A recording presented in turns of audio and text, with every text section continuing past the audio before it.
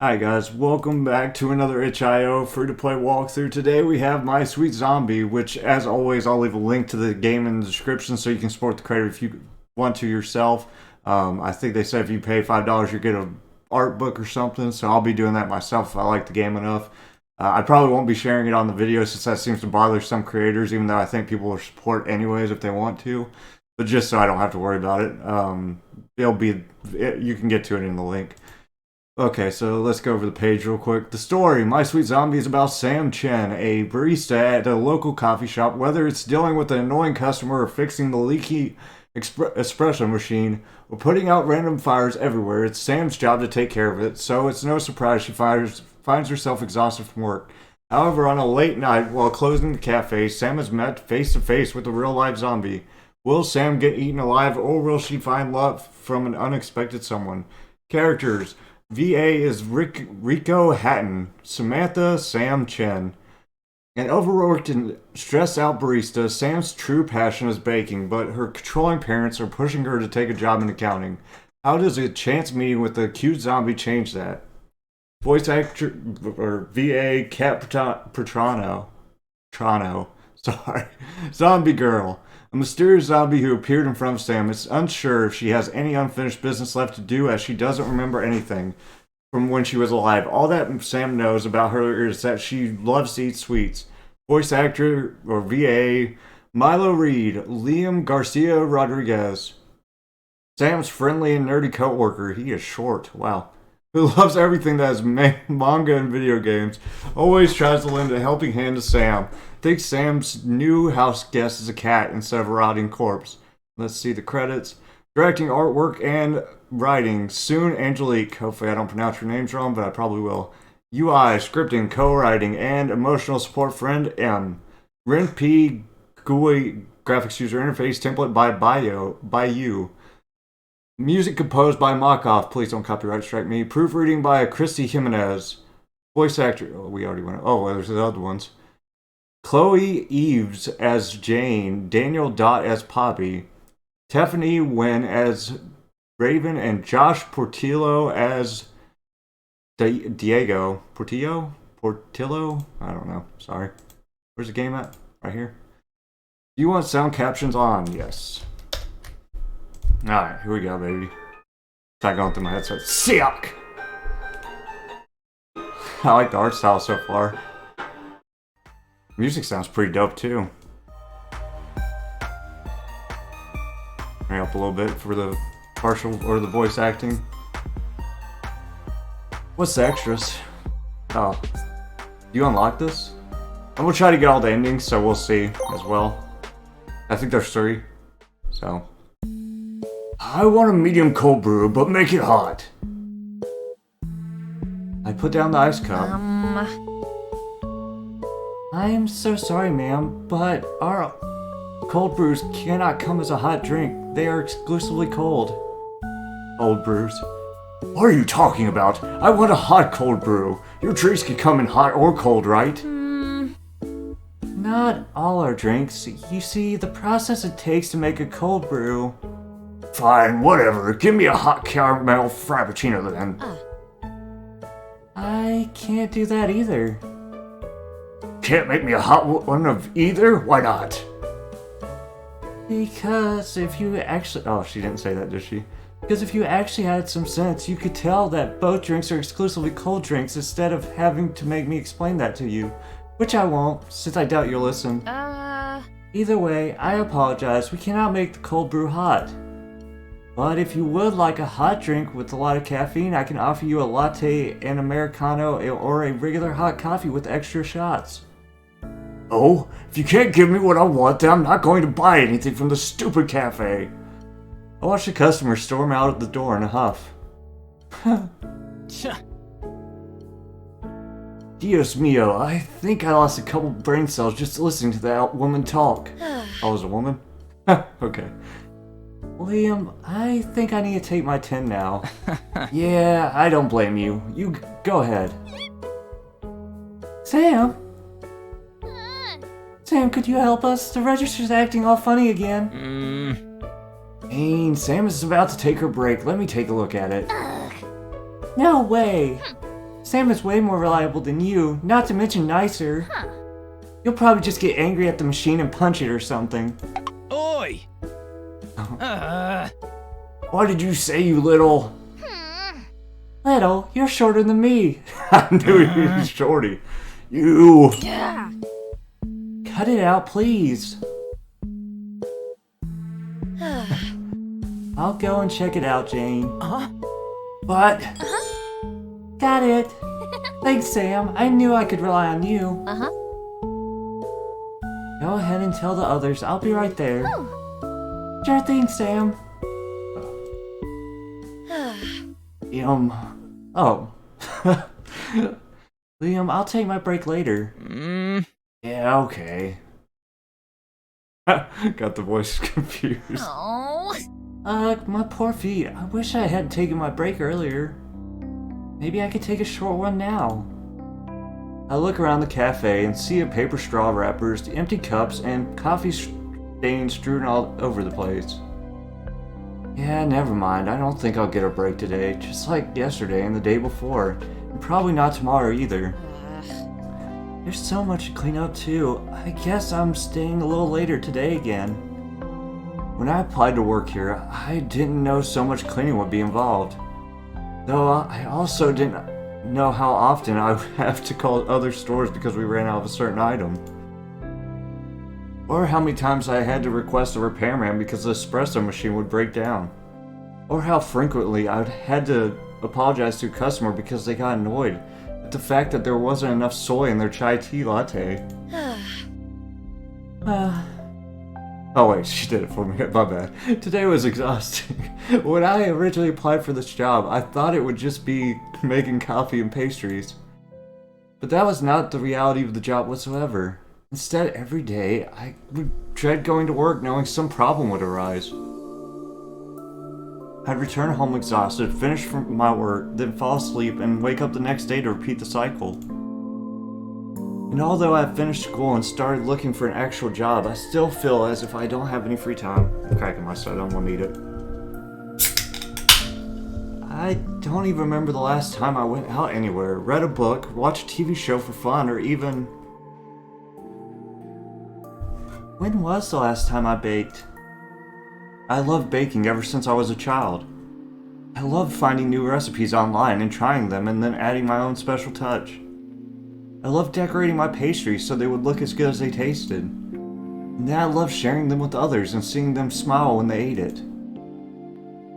This backdrop is really nice, a lot of detail. Or I loved when they used to do that. I checked my phone to see who texted me. And speak of the devil. What's up, Mom? Are you home yet? No, not yet. Then, when you get home, do not forget to fill out in that online application I sent you. Don't forget, I had to ask a friend for a favor to even try to get a spot for you. I got it, Mom, but I have to get back to work now. Quickly put my phone away so I don't have to see her reply and rub my face in exhaustion. I can't believe I forgot. My mom had set up an interview for some accounting position at a company a friend of hers worked. And I had to go the day after Halloween. Which sucks since Halloween is one of my favorite holidays. Me too. In addition, I never asked her to do this for me, yet she insists that she is doing me a favor. I had to be truthful, I wasn't even sure if I wanted to do something like accounting for the rest of my life. I was scared, to be honest. I was scared that once I take this job, nothing will change. I will always be exhausted every day, having no free time, no social life, and no time to... Yeah. That's it. No more excuses. I'm going to take a break. I'm going to bake right now. I'm sure they won't get too upset if I borrow the cafe's kitchen as long as I clean up afterwards. Which is what I was going to do anyway. So, by the time I'm done cleaning, I should be finished baking. Now what should I make? Cookies sound real good. Oh, I'll make chocolate chip cookies. Perfect. Let me just grab my apron and everything I need and I'll get started. I'm so excited. Phew, I finished cleaning right on time. There, look at them. They look so tasty. I'm glad I haven't gotten rusty since it's been so long. Though I did bake a lot. I don't think I'll be able to eat these on my own. It was nice when Mom and Dad still liked it when I was baking. But now, they said to stop wasting my time with frivolous hobbies, as it won't help me get a real job. That's all I care about lately. That I find a real job. It's so hard to enjoy making sweets, especially when no one else is here to enjoy eating them. Maybe I'll just take these home. Can just snack on them from time to time or something. Need to start heading out anyway. It's already dark. Suddenly I hear the loud bell sound that signals someone entering the cafe. Oh. I look over to the entrance to see someone standing there. Oh, I'm sorry, we're actually closed. Must have forgotten to lock the door. Hello? Like I said, we're closed. Suddenly, I felt my blood turn cold. Because within the dim lights of the dark cafe... She got a skeleton on, bro. I see that the person standing at the door has an arm stripped of any flesh. A spooky, scary skeleton. I met somebody. Chapter 1. Oh my god. This isn't happening, right? Maybe it's fake. I mean, Halloween is like a month and a half away, which is a little early to dress up, but it's possible, right? Or maybe it's a costume. The creature then starts moving, giving me a closer look at the bony stump that could be almost called an arm, which didn't look fake whatsoever. Nope, not a costume! Oh my god, it's an actual zombie! As if I was startled by my yelling, the monster creature starts quickly making its way to me. Oh my god.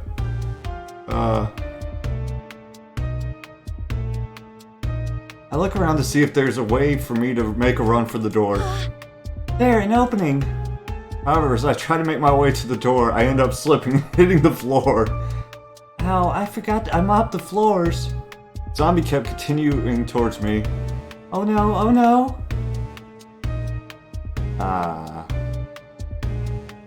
Throw something. Throw a cookie! As I scramble further from the creature, I turn and reach for anything to throw at the creature. What can I throw at it? Cookies. A chair? No, too heavy. Rag? Too light. The zombie was getting closer and closer to me. Urg, I'm all out of time. I'll just throw whatever I have now. Cookies. Yeah! Thus, as she makes her way to me, I shut my eyes and I threw the only thing that I had on my body, which happened to be the bag of cookies I had. Well, I guess that's it for me. I shut my eyes, waiting for death's sweet embrace to take me. But I felt nothing. I could hear something. It sounded like someone eating. But these loud crunches weren't of teeth hitting bone, but of something someone loudly chewing on.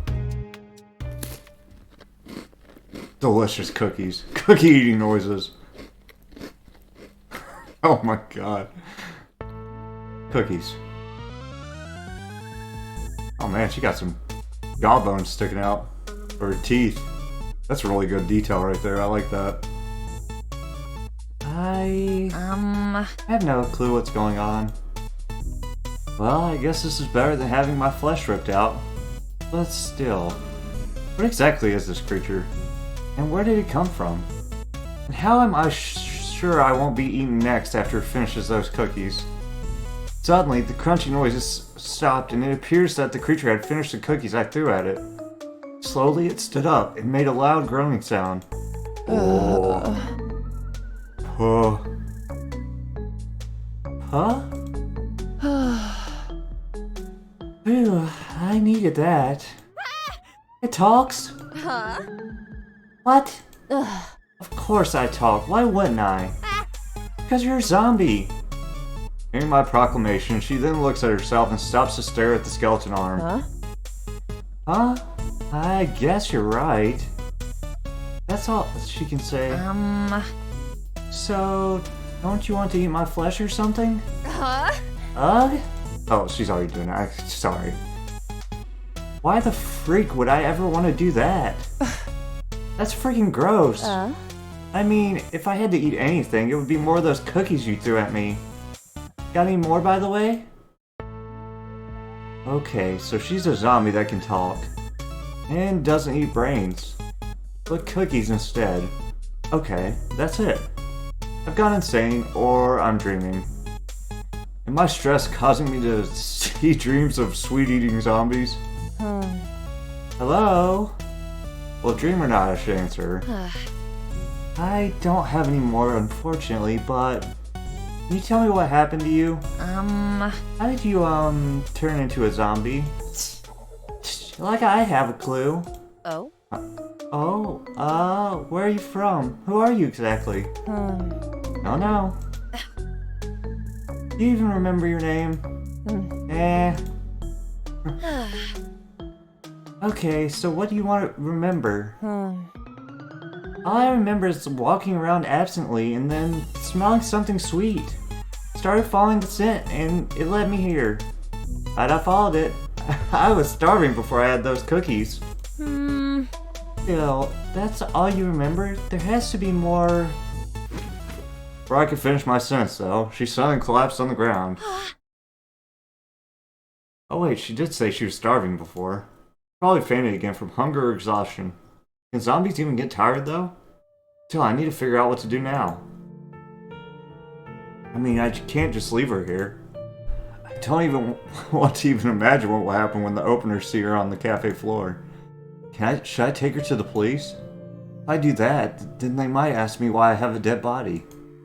Moreover, once they find out she's undead, who knows what they will do to her. Maybe government experiments? Where they keep her in a cage? Put all kinds of chemicals in her? Make her run mazes like a rat? Or worse, might not even keep her alive. Wait, she's a zombie. They can't keep her alive anyway. But still, if I don't do something, she could. Yeah. Okay, let's just take her home. Figuring out who she is can happen later. I just should help her out. Help her first. Let's hope I don't regret this. Okay. As I quietly carried her into my living room, I carefully sat her on my couch before covering her with a blanket. Just in case if she gets cold. Although, can zombies even get cold? And is it okay for me to ask questions, also ask questions like this? Or is that discrimination? I'm too tired to think of the moral implications. They had been so crazy that I forgot how exhausted I was. But now that I'm home, I can now feel my body growing weary quickly. I guess that's since she's fine now, I'll go to bed myself. Good night then. I turned the lights off before heading into my room. Okay, she woke up. She's gonna be in our bed. Get out of here. My head hurts. I should eat something before I head to work. Hey. What are you doing in my house? Did you seriously forget that you brought me here? No, not at all. Huh? Wait, so you remember last night? Do you remember anything else? Sorry to say, but I seriously don't remember anything else but last night. Not even your name? No. Well, I can't just keep calling you. Then just give me a name. Huh? Said so yourself. You need to call me something. Just give me a name. Why not name yourself? Don't feel like it. Okay, fine. Let me think for a moment. Can't believe she suddenly sprung this on me. I guess it's my fault for even saying anything. Either way, what should I name her? She's got that... What are they called? Gyarus?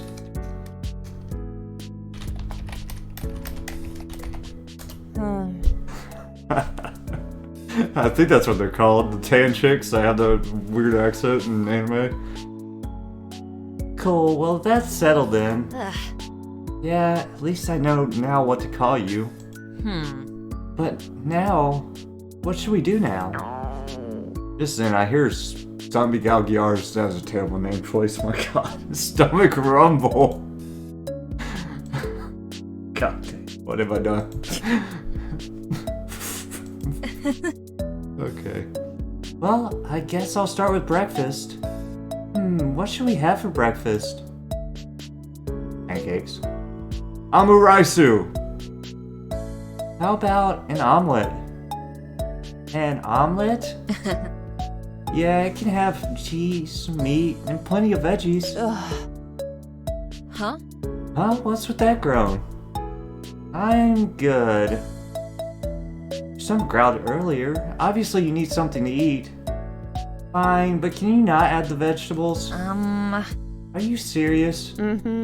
Yeah, and? Well, you are a guest, so this time I will comply. However, you should eat more vegetables. They're good for you. How else will you be healthy? She's dead. Does that matter for me at this point, though? Point taken. Just wait a bit. Breakfast is done. Finally. I set the omelet down in front of her. She analyzes to make sure I put no vegetables in it. But seeing that the omelet was veggie-free, she then just continued to devour it. Who knew that even monsters hated eating their vegetables or veggies? I couldn't help but chuckle at the thought of this zombie being afraid of a piece of broccoli. You know, despite that attitude of hers, she's not as scary as I thought. You were really hungry, huh? She stares at me with her mouth still full of omelet. Guess I'll take that as a yes? Scary when she's angry, but not monster scary. Though it really does look like she's enjoying it. Kind of nice, actually. It's been a while since anyone has eaten anything I made. Hey, you okay? Huh? Huh? Oh. Just seemed like you were staring blankly. Oh. Oh, I guess I'm just tired still. Work usually leaves. Work! I checked my phone for the time. I'm late! I need to go get ready. I quickly scramble out of my seat to gather my things as I make a beeline for the door. Yeah. There's more food in the fridge if you're still hungry. I'm going to be in so much trouble. Okay. Ugh. I would have took the day off, to be honest. Yeesh, that's some sound. I'm guessing you're not too happy to be here. I jumped and looked over to my side to see the source of the familiar voice. See Liam looking at me mischievously. What? Don't enjoy my company, That's not it. I was actually just more upset that I was late. Huh? Okay, that's all? That's no reason to be down. I mean, I'm late all the time to work. I don't think you should be saying that proudly. Liam has been my coworker for 2 years now. He started later than me, but is also a shift lead. Typically opens the store while I close it. And since we basically have opposite shifts, we don't typically see each other at work, but somehow we become somewhat close. It's not like our relationship is special. Liam is a friend with almost everyone. Unlike me, Liam is sociable and funny, which is why most of our coworkers and customers like him. He's a nice guy, but I've never really gotten to know him outside of work, so our relationship has never gone past work acquaintances. I mean, he has asked me to hang out several times, but I always had to reject his offer since I was busy with school. It's amazing how he still talks to me, given how rude I've been to him. It's too bad that once I quit, I probably won't see him again. Maybe we could have become friends if I hadn't focused so much on school. But now... Hey, Sam? Huh? Huh? Oh, God. I'm not used to them, they like voice certain parts and it throws me. You're blanking out on me. Sorry. Okay, jokes aside, are you okay, Sam? sorry. I just have something on my mind. Huh? Are you still upset about being late? 'Cause you're usually never late, so I don't think it's something to stress about. You're basically a model employee. I mean, unlike me, because I purposely get some drinks wrong for customers who annoy me. Yeah. You do what? Ugh. Never mind. I won't say anything, but please don't do that anymore. No promises. But still, is that what's bothering you so much? Oh. Oh, no, it's something else. Something that happened last night. What happened? Did another drunk customer try to get inside? No, not this time. Huh? Then what? I thought I was going to be one of the first victims to a zombie apocalypse since a zombie showed up at our store last night.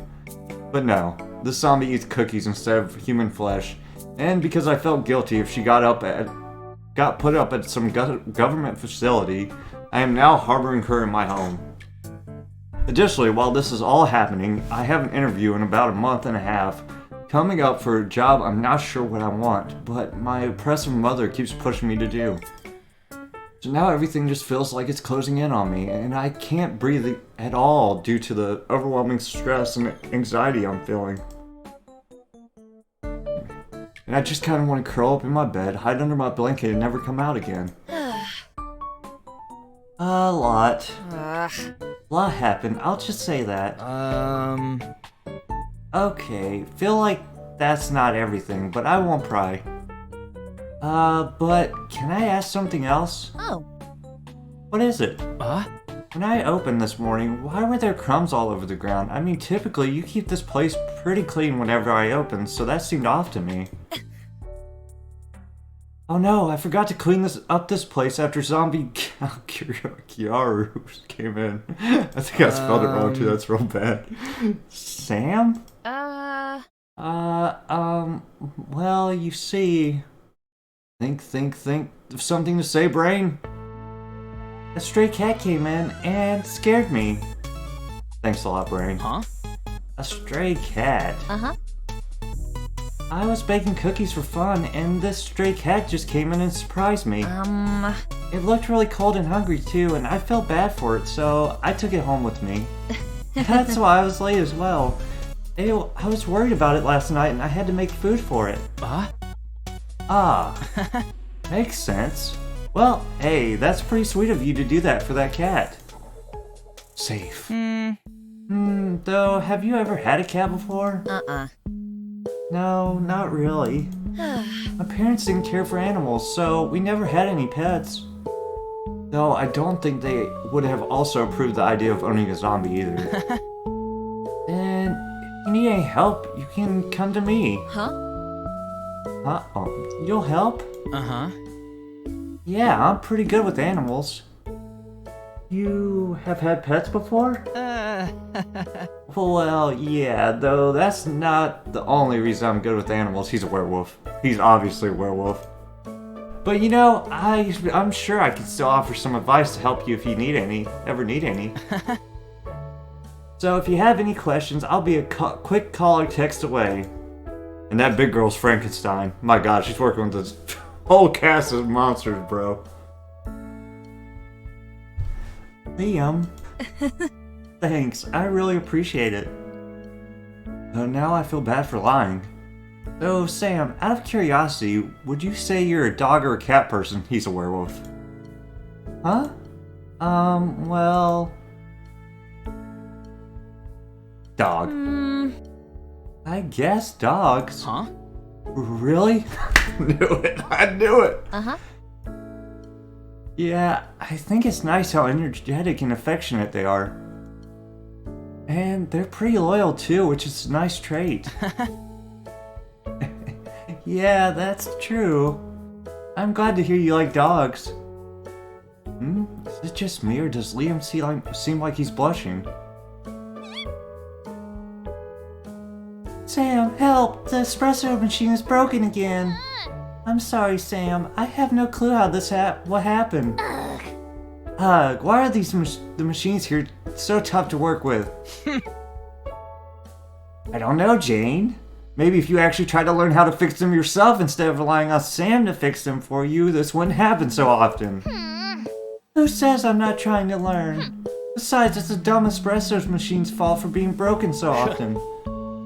Or maybe it's your brain's fault for being broken. Sam, Sam's being mean. Damn, that wasn't nice at all. Fine, sorry. And Jane, go ahead and wait in the back. I'll go help you soon. Thanks, Sam. I appreciate it. Another day at work then. I'll talk to you later, Liam. Yeah, later. He's the shortest werewolf I've ever seen. He's Michael J. Fox. Michael J. Fox was a short werewolf in Teen Wolf. Obviously. Work was tiring as usual. Don't even feel like eating dinner again. I know it's not healthy to keep skipping meals, but I'm so tired. I should at least make sure Zombie Gal Gyaru has eaten. So hopefully she likes this cake I got for her from the store. We played through again. She's getting the shortest name possible. I'm back. You're back. I am here. What's this? It's cake from the store. Go ahead and eat this. I also got you some chicken and mashed potatoes since I wasn't sure if you only ate sweets. Takes the bag from me. You're not gonna eat? Oh. No, I think I'll head to bed. Okay, see ya. I start putting my stuff down on the floor. Should probably at least shower, but even that feels like too much of a hassle. Disgusting. Disgusting. I rush into the living room. What's wrong? That cake you gave me, it's gross. It is? Walk over to the table and cut myself a piece for myself to try. Ugh, this is gross. It's bland and the frosting is too overwhelming. Kind of see what she means. I can't eat this. Well, I can see why, but that will be a problem then. I'm not sure what else you can eat. The grocery store is the only one that sells sweets nearby. What about those cookies? Where did you get those from? Oh, I made those. You made them? Yeah. I don't know why I suddenly feel shy about the fact that I was the one who made the cookies. Probably because it's been so long. That makes sense. Huh? How so? Just, you know, they were really good, and they did have this homemade feel to them. Homemade feel? You know, like they were made with love or something. Or, you know, some crap like that. Either way, they were a lot better than this crappy cake. This was the first time someone complimented my food. And although it wasn't the best compliment, I felt genuinely happy that someone thought what I made was better. And she wasn't wrong that I do, in a way, put love in my baking. I always make sure to put care into what I make. And she saw that. I was so tired before, but now... Want me to make you something else? Didn't you say you were tired? I was, but I don't mind making you something else. Besides, I can also make dinner for myself. And I shouldn't be skipping dinner so often.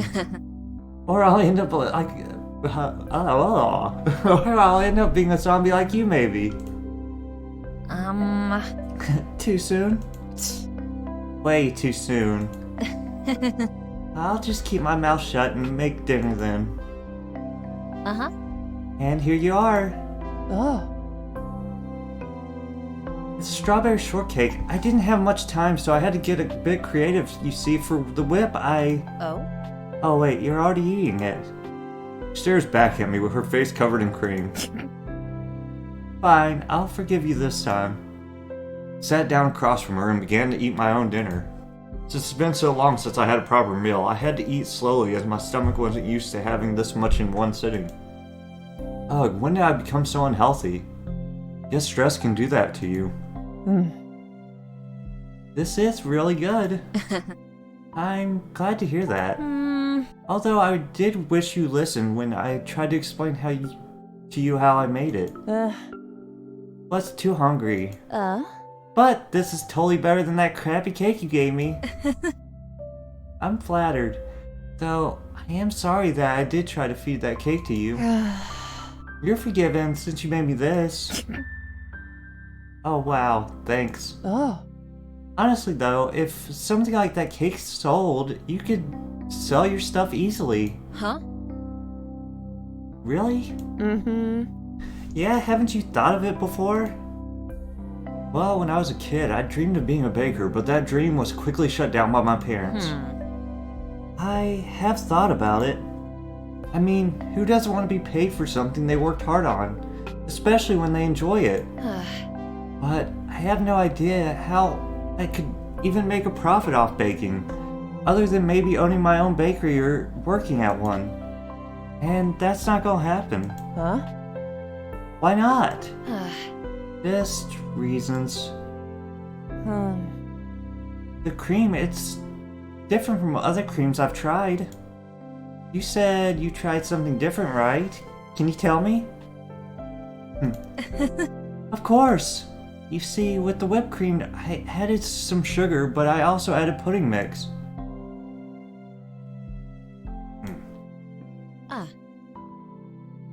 Well, I guess I should head to bed. Night, Zombie Gal Gyaru. Hey. Oh? Yes? You never did tell me your name. Oh, you're right. I don't recall ever telling you my name. Yeah, so what is it? It's Sam, short for Samantha. Got it. Thanks for dinner, Sam. Thanks for joining me, it was nice. Yeah, well, night. Good night. I groggily walk over to my desk and take my meds. Even though I'm tired and stressed, I know if I skip my estrogen meds, I'll just be even more stressed out. However, that was the only thing I had energy to do. I guess it would be fine to just sleep in my day clothes for the night. Though I also did that yesterday night. Alright, let's head to bed. I grab my phone off my desk to see who's contacting me. Oh god, Liam, please.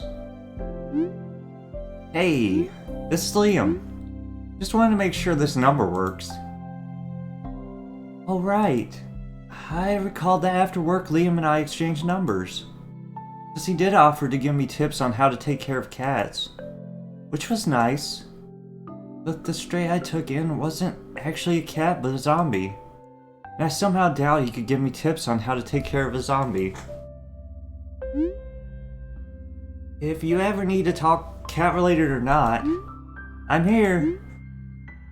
Thanks, Liam. I really appreciate it. Still, it was actually nice for Liam to go this far for me. We've always been casual co-workers, so I never really hung out or talked with him outside of work. I wonder why he's going this far, though, to help me. Maybe he just really likes cats. Oh shoot, I should probably reply to him.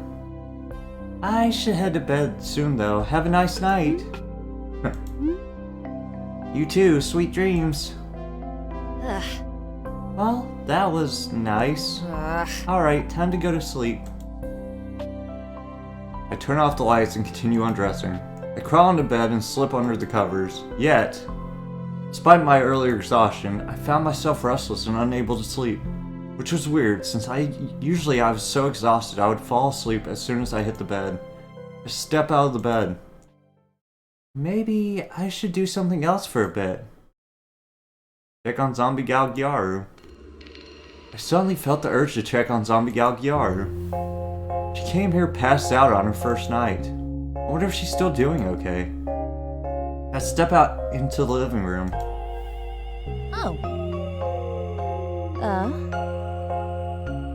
And find Zombie Gal Gyaru still awake as well. Can't sleep? Not really. Me neither. Oh? Do you need anything to help you help make you more comfortable? I could. I'm good. You don't have to tend to my every need, you know. I could take care of myself for the most part. Oh, okay. An awkward tense silence now hung in the air. You mind if I watch TV? Not at all. Go ahead. Zombie Galgiar then continues to turn on the TV. He turns onto Netflix and starts browsing around. He then stops at this one horror movie and plays it. What? Yes, you picked a horror movie, so it's kind of ironic because you know. Fine, I'll give you that. You like horror movies too? They're alright, kind of fun to watch dumb teens get cut by a machete. I agree, especially when they obviously deserve it for going into some spooky basement. Death by stupidity. I can't help but laugh at that. However, another thought comes to my mind. You have no clue what happened to you, how this happened to you? Nope. I see. I obviously wanted to ask more. Like, how are you able to move like this? Do you need any other nutrients to keep you alive? You sure you won't end up eating my flesh in the middle of the night? But since the day was stressful for the both of us, it's best if I just leave it there. Well, I just wanted to check if you were doing okay. Which is half true. I also couldn't sleep. And usually when I couldn't sleep, I also sat on the couch to watch TV too. But maybe she wanted the company. And I don't want to bother her. But I also don't want to go back to my room and stare at my ceiling for an hour. As I kept standing there, anxiously thinking to myself what I should do, I almost didn't hear Zombie Galgiaru's voice above my thoughts. Hey. Huh? I asked if you wanted to join me. Oh? Are you sure? Yeah, it looks like you wanted to join anyway. Oh. Sorry. Stop apologizing so much. It makes me feel like I did something wrong. Sorry. Say sorry again and I'll bite you. Eep. Okay, I won't. Good. Now, are you gonna join me or what? Yes. I nervously take a seat next to Zombie Galgiaru. You don't have to act so skittish around me either. I'm not gonna actually bite you. I just said that so you'd stop apologizing so much. Besides, we already established that I'm not going to eat you. Sorry, I didn't mean to act as if... Although, maybe not in the cannibalistic sense, but if you're talking about a different sense... I choked on the air. Huh? What? He laughed at my response. I'm teasing. Jeez. Wait, did she just flirt with me? Should I flirt back? Or would that be weird? It's too late to do it now. Just change the subject. I quickly tried to change the subject from the awkward topic. So what's this movie about? Teens having sex at some haunted place and then getting killed for it. So a classic. Exactly. Zombie Galgiaru and I watched the movie together. At the beginning, I couldn't help but feel nervous around her, so I stiffly sat as I watched the movie with her. However, as the movie progressed, I began to feel more relaxed around her. No, don't go there! And he's dead. Why go to the source of the noise? You're supposed to run away from it. Right? If I was in a horror movie, I'd be smarter than that. Sure. Huh? What do you mean by that? Just thinking, would you? I mean, when you first met me, you did throw a bag of cookies at me. And then continued to stand there frozen. If I was a real zombie, pretty sure you would be half devoured by now. I sputtered. That's different. I was just stricken because there was an actual zombie appeared in front of me. I mean it. If you were real, I would have totally fought back. Sure, whatever you say. Yeah. I'm not one of those dumb girls who die, I swear. He laughed softly to my dismay. We continued to watch a movie together, occasionally making small jokes at the expense of the dying teens or commentary about how illogical everyone in the film acted. We even got a few good laughs from watching the cheesy death scenes, which in our agreed opinion showed way too much breastises.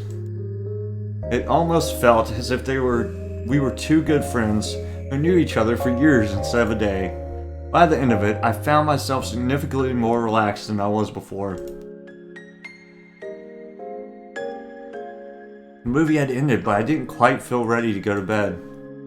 Maybe I should try to make some conversation. Zombie Gal Gyaru?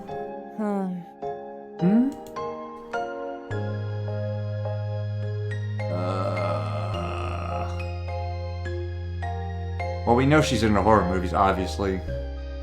I'm gonna try to get her to a polyamorous relationship. What? Well, a coworker asked me this question earlier, and I was kind of curious how you would answer. You realize that's a kind of a dumb question to ask an amnesiac. You're right, I'm so sorry. That was so stupid of me to ask. It's fine. Oh. No, I'm so sorry. Let me think. Oh. Yeah, sure. She seemed to be thinking hard on her answer. I can't think of anything. What did you say? My answer? I said dog. Dog? Like the big kind or the small kind? I don't think it matters to me. I think I prefer the big kind. At least they could be used as guard dogs. But small kinds are nice too. Yeah, but anything that's small isn't scary. Yeah, but anything... Wait, she said it again. Yeah, but anything that is small isn't scary. Well, that's not true. I mean, you scared me. Did you just call me small? Well, you are kind of short. Suddenly, she is looming over me, and her hand was placed next to my head, pinning me to the spot. Her face was close to mine, so I could see the stitches across her face closely. There's too many short people. Don't call me short. Okay, I'm sorry. Good. She pulls back from me. But yeah, I guess it's big dogs for me. I see. I wonder if she noticed how fast my heart was beating. Although I don't think I'm closer to find out where Zombie Gal Gyaru came from. I'm at least happy to get to know her more. Well, I should head back to bed. Yeah, alright. Hey. Night, Sam. Good night, Zombie Gal Gyaru. Such a stupid name. I return to my room. God. As I lay in bed, my mind begins to wander. I was kind of worried about having a zombie in my home. I mean, for reasons other than the possibility of having her eat my flesh. But I also never lived with anyone else other than my family. I could barely stand living with them, especially with my mother constantly berating me. It had been mostly me in this apartment, so I wasn't used to feeling of having another presence. I thought that having another person in my home would be unsettling at the very least. Yet having Zombie Gal Gyaru here, and having dinner with her, and watching a movie with her afterwards, didn't feel that weird.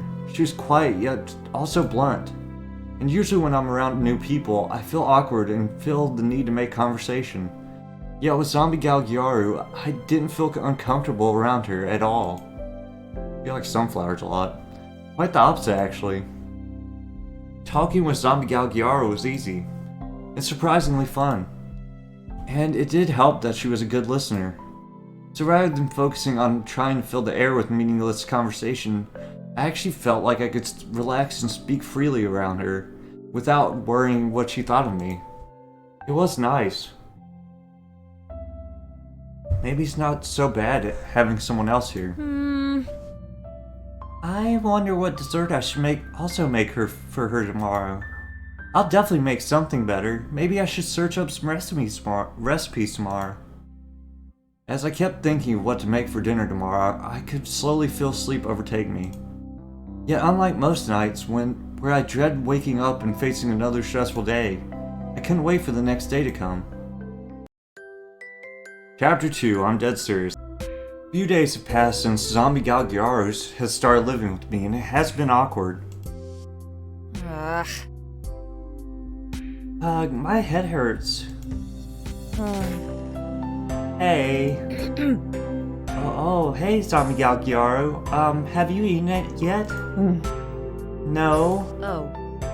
Oh, well, I have to head to work, so I'm gonna leave my debit card for you to eat on the counter. Go ahead and order something for you to eat online again, okay? For you online to eat again, okay? Okay. Bye then. It's been like that for the past couple days. I awkwardly greet her in the morning and then leave to work, and then come back home and she's usually fast asleep. We haven't really talked much since that first night. I want to approach her as I feel like getting closer would help me find out more about her past. But also, she's living with me. I thought it would be nice if we could become friends. I never had many friends, as my poor attempts at getting closer with Zombie Galgiaro have shown, but I still like to get to know Zombie Galgiaro better, and hopefully we become close. Okay, Sam. Tomorrow's the day. I'm going to ask Zombie Galgiaro if she wants to try and become friends. No more excuses. I can do this. I can do this. I can do this. Hey. Good morning, Zombie Galgiaro. Okay, morning to you too, I guess. So, Zombie Galgiaro. Yeah?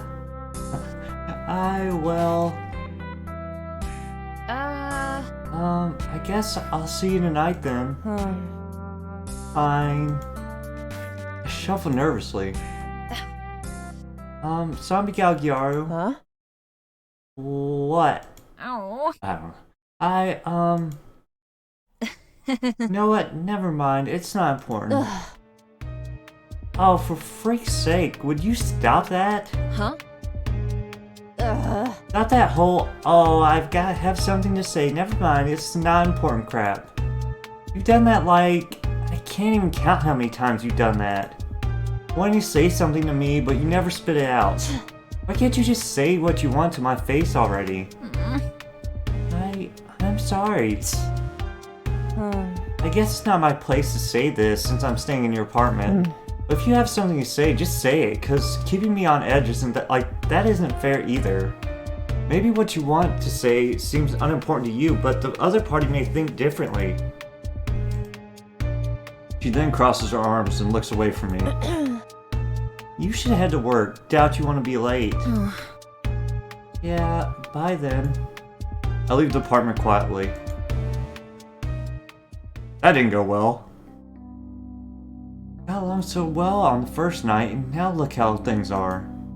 You don't get frustrated with me because I kept holding back in front of her.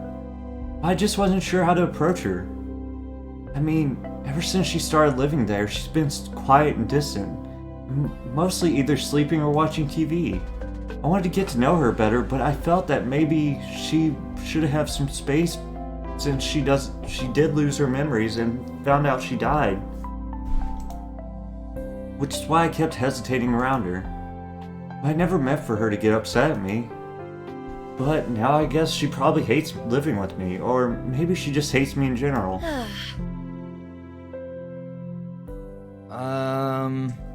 Something up, Sam? Not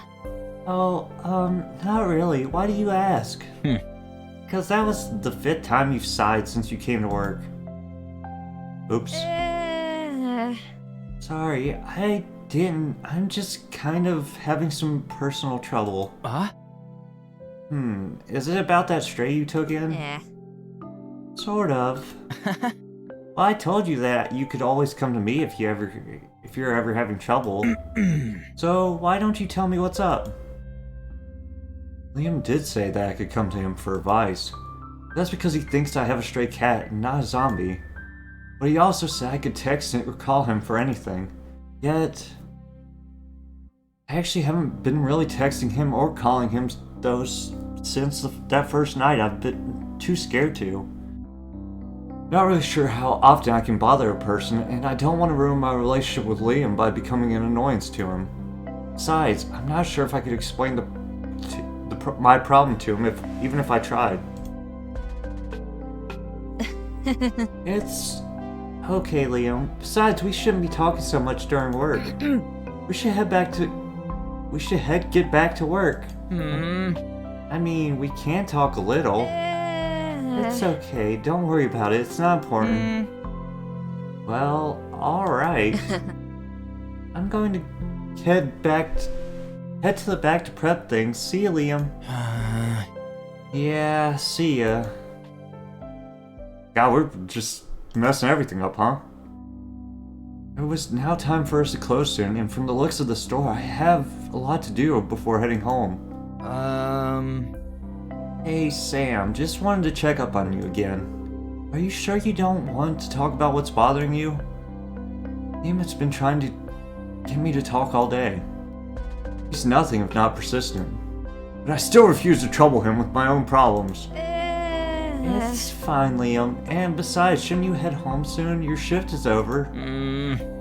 Yeah, but what about you? Cleaning up the store may not be easy today, especially thanks to that one family coming in. You'll be here all night if you try to do it on your own. But he's going to transform because it's nighttime.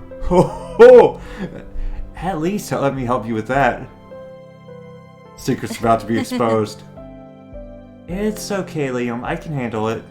Besides, might be better if I don't go home right now anyways.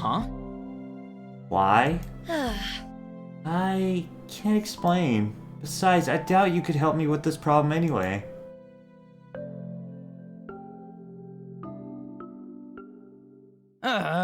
Seriously? Everyone's mad at me. Seriously? Do you know how messed up that sounds? Like, maybe you're right, maybe I can't help, but at least I can listen. Even if I can't help solve your problems, I at least want to help you so you're not stressing about them by yourself. But no, you keep pushing me away.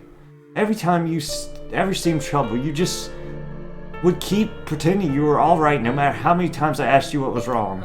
You know how that makes others feel when you shut them out like that?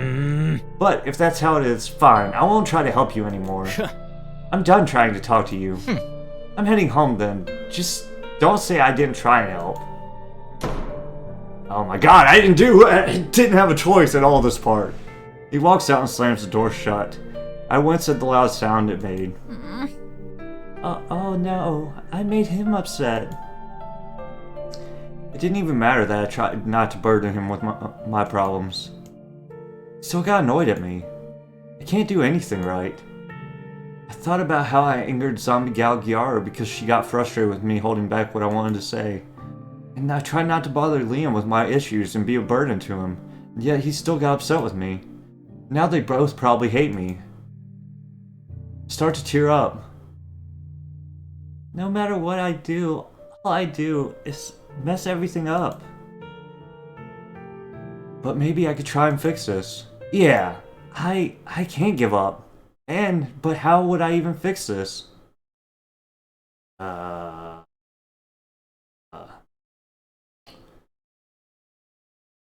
did a Zombie Gal Giara thing first, so I'm gonna do this. I'm trying to get the polyamorous ending. I take out my phone and try to call Liam. However, all I could hear was just ringing before the call went to voicemail. Yes, he's really upset at me. I'll just talk to him tomorrow at work. Just then I heard the front door open. I turned to the door to see Liam standing there, panting heavily as if he'd been running. Huh? Liam, what are you doing here? You called me. Did something happen? Are you okay? Uh, I'm fine. I was just calling you to talk. Eh? Seriously? And not my own. That's good. I was so worried something bad happened. Sorry. Huh? No, it's fine. I shouldn't have assumed you were in trouble or anything. Just... You don't call me usually, and it's so late. And you being a cute girl working alone in this cafe, I kinda assumed the worst. Felt my ears flush red at his comment about me being a cute girl. However, I pushed that aside and focused on the more important matter. Liam. Oh? I'm sorry. Huh? Why are you sorry? I was the one who yelled at you and stormed off. Honestly, I shouldn't have gotten so pissed off. It's just... Sam, are you and I friends? huh? I mean, we've known each other for like 2 years, and ever since I started working here, you never shared anything personal with me or anyone else here.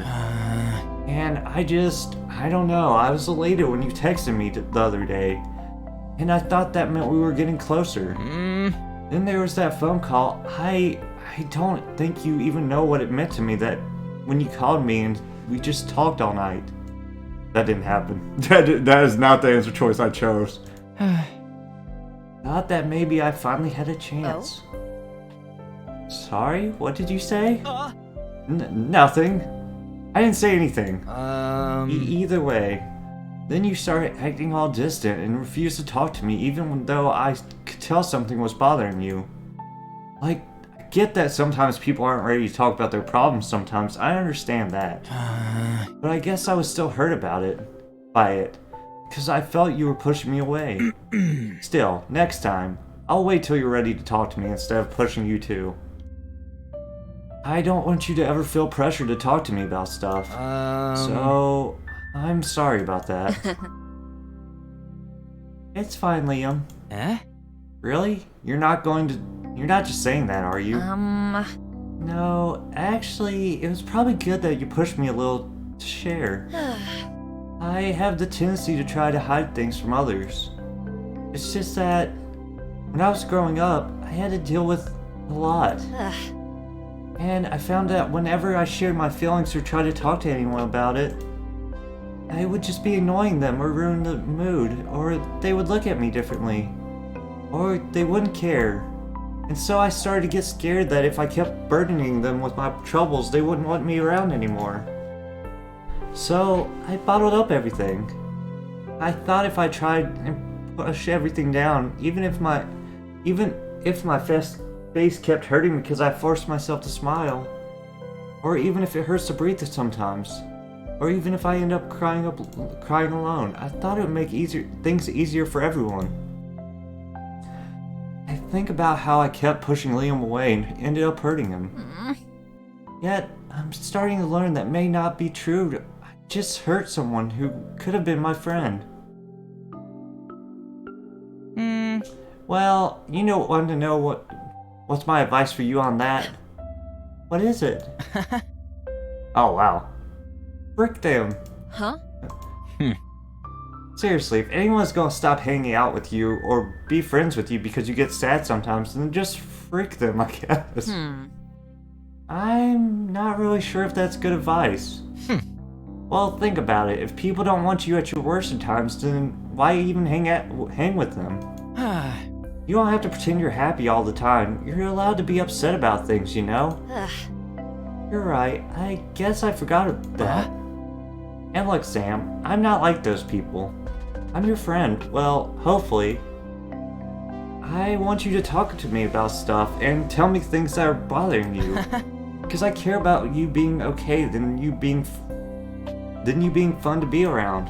I don't know if everyone will do the same, I admit. But I'm on your side. Thanks, Liam. So, are you going to tell me what's been bothering you today? Well, you see, I actually got a roommate recently. So, it doesn't involve the cat? No. My roommate has been kind of distant and cold lately.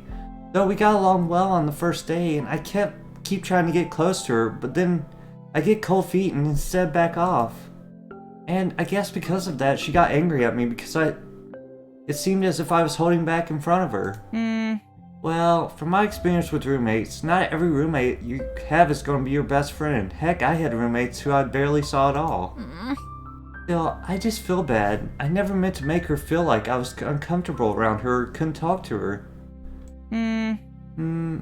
Why not just apologize to her and also finally tell her what you wanted to say? Sounds like the main problem was you weren't saying what was on your mind anyways. Huh? What? What if it makes her uncomfortable? Or she gets offended? Or she gets even more upset with me? Nah. Well, I doubt that, unless she's a jerk. But if you don't say what's on your mind now, aren't you just doing again what got you into this mess in the first place? Yeah. Then don't hold back. Just say what you want, what's on your mind to her. Oh, okay. I'll go tell her then. Awesome. Guess I should go I should finish cleaning up at least, though. Let me help. But you're out the clock. I can't let you help me. Don't be so by the book. Besides, think of it as me trying to make up for being a wee-wee earlier. Well, since you insist, I do. Thanks, Liam. I'm really glad that you came back to help me, especially after I made you so mad. I was really worried you wouldn't forgive me. Well, you know, I would have forgive you eventually. When I get mad, it's mostly just me talking big. As my siblings say, I'm all bark and no bite, because you're a werewolf. Huh? Well, that doesn't matter anymore, but we should go ahead and start cleaning now. Right. Let's do this then. The cleaning was going faster thanks to Liam's help. It's really nice to have Liam's help, but I look over to Liam, who seemed to be really out of breath. Liam, if you're tired from helping me clean, you can take a break. Huh? No, I'm not tired at all. But you've been sweating a lot and seem tired. Sorry, my body kind of runs hotter than most people, and all the running I did earlier definitely didn't help. So I'm just a bit uncomfortable since my clothes are all sweaty and all. That makes sense. Probably doesn't help that it's still hot even though it's basically fall. Yeah, that's California weather for you. So yeah, I'm mostly just feeling uncomfortable because my shirt and hoodie are drenched in sweat. Not because the work is hard. Still, I'm worried about him pushing himself with him feeling so uncomfortable. What should I do? Well, take that. Oh, I have an idea. How about you take off your shirt and hoodie to dry off? Huh? What did I just say?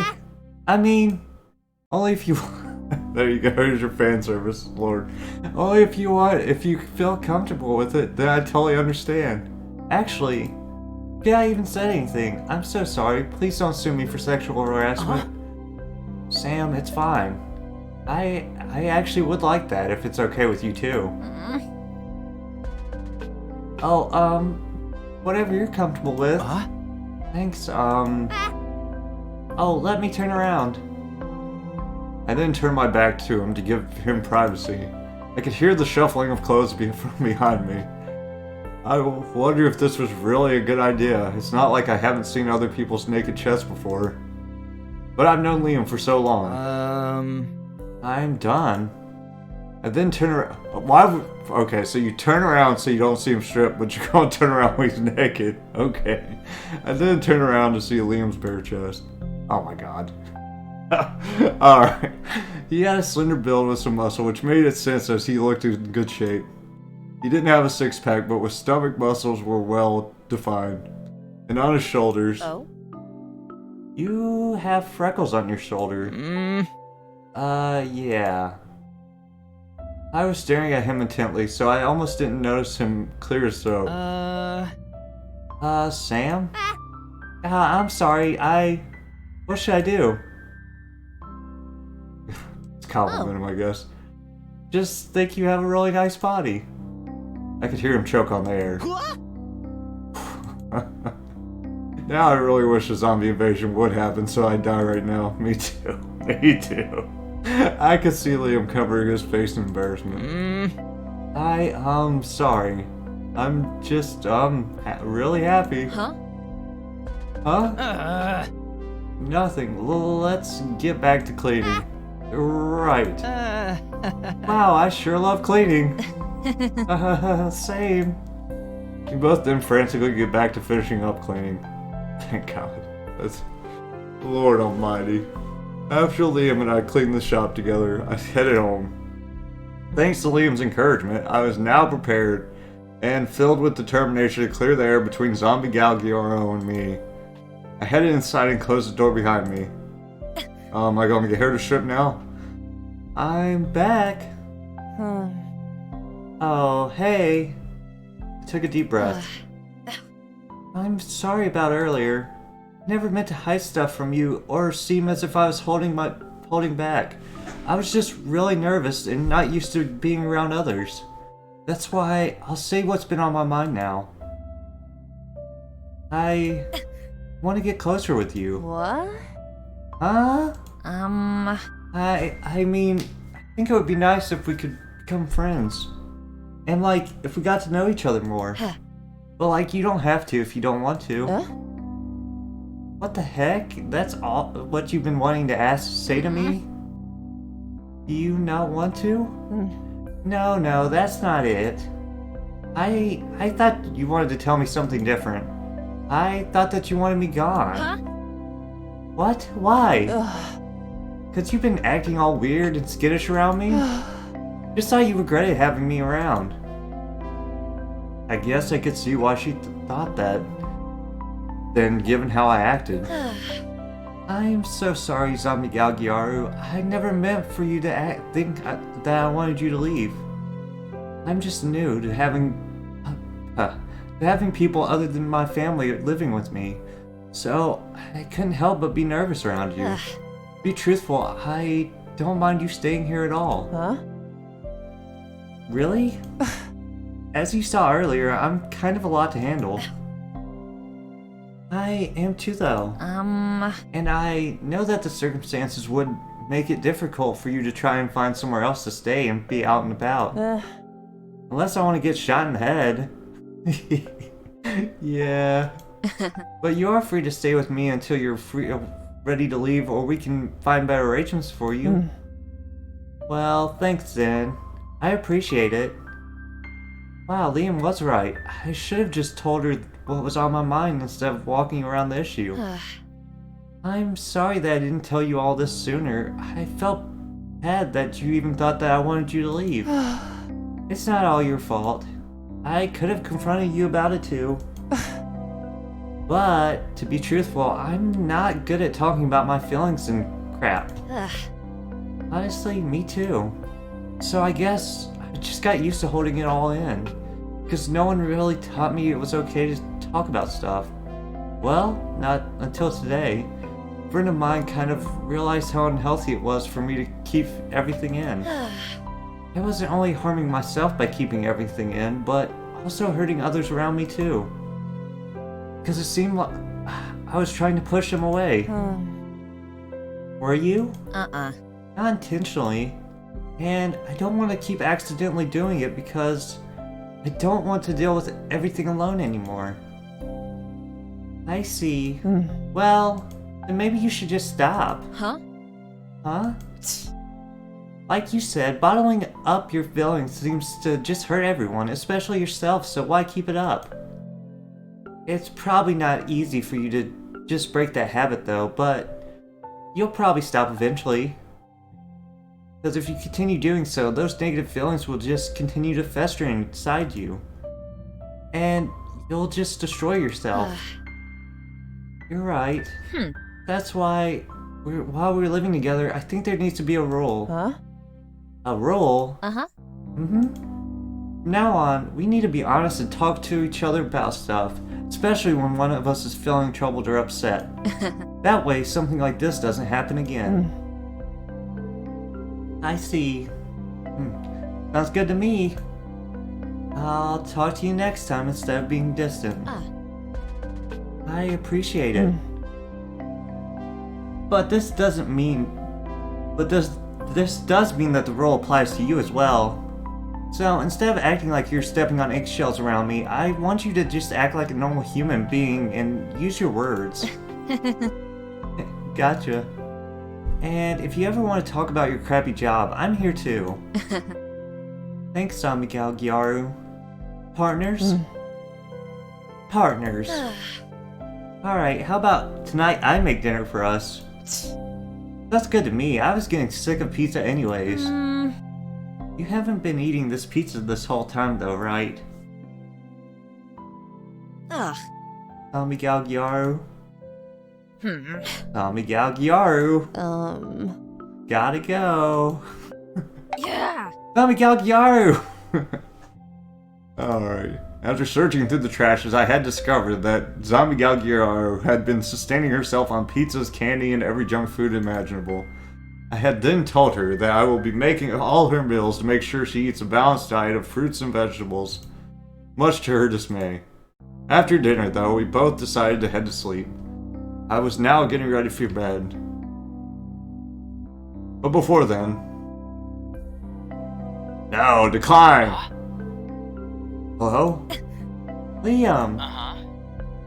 Oh hey, what's up? I just wanted to talk to you about my conversation with my friend and I had. We ended up making up. Turns out it was a huge misunderstanding on both our parts. So I'm glad I took your advice and asked her what was wrong. Turns out that she thought I was upset at her too. That's ironic. Right? But now we're made up. It's great. Yeah, I think now we can try and start maybe even becoming friends. I'm really happy for you, Sam. Is there any other reason you called? Oh no, I just wanted to tell you the good news and to talk to you. Wow, so you don't even need my help or anything, just to talk? I'm so sorry, I didn't mean to. I won't bother you again. I'm kidding. Sorry, I was just teasing you. Not funny. Sorry. But you know you can call anytime, right?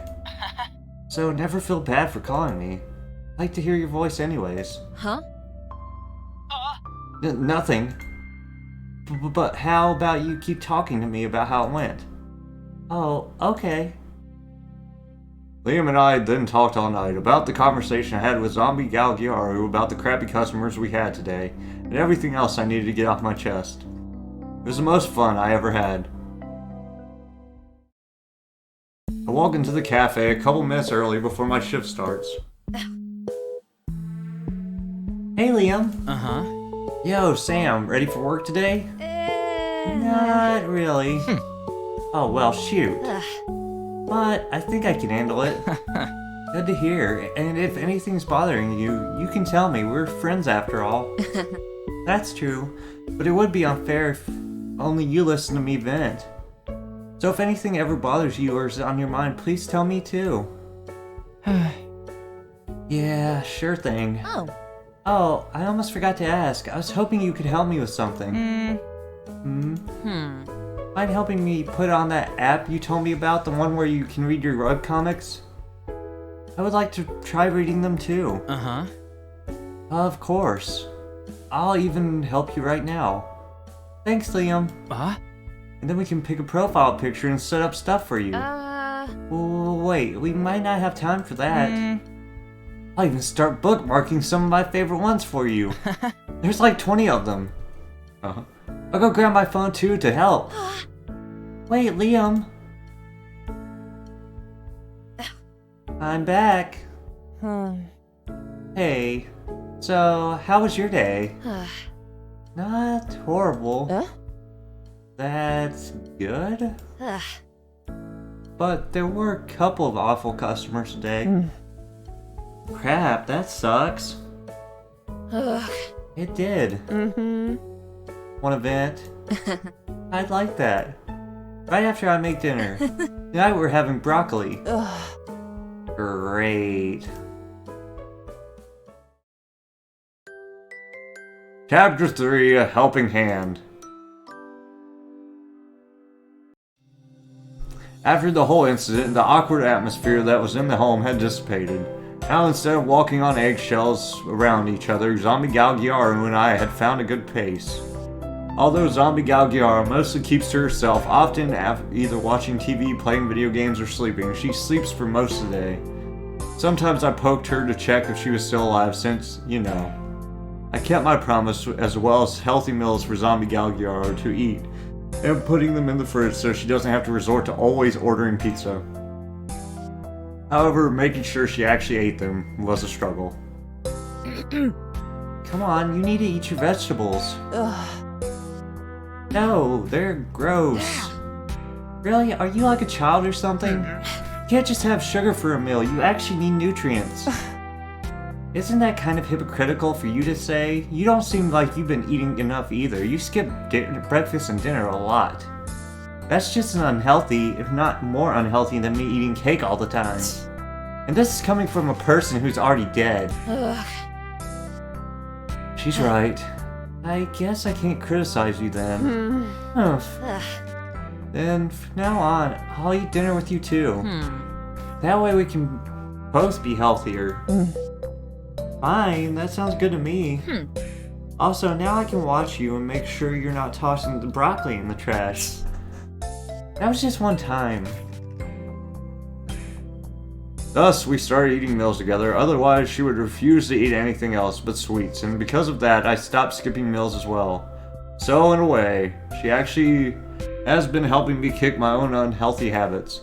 Additionally, having meals with her is surprisingly fun. I've never been known to talk much, but with Zombie Gal Gyaru, it's easy to relax around her and chat. And so this customer comes in and complains that their drink doesn't have enough foam, and even gives an exact measurement of how much foam they wanted. Oh, sorry, I'm talking too much. No, you're not. But I've been mostly taking up the conversation. So, not like I have much to talk about, I don't remember anything. Oh, I suppose that's true. Besides, I prefer listening anyway. Your stories are pretty funny. Especially the bathroom incident. That was pretty awful. I'll keep talking if it helps you to talk, then that's an added bonus. Okay. Meals with Zombie Gal Gyaru are always pleasant. Even when I talk about work, baking, or anything really, she's always attentive. It felt that what I said mattered to her. It felt nice to have someone else to talk with. Speaking of which... Oh? How does he know about Zombie Gal Gyaru? Or did I tell him my cat's name? So, how has Zombie Gal Gyaru been doing? Oh, she's doing great. Before she used to be picky about her meals, but now that I have started watching her eat, she's finally eating everything. That's good. Usually okay, she's still a cat. Usually some cats prefer being alone when eating, but there are some rare exceptions of cats preferring attention when they eat. They also like to get their heads stroked sometimes as they eat too. I can't imagine Zombie Gal Gyaru letting me stroke her head when she eats. The only real concern that I have now, though, is that she tends to sleep a lot. That's pretty normal for cats. They like to sleep often. But is it normal for zombies? Though you did say you gave her treats often. Maybe you should slow her treat intake. She might start getting fat. I don't think she has that problem. Zombie Gal Gyaru could eat a whole cake for every meal and not gain weight. How does her metabolism still even work? Well, still. If you needed any more advice, just ask. Yeah, thank you, Liam. Besides, I also like hearing about the stray you took in. Oh, I wish you would show me some pictures. Maybe another time. Well, that's fine then. Oh, but hey, there's been this new webcomic I've been reading. I think you'll like this one. It's got a really interesting world lore. Oh? Really? How so? Well, for instance, I have been texting and chatting with Liam about Zombie Galgiaro. Since I never lived with someone other than my family, I've been consulting him sometimes. Though he thinks Zombie Galgiaro is a cat. Now I wish I had said I had a new roommate instead of taking in a stray. But I already dug my hole, so I guess I'll have to sit in it. But it's still nice to talk about Zombie Galgiaro with him. I never really talked much with Liam about other stuff other than work, so having Zombie Galgiaro has given me something new and common for us to talk about. So in a way, Zombie Galgiaro has inadvertently helped me improve my relationship with Liam.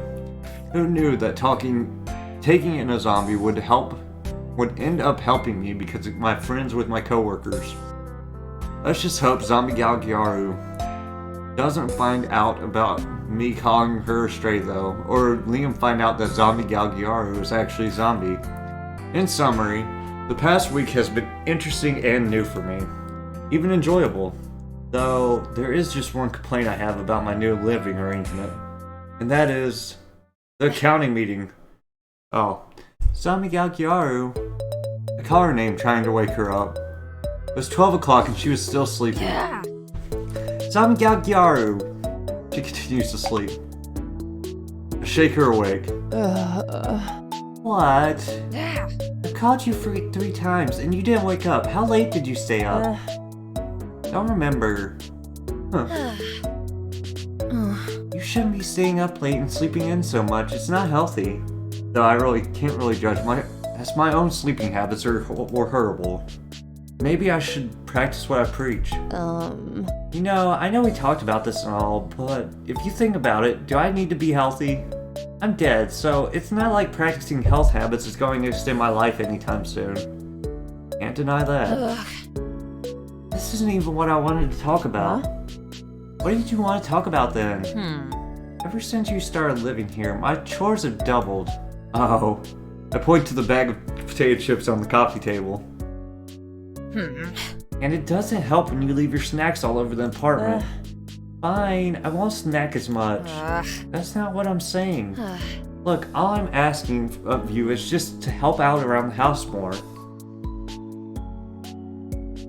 Like, clean up after yourself more, please, and maybe do some chores for me before I get home. Can you do that, please? Okay. Thank you. Okay, I'm going to head to work now. Remember, if you need anything, use my laptop to message me. Don't sleep too much. It isn't healthy.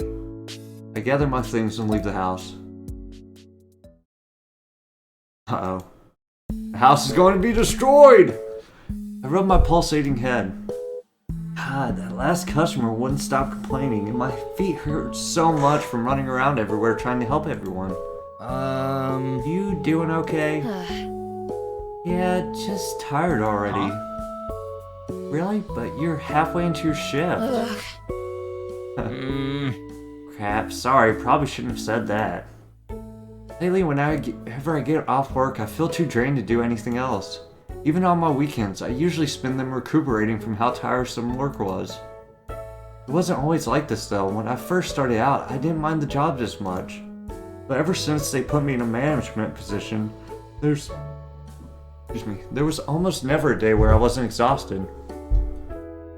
It wasn't a customer complaining, or us running out of ice, or some kid making a mess in our cafe. It was something else. The other afternoon shifts don't have the problems I do, which concerns me. I wonder if it just means I'm still unprepared to enter the workforce. I suddenly feel a knot form in my stomach from remembering the upcoming interview my mother set up. Sam? Sorry, what were we talking about again? We were talking about that one Pendeo earlier. You know, the one that yelling because his chocolate chip cookie didn't have enough chips. Oh, right. That man literally made me count every chip on the new cookie I gave him to make sure it had the right amount. It was so ridiculous. Like, why go so far just for just a cookie? Want my opinion? He whispers at me with a mischievous grin. I think some customers just get off on bullying retail employees. Probably go home and use it as a fodder to jack off to themselves. Liam? I had to choke back my laughter. Don't say that. Oh my god. I don't need that image in my head right now. Pretty sure it's a real kink though. Still. So, other than kink shaming our customers, how about you tell me how you're doing? Oh, I'm doing pretty good. You and your roommates still getting along? Well, yeah, I mean, we're not as awkward with each other anymore. Which was true. Zombie Galgiaro and I no longer seem to be walking on eggshells around each other. We even hang out with each other, sometimes watching TV together when I'm not too tired, or just chatting on the couch. I suddenly recalled during one of those bad teen vampire movies that she made a comment that people who liked werewolf romance were just softcore furries. I had to stifle my laughter. Yes, it's going well. Like you! I think so. However, she's not the most clean roommate. It would be nice if she helped out around the house more. Oh, I get it. I used to have a roommate who didn't do his dishes for months. Maggots loved him for that. That's gross. Gross. Yeah, and it sucks a lot because I had such a sensitive nose. Because you're a werewolf. Really? Yeah, and that's why I'm not roommates with him anymore. Is anything else on your mind, though? Well... Yeah, I hear something shattered from the back room. I'll go check it out. $10 says Jane dropped another mug. Not funny. Sorry, saw easy money and I took it. Okay, I'll shut up. I then head back to check whatever mess was made this time. So unfortunately, Liam was right. Jane had dropped a couple of dishes while washing them. Thus, I had swept up the mess and taken notes for tonight to order more dishes again to replace the ones she broke. Oh. Yeah, and I'm so sorry, Sam. It's fine, Jane. Don't worry about it. How about you go and take your tin right now? Probably would be good for you to take a break. Oh. Okay, got it. Jane then skips off to the back. Good for her to take a break, huh? Did I say something wrong? Well, have you taken your break yet? No, but I will later. When was the last time you took a break on a shift? I thought about it, but I couldn't remember. Maybe it has been a couple weeks or months. Okay, I admit it. I might not be taking my breaks. That's because it's too busy in the afternoon for me to take any. I mean, if it's not someone breaking something, it's either a customer complaining or some mess being made. It was really hard to find the time to take a break. You have to make sure everything goes smoothly. Well, if the afternoon shift is stressing you out too much, maybe you and I could swap shifts. Like, if you want, you can open instead of me. The opening shifts are a lot more chill, so you won't have to deal with any Karens complaining about their soy lattes. This offer sounded tempting, but that would mean I'll be pushing my work onto someone else. I was taught that when someone is given a job, they should be responsible and finish it themselves. Not to mention, it seems selfish of me to give my job to someone else just because I don't like it. And I feel bad Liam had to even ask. I'm making him worried. I should just try and put a smile on and bear it for a little longer. No, it's fine. Thank you, though. I really appreciate it. Okay, got it. Suddenly my phone starts to ring. Not Mom. I check it to see that my mom is calling me. I try not to take calls during work, but if I don't answer my mom, she gets really upset. Sorry, Liam. Would it be okay for me to take this? Oh yeah, go for it. Take your time. Oh god. I take off my apron and walk away from the register to take the phone call. Zombie time. I take a deep breath before answering the phone. Hello? What took you so long to answer? I wince at her harsh tone. Sorry, I'm at work. Have you prepared for that interview at all? Not really. Sorry, I haven't had time. Well, make time. You can't keep working that retail job of yours. It was an alright job while you were in college, but you've graduated, so now you need to start searching for a real career. I only graduated a couple months ago. What was that? Nothing. I swear, Samantha, if I wasn't here to push you to do better, you would be like the rest of those young adults who are doing nothing meaningful with their lives. No real job, mooching off their family. You'll be grateful for me once you get this job. You'll be making a lot more money than this sad retail job, and especially more than if you pursued baking as a career. My chest tightens. It was a good thing I stopped that before you went too far with it. Baking isn't a real career. But I like it. I know, and you can keep doing it. Once you get a real job. Okay, Mom. Got it. I should get going. I don't want to spend too much time on the phone. Fine, but I'll just say this. You owe your dad and me to do well in this interview with how much we helped you in getting your degree. I don't know, that was hard for me to read. Don't forget that! I won't. Good. I'm glad that you're being responsible. I know you won't disappoint me. Bye then. Bye, Mom. I love you. He hung up, though, before I finished. I grabbed my head. The pounding I was feeling earlier was now getting worse. I should head back inside now. I dragged myself back to work. Ugh. I'm back.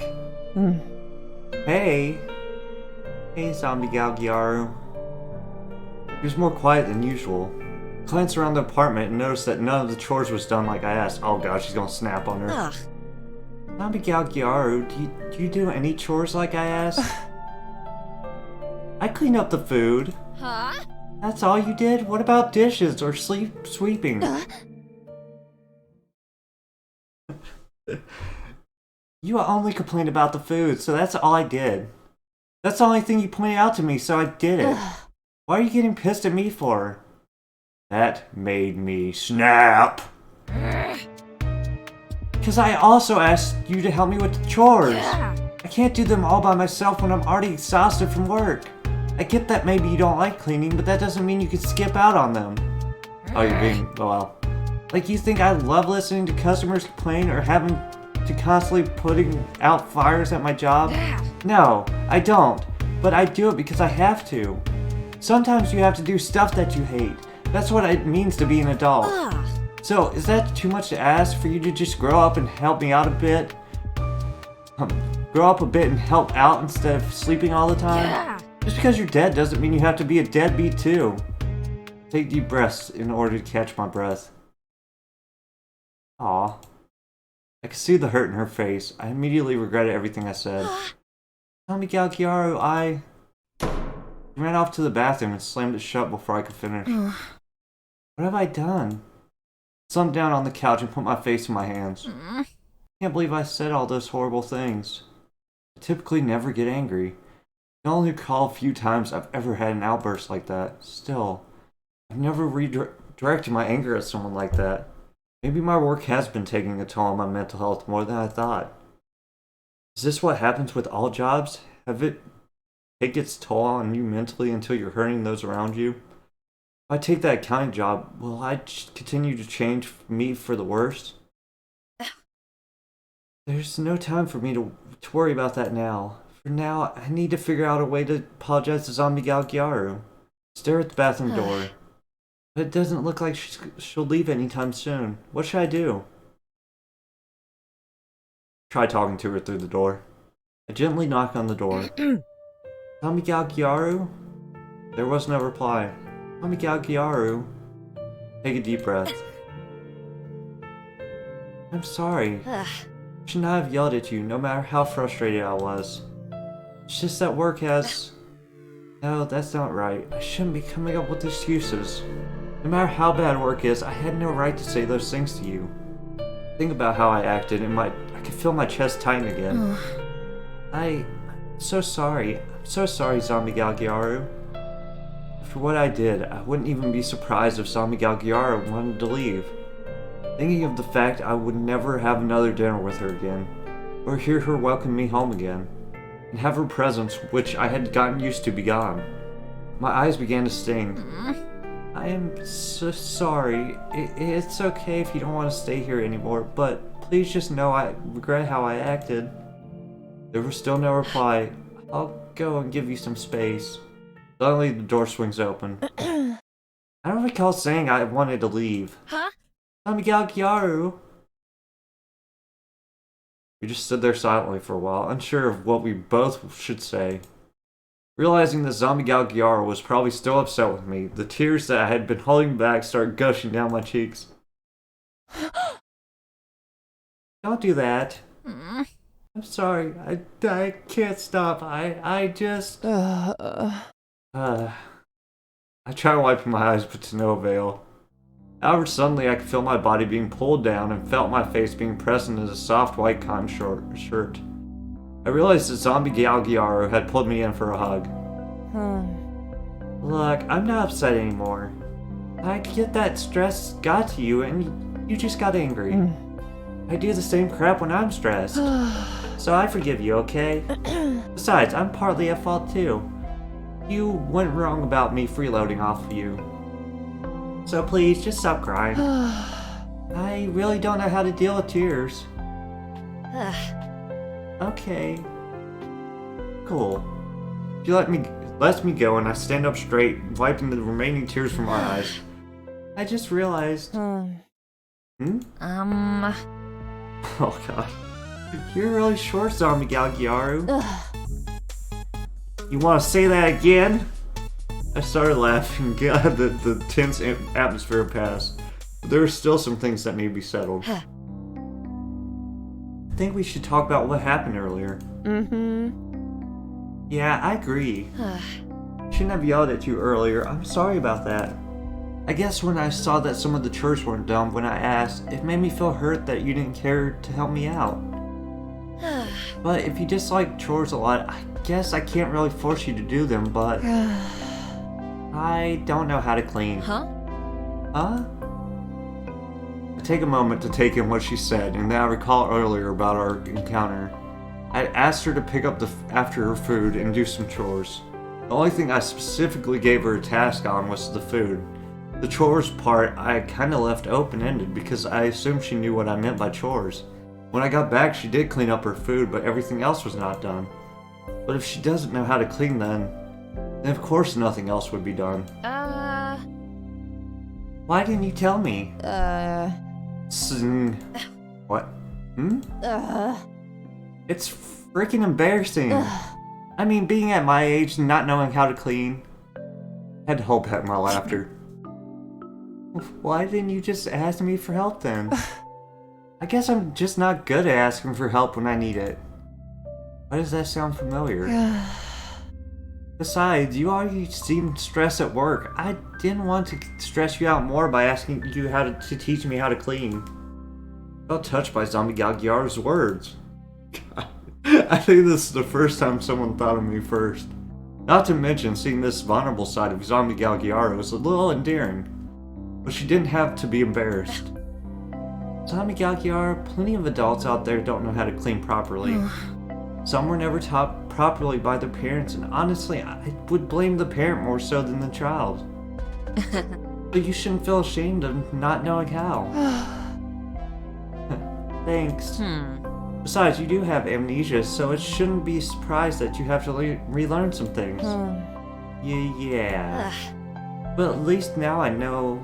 Thank you for telling me. Because now that I know, I'm going to do the chores with you and teach you how. Really? Yep. But to learn how to clean now... I'm not sure why, but Zombie Galgiaro seemed really unsure about herself, which I've never really seen before. However, she shouldn't let her age prevent her from learning to try new things. Though, now I did wonder how old she was.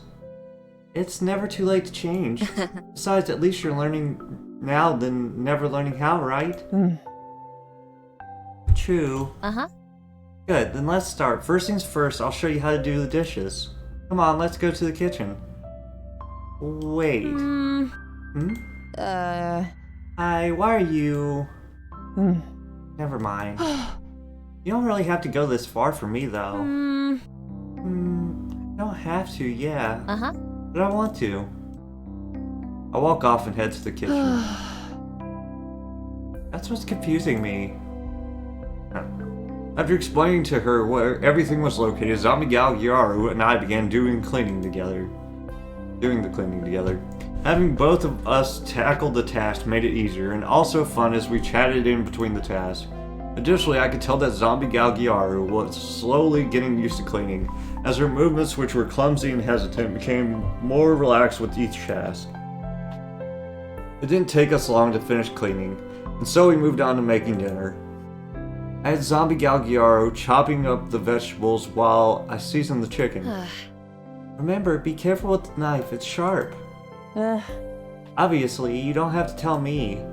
However, she started making slower movements with the knife to show she heeded my warning. Yeah, really. Her mouth says something, but her actions tell a different story. But I guess that's just how she works. I didn't even ask Zombie Gal Gyaru to help me make dinner, but she had told me she felt like it would take too long if I did it by myself, so she would help. I think in a roundabout way, she wanted to help to make up for earlier and to thank me for teaching her how to clean. Zombie Gal Gyaru is a bit rough with her words, but she's genuinely a nice person. Stupid vegetables.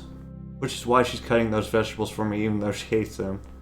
I can't help but smile at her as I watch her chop them with a scrunched up face. But I walked over to where Zombie Gal Gyaru was cutting vegetables. She jumps as I approach the spot next to her. You mind if I work next to you? I don't mind. You know, Zombie Gal Gyaru, I'm happy to have your company in the kitchen. Yeah, well, I guess I don't mind either. Moving on, could you pass me the carrots? I finished the onions. Oh, of course. I grabbed the carrot and hold it to her. Zombie Gal Gyaru reaches for the carrot, but not realizing how close in proximity we were, she also brushes her hand against mine. Uh-oh. The sudden feel of her fingers against my hand made me drop the carrots. I'm sorry.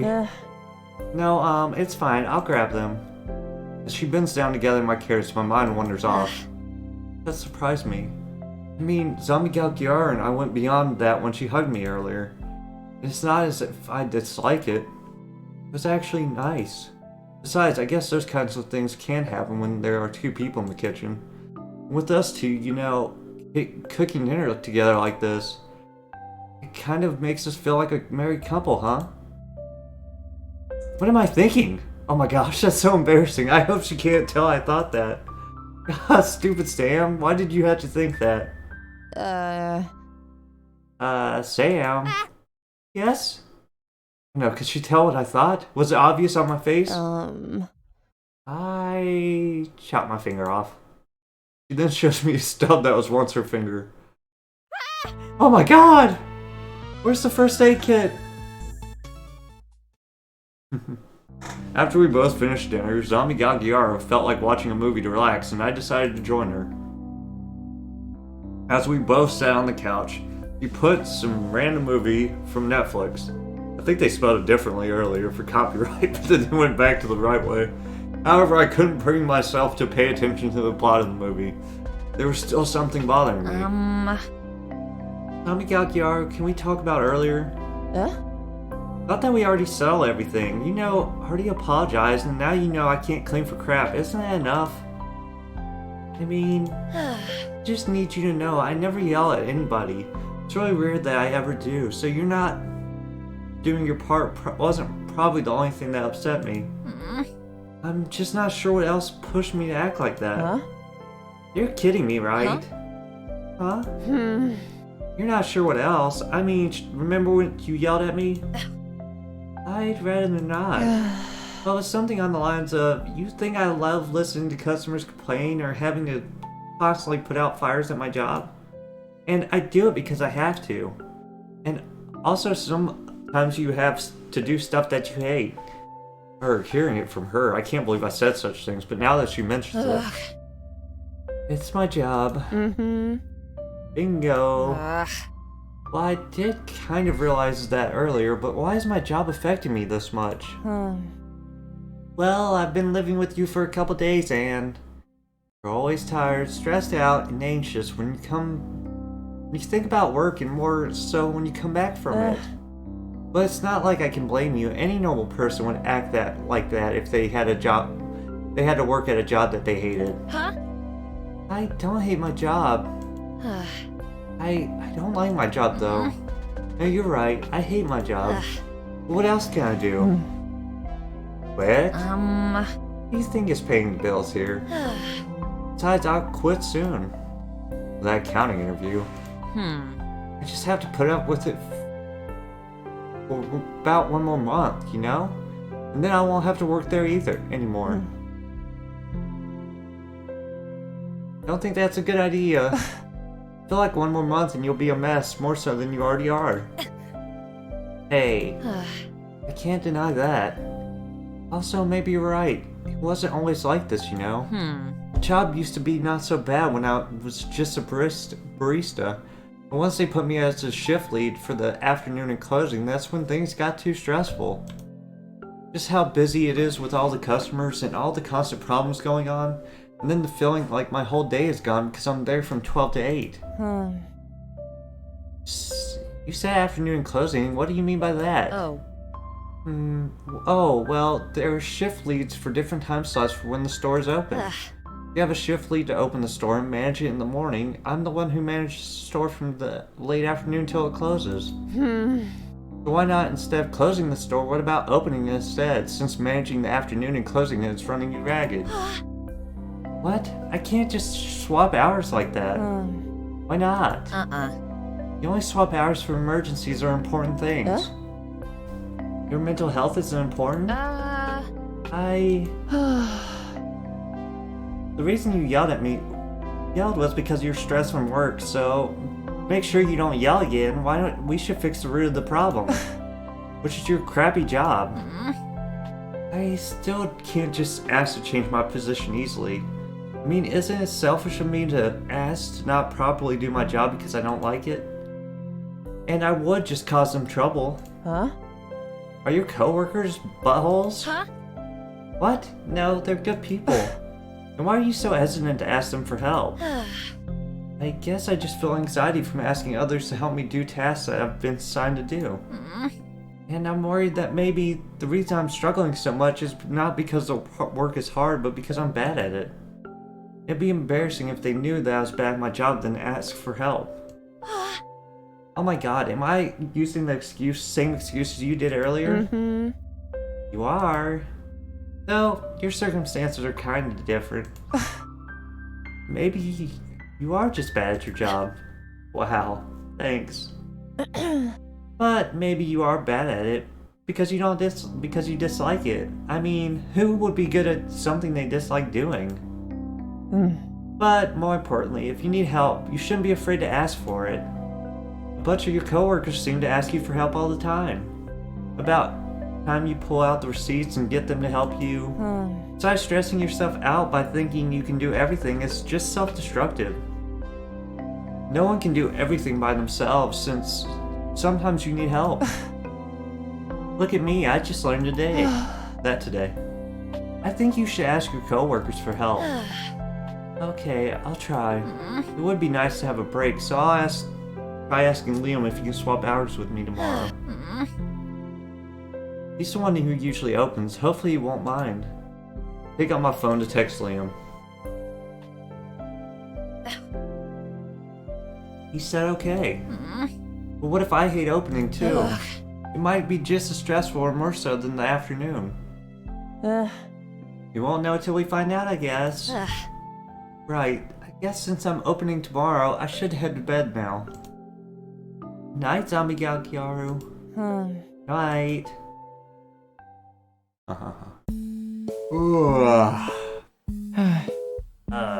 Spent way too long playing video games last night. When Sam told me she wanted to switch hours, I couldn't help but take the opportunity to stay up longer. Still, she texted me pretty late. Hopefully she's not too tired. Good morning. Oh, hey there, Liam. It's good to see you. Would you like some coffee before your shift starts? Oh? You seem pretty chipper. Usually when I see you at work, you seem exhausted. I'm guessing opening went well. It was great. was so quiet and peaceful, and there were barely any problems at all. Not to mention I wasn't bombarded with customers. And even though my shift is almost over, I feel like I still have a lot of energy. Well, that's good to hear. Ugh. Thank you, Liam. I needed this break. Afternoon shifts have been so stressful. I'm glad I could get away from it a bit, even just for a day. Yeah, well, I'm happy to help. Actually, there's something else you could help me with if possible. Would you be willing to, but you don't have to, would you swap the opening shift with me? Yeah, okay. Huh? Wait, really? Uh-huh. Yeah, why not? I mean, since you prefer opening over closing, and if closing causes you that much distress, heck, I don't mind taking the job from you. Are you really okay with that? You're not just doing it because you feel bad for me, right? I'm fine with it. Don't worry, Sam. Besides, waking up early to open was always a drag for me, so you're doing me a favor too. Oh. Liam, I'll go talk to the owner today and ask him if we could swap then. Thank you, Liam. You're so kind. Whoa, don't cry about it. You're such a good friend, Liam. I get it. Just don't cry. Hey, Sam, can you help me? Hmm? Sam, why are you crying? Sam, did you make Sam cry? I knew you were kind of a jerk, but you make someone as sweet as Sam cry. What? No, this is a huge misunderstanding. Sam, buddy, please stop crying. I'm sorry, I'm just... You're the enemy of women! What did I do to deserve this? Okay. I'm back. Hey. So, how was it? It was great. Better yet, Liam asked if we could swap shifts permanently, which means I no longer have to work afternoons anymore. Yeah, that's good to hear. Thank you so much for your advice, Damigalgyaru. Yeah, no problem. It's kind of amazing how you fixed my problem for me just like that. I probably wouldn't have thought to try and switch up my tasks, but you did, fortunately. And now I'm so much more relaxed. Okay, I'm going to cook something to eat. Don't you want to rest first? No need. I have so much energy right now. Just sit tight and wait for lunch to be ready. Liam sulked the whole time afterwards, though. Yeah, poor guy. Hey, can I ask you something? Yesterday you said you were only working at your current job for 1 more month. Why is that? Oh. I have an interview for a position as an accountant. Even though I say interview, I'm pretty sure I might get it since my mother has connections with the person interviewing me. I see. And do you want to be an accountant? Well, no, not really, but I mean, it's a stable career and it makes a lot of money. If you become an accountant, would you feel like you hate it as well? I mean, would suck if you ended up in the same position as you did with your current gig. I thought about that. I don't think so. I mean, I did an internship while I was in college. The work is okay and I don't mind doing it, but I'm not passionate about it or anything. So, it's not your dream job? No, but I mean, that's okay. Whoever does what they dream of doing these days. But if you had the choice, would you prefer having a career involving something you love or just for a stable job? I wasn't sure where this question suddenly came from or why she was asking me this, but it would be rude to not answer. If I had to be truthful, who would one work in something they're passionate about? I actually once dreamed of doing something involving baking. And why didn't you pursue it? Isn't it obvious? Because being something like a baker isn't as easy as it sounds. I mean, there's so many risks involved. Not to mention that it requires a lot of talent. And there's so many talented people out there. But I just don't think I'm one of those people. So I doubt I'll be successful. You don't always know that. But I see your point. Yeah, so I think it's just better if I become an accountant. I mean, my parents also have helped me so much to become one. It would be a waste if I didn't. Out of the corner of my eye, I see Zombie Galgiar get up from the table and get closer to me. Then I feel Zombie Galgiar awkwardly patting my head pats. It's okay. Don't be sad. The way she was patting my head definitely felt weird, and the words she was saying were a bit cringy. But I appreciated the gesture nonetheless, as I knew Zombie Galgiaru wasn't the type to show her emotional side. Her doing this for me touched me, and I felt the overwhelming urge to.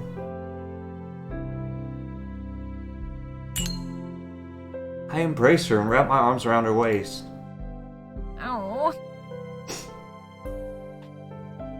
Continues to pet my head, but this time more gently. We stay like this for a couple minutes, my face pressed into her stomach, trying to hold back tears. And her not moving away from me as she continues to stroke my head. The silence between us was finally broken by me, though. Thank you. Yeah, no problem. And then finally let her go, somewhat missing her warmth already. I should go clean the table now. Let me. Oh? Oh, you're going to clean? Yeah, didn't we talk about the fact that I should do my part around here? So let me do this. Thank you, Zombie Galgiaru. Yeah, no problem. Go relax or something. Hey. I realized in our conversation about helping and stuff that even though I offered you a place to stay, that's more of a temporary solution. What do you mean by that? I mean, I want to do more than just give you a place to stay. I mean, we still haven't figured out what turned out like this. I mean, but maybe we can also figure out a way to change you back too. Like maybe we can figure out what happened to you and then find a way to turn you back. And then you can go back to being human and go back to your old life. There's no need. Huh? You don't need to do any of that. But don't you want to return to the way you were? No? I'm fine like this. So you don't have to try and help me find out what happened to me. If I want to do it, I'll do it on my own, okay? Okay. Sorry, but can we drop the subject now? Oh, of course. Zombie Galgiaro then takes a deep breath. I'm going to go wash the dishes now. Go on and relax. I will, thanks. I sit on the couch and pick up the book on the stand. I remember buying this book months ago, but never picking it up because I felt too exhausted from work. I'm really thankful to Liam and Zombie Galgiaru. I wouldn't be able to relax like this if it wasn't for their help. I look at Zombie Galgiaru's standing figure in the kitchen. Does she really not want to go back to her old life? I mean, to each their own. If it were me, I probably would want to find a way to become human again. Maybe there's more to it though. Zombie Galgiaru, who were you? Just then I hear a large jarring sound. Zombie Galgiaru, is everything okay? Yeah, I just accidentally stabbed myself in the hand with the knife. Huh? Ow! Me and my zombie. I don't know if I'm gonna be able to get all the endings, to be honest. This is a long game, and I'm losing my voice. A week has passed since Liam and I swapped shifts, and ever since then, I've never felt more relaxed. Free time I never used to have has been used to do stuff I have been putting off for months. In addition to catching up to required media and literature, as Liam puts it. I was so surprised by that twist. It was nice though that they ended up realizing their feelings for each other in the end, and especially since they went through so much together. Right? That webcomic always tugged at my heartstrings. Who knew webcomics could tell such an enthralling story? Okay, so the next one you have to read is... Furthermore, as I had promised, I'd been helping Zombie Galgiaro learn how to do basic household chores and to cook simple stuff for herself when I'm not home. So today we're having chicken adobo. Thus, the first thing we need to do is wash the rice and cook it before doing anything else. Zombie Gal Kiara, could you please wash the rice for me? Okay. Alright, now I'll start on frying the veggies and meat. Why do I smell dish soap? Oh god. Cause I'm washing the rice. Huh? With dish soap? Isn't that how you wash it? Not for food. There have been some mistakes made, but overall she's a fast learner and has been picking up stuff here and there. So thankfully now I have more help around the house. However, one thing occurred to me since Zombie Gal Giaru has started living with here, and that's... Zombie Gal Giaru puts down the switch. Why are you staring at me? When was the last time you washed that shirt? Yesterday. Oh, you did wear something else. No, I don't have any other clothes. So, you basically wash around the house naked waiting for your shirt to be washed? Yeah? I knew it. Didn't want to admit it, but now the undeniable truth is in my face. I've been neglecting Zombie Gal Giaru by having her only wear a t-shirt around the house. It can't stay like this. I have to buy her new clothes. The only problem is that I can't take her shopping with me. As soon as someone sees her, they'll shoot her in the head. We're still about 2 weeks out from Halloween to pull off the it's a costume excuse. What should I do?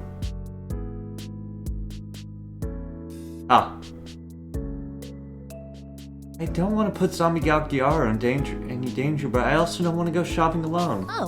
Oh, maybe I could ask Liam. Let me text him and see if he's available. It looks like he is. I feel bad that Liam has to go out of his way to help me, but I'm glad I don't have to go alone anymore. However, the more important matter has to be dealt with. I walk over to Zombie Gal Giaru on the couch. Hey, Zombie Gal Giaru, you mind if I ask you a couple questions? Not really. Can't say I'll have the answer to all of them. That's fine. What clothing size are you? Medium? You have a preference for clothes? Not really. As long as it's practical, I'll wear it. What about underwear? What bra size are you? 36G. Oh, wow.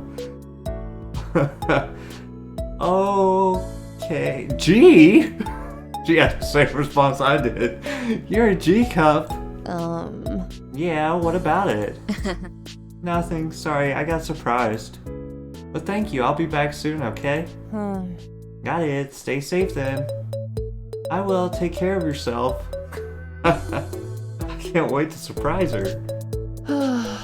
She's seriously going clothes shopping for me?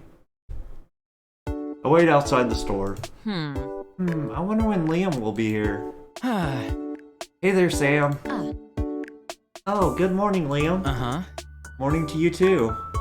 So you want help shopping for some clothes? This for yourself? No, it's for a friend of mine. As a gift, sort of? Sort of. It's kind of a gift, but she also kind of needs them. Eesh, that's an indirect way of saying your friend has some crappy fashion sense. No, that's not what I meant. I'm kidding. Jeez, relax. You're so easy to tease, Sam. But I'll help you shop for your friend. You know what she likes? You said practical stuff. Got it. Then a couple of shorts and jeans would probably do. Let's head inside. Ah, right. How about this dress?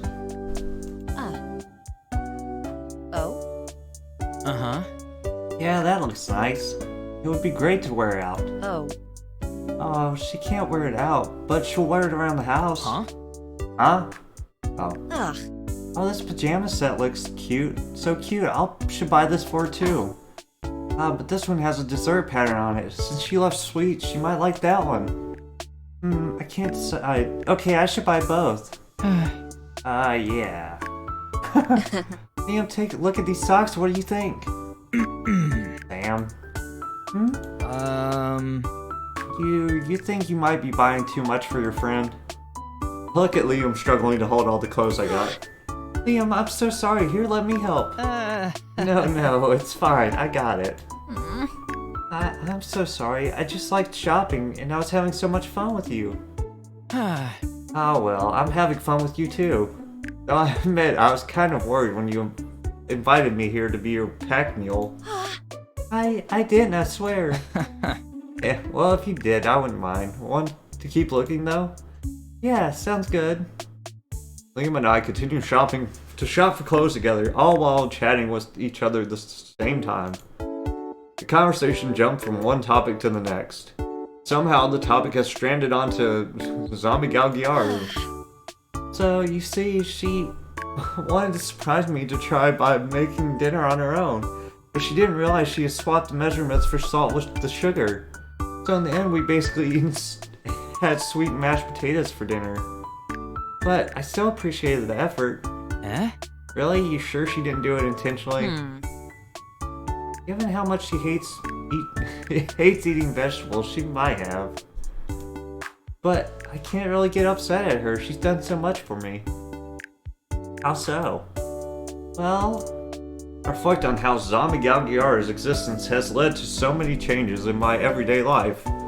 Before her, I never baked as I felt guilty because I thought I was wasting my time by not doing more productive things.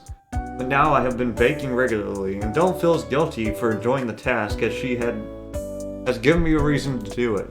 Not to mention, inadvertently, she had been fixing my bad habits of not eating and having a regular sleep schedule. Since I feel the need to take care of her and make sure she's exercising good habits, I've been unintentionally doing the same for me. Moreover, she always listens to me vent about work and whatever troubles I have without judgment, even offering me advice which has made work easier to deal with and handle. But really, it's all those things. I genuinely enjoy her company, whether it's having her cook with me in the kitchen or watching a horror movie together. The way she can be cold and blunt one moment, but also show moments of vulnerability and be shy. However, her smiles and laughter are rare, but always genuine. Zombie Gal Gyaru is someone important and special to me.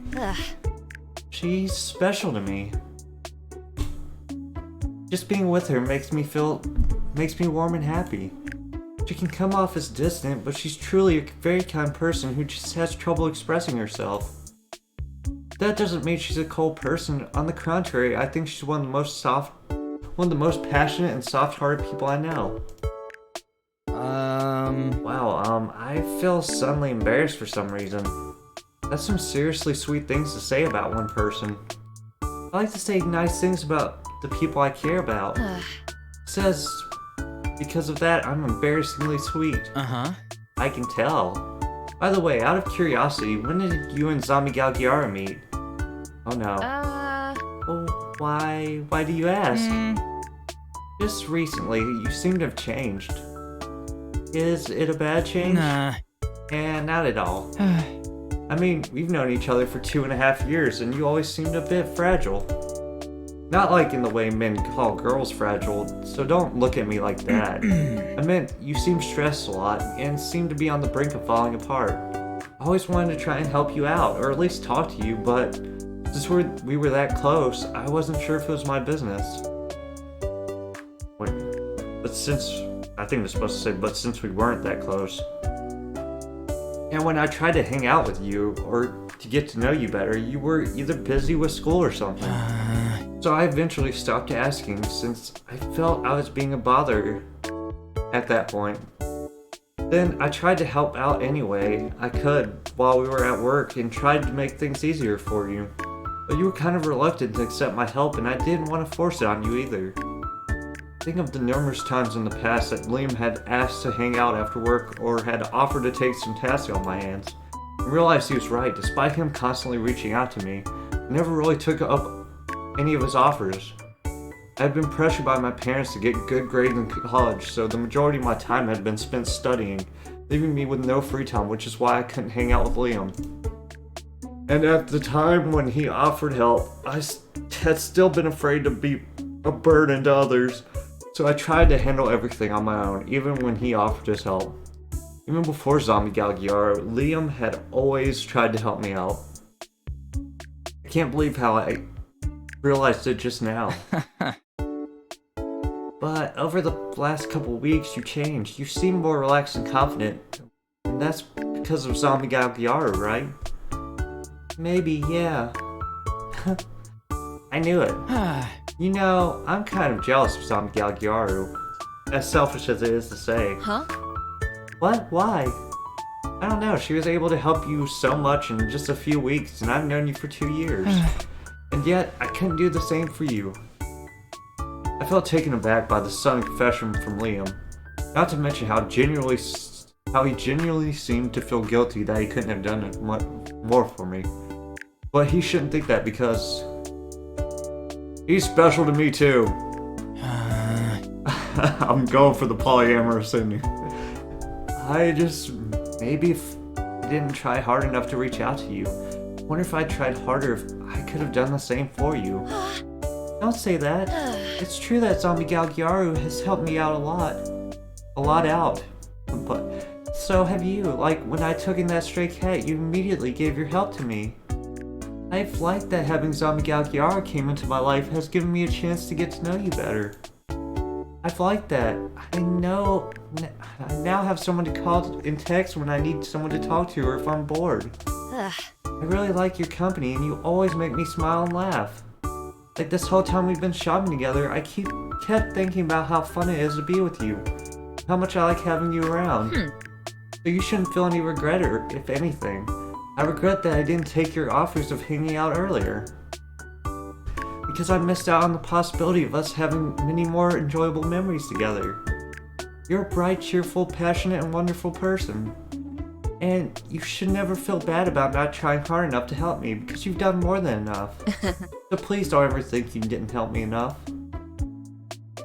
I think I see what Zombie Gal Gyaru meant by embarrassingly sweet. But I meant everything I said. That somehow makes it worse. Huh? How does it make it worse? Sorry. I know. Thanks though, Sam. I'm glad that you think that of me. Honestly, I'm happy that we've gotten closer recently, or I wouldn't have learned you were such an amazing person yourself. Thanks, but I think you and Zombie Gal Gyaru are more amazing. Give yourself some more credit. You have an effect on people. I mean, other than the need to want to protect you and help you. I don't know if that's a good thing. You're a genuinely good person, and you're sincere. You make others feel special and needed. Thanks. Okay, that's way too many nice and serious things out of my mouth. I think I need to, say something dumb and stupid to balance it out. Please don't. Okay. We should probably get back to looking at stuff, though. Oh. Alright, good idea. Liam and I continue shopping for Zombie Gal Gyaru. We got a few more things, and we're about to head to the register to buy it, but just then, a beautiful white dress catches my eye. Oh, how pretty. That's a nice dress. Are you going to get that for Zombie Gal Gyaru too? I can't imagine her wearing it. It's not really practical. Oh, that's true. How about you try it on? Huh? What? I can't do that. I mean, I came here to shop for my friend. I mean, if you ask me, you've done enough shopping for your friend. He then gestures to the pile of clothes he's holding. Besides, I think it's fine for you to do look something for yourself too. Look for something for yourself too. It's not just that. I've never had many positive experiences shopping for clothes for myself. Huh? It's hard for me to explain, but due to my body type, clothes shopping can be stressful for me, as I always have a hard time finding clothes that fit right. And sometimes I look silly when I try clothes on. I see, but isn't that the point of trying it on to see if it fits you? Yeah, that's true. And you don't have to show me how it looks if you don't like it. You can just take it off and we'll go on our merry way. Oh. That sounds good. And if you do decide to show me and anyone says anything, I'll kick their butts for you. But look, I won't force you. If you really don't want to try it on, I won't force you. No, I'll give it a try. Cool, let's head to that fitting room then. Liam and I walk over to the fitting room, and I talk to an associate who then lets me in a room. Maybe this was a mistake. I could always not try it and say I didn't like it and leave. That would be lying. Besides, Liam would never make fun of me and would defend me even if anyone said anything. I should just trust him. Okay, let's do this. I finished slipping on the dress, and it looks nice. The dress hid my thighs perfectly, even though it was still on the short side. In addition to the sleeves didn't make my shoulders seem broad. I look kind of cute in this dress. It was the first time for me to actually enjoy trying something on in the fitting room. It probably helped that I had encouragement from Liam. I should probably go show him. Step out of the fitting room to show him the dress. What do you think? Liam? Huh? Huh? Sorry, what did you say? I asked you how it looked. I knew it looks weird. Huh? Not whatsoever. You don't look weird at all. You actually look super cute. Like, really, really cute. I was even taken aback by how cute you look in it. We heard giggles from the other customers and sales associates in the fitting room who had heard Liam's loud proclamation. You heard me and my big fat mouth. Liam. Yeah? Thank you. You're welcome. But really, the dress looks really nice on you. Yeah, I kind of think so too. Maybe I should buy it. You should totally buy it. It'd be a real shame if you didn't. Sales associate then pipes in.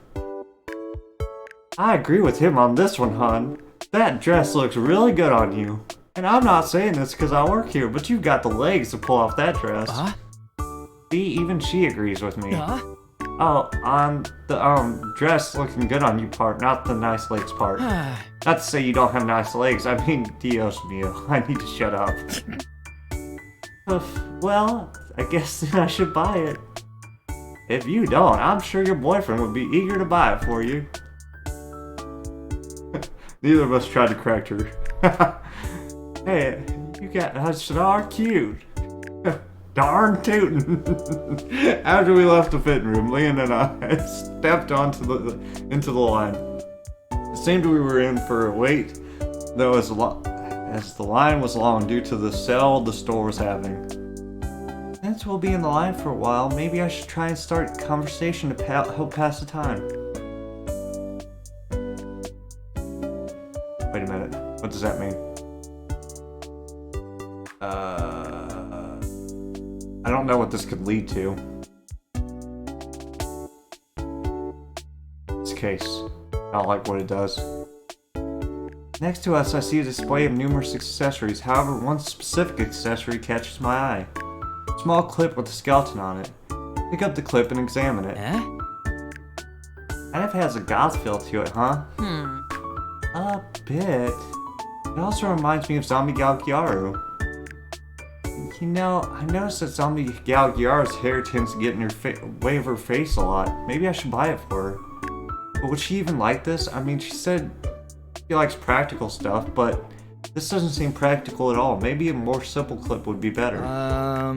Everything okay there, Sam? Oh, sorry. I was just thinking whether or not to get her this. I mean, you got her 100 things already. What's one more clip going to do? I didn't get that much. Besides, she needed that stuff. This is different. She doesn't really need it, but I don't know. I like it. It reminds me of her. You should get it. But she doesn't need it. So? The very fact that it reminds you of her should be reason enough to get it. There's no way someone will dislike a gift from somebody as long as they got it while thinking about them. Also, I know if you got me something because you thought of me, I'd be elated. I mean, it's just what I think knowing the kind of person you are. Alright, I'm going to buy it for her. Awesome, add it on it then. You know, Liam, I wish you could meet her someday. I think it would be nice if she could have a good friend like you. Because ever since I became friends with you, I've been enjoying myself a lot more lately. Well, I doubt I can beat you when it comes to that. But with how fond of you are of her, I'm sure she's a great person too. I hope I can meet her someday too then. But I didn't buy that much, right? I mean, I know I can sometimes lose myself when shopping, but this isn't a lot, right? I withhold my any comment. Liam!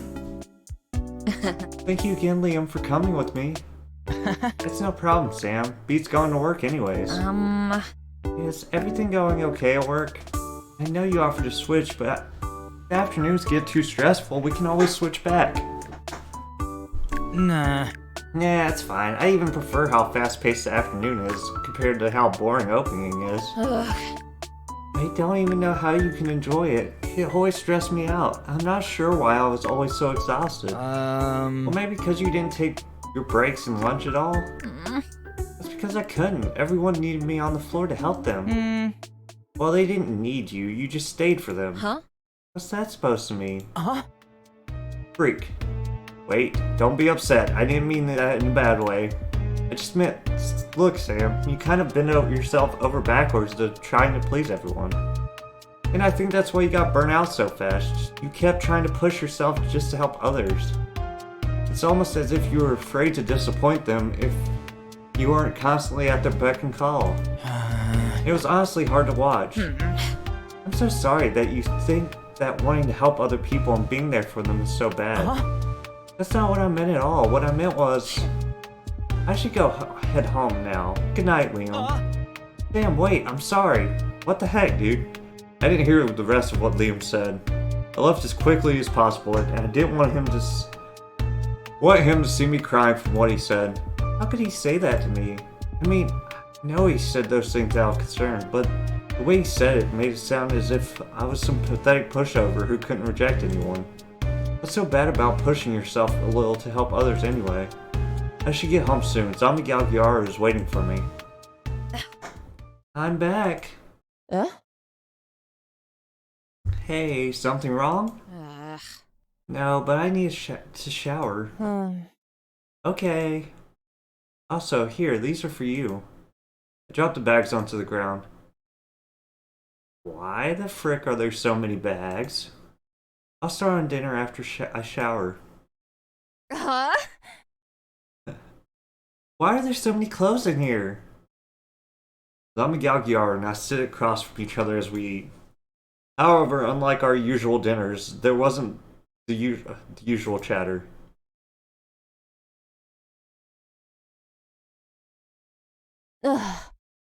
Okay, that's freaking it. What the frick happened earlier? You were all perky and happy this morning until you came back from shopping. Huh? Nothing happened. It's fine. Don't lie, or I will be seriously pissed. I'm Galgiaru, do I... Do I seem like a pushover to you? Did you just realize it? You think I'm a pushover too? Dude, did someone finally call you out on it? Or Liam did. Told me that the reason I got so stressed and tired from work is because I would always put others' needs before mine. Or because I was afraid to disappoint them. Yeah, I could see that. But why? Duh, it's because you're freaking too nice.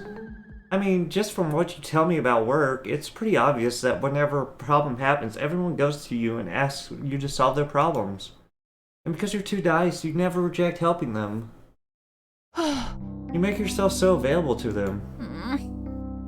But is that so bad? And why is it also so bad to be afraid to disappoint others?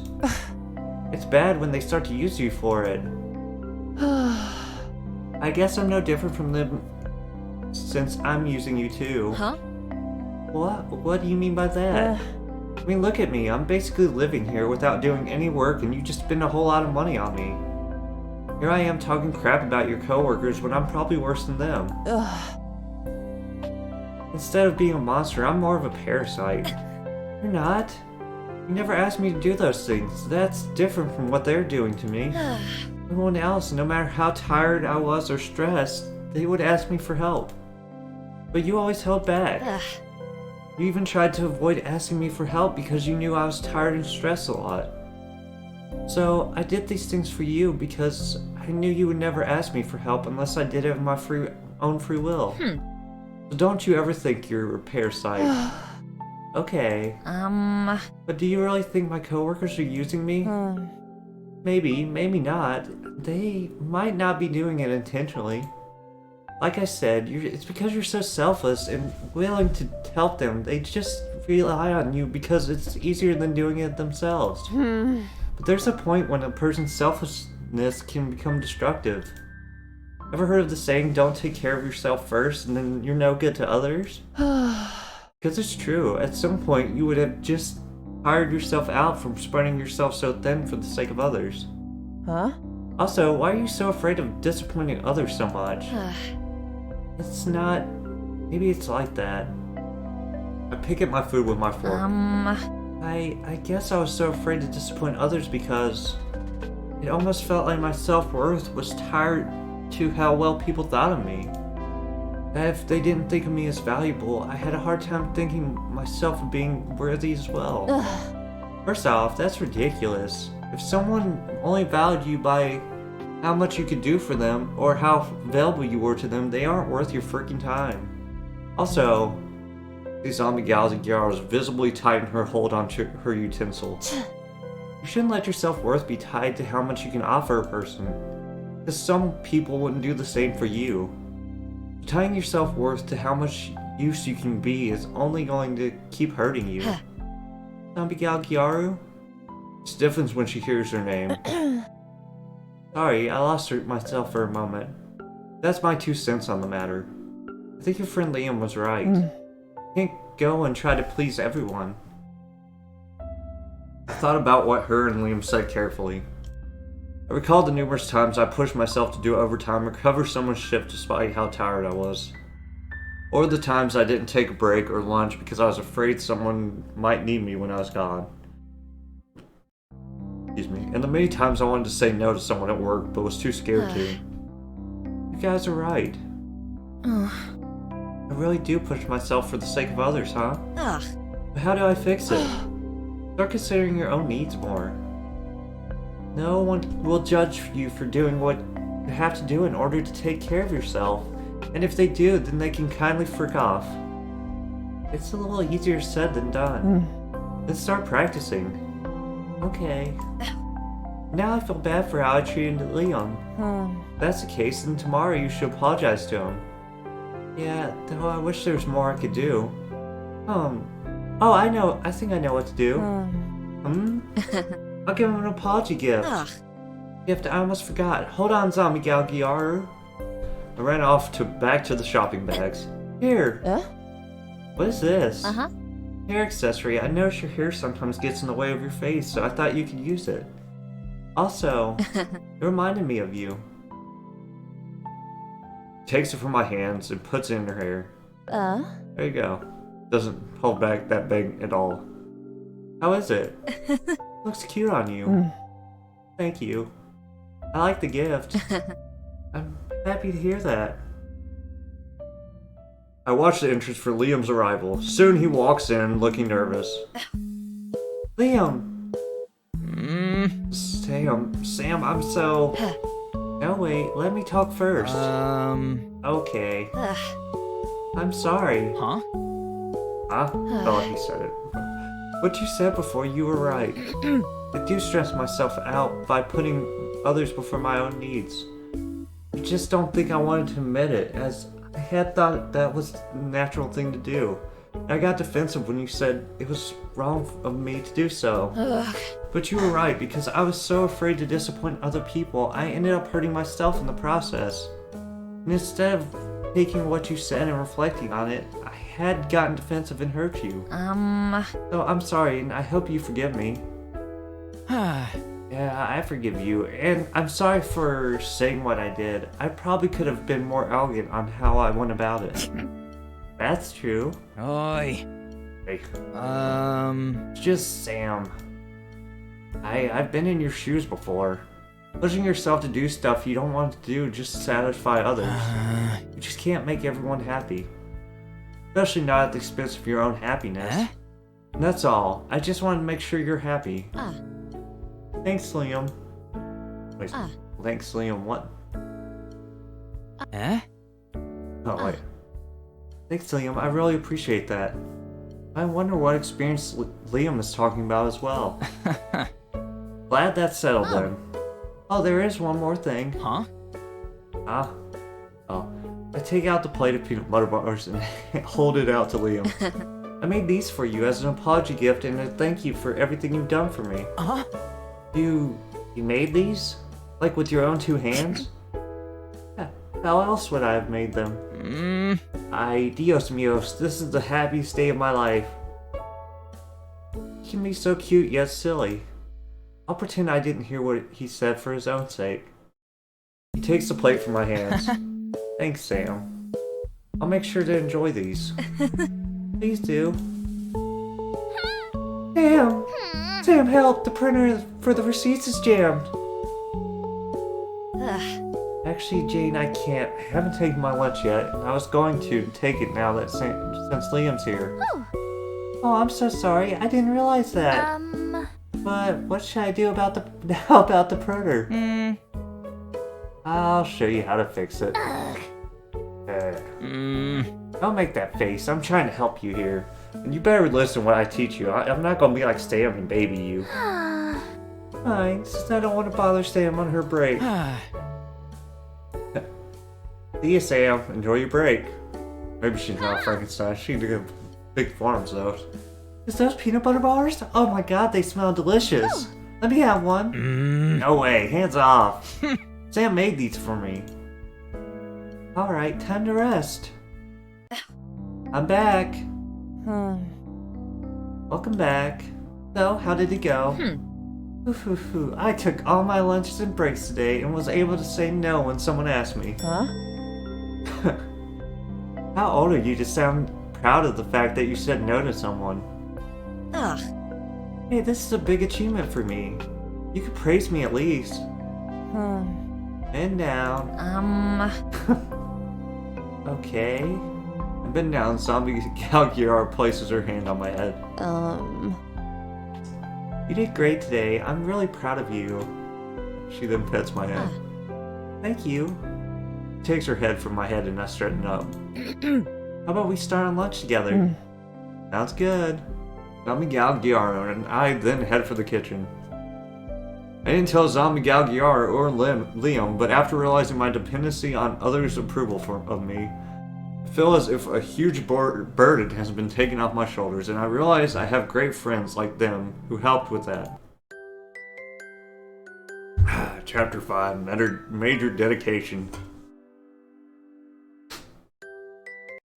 A couple days have passed since I decided to be more assertive in telling others no. Although my manager and coworkers had been surprised when I refused to help them at times, none of them had started thinking less of me for it. Some of them even praised me for finally growing a backbone, which I'm not even sure how I feel about that. Good morning, Leslie. Who's Leslie? Morning, Sam. Been busy? Not really, kinda slow. Oh, I have to show you this picture I took at the costume store. It was the absolute cutest. I'm totally going to wear this on Halloween. Really? I can't wait to see. And because of that, I now was having more fun at work. Even my coworkers noticed my change, and I guess it made me more approachable since some of them have been starting more conversations with me. It's amazing how much has changed in such a short amount of time. My home life, my work, and my relationships with others. Alright, I'm heading off. I'll see you when I get back, Zombie Galgiaru. Still wearing the same clothes, I see. Yeah, okay. Something wrong? No, not really. You don't sound very convincing. Remember, we promised to tell each other when something is wrong, but also I won't force you to tell me. There is something on my mind. However, I don't think I'm ready to speak about it yet. That's fine. Whenever you're ready, just talk to me about it, okay? I will. Have a good day at work then. Thanks. Take care of the house until I get back. Wait. Zombie Gal Giara walks up to me and takes my hand into hers before gently squeezing it. Oh wow. Come back home safe, please. Of course.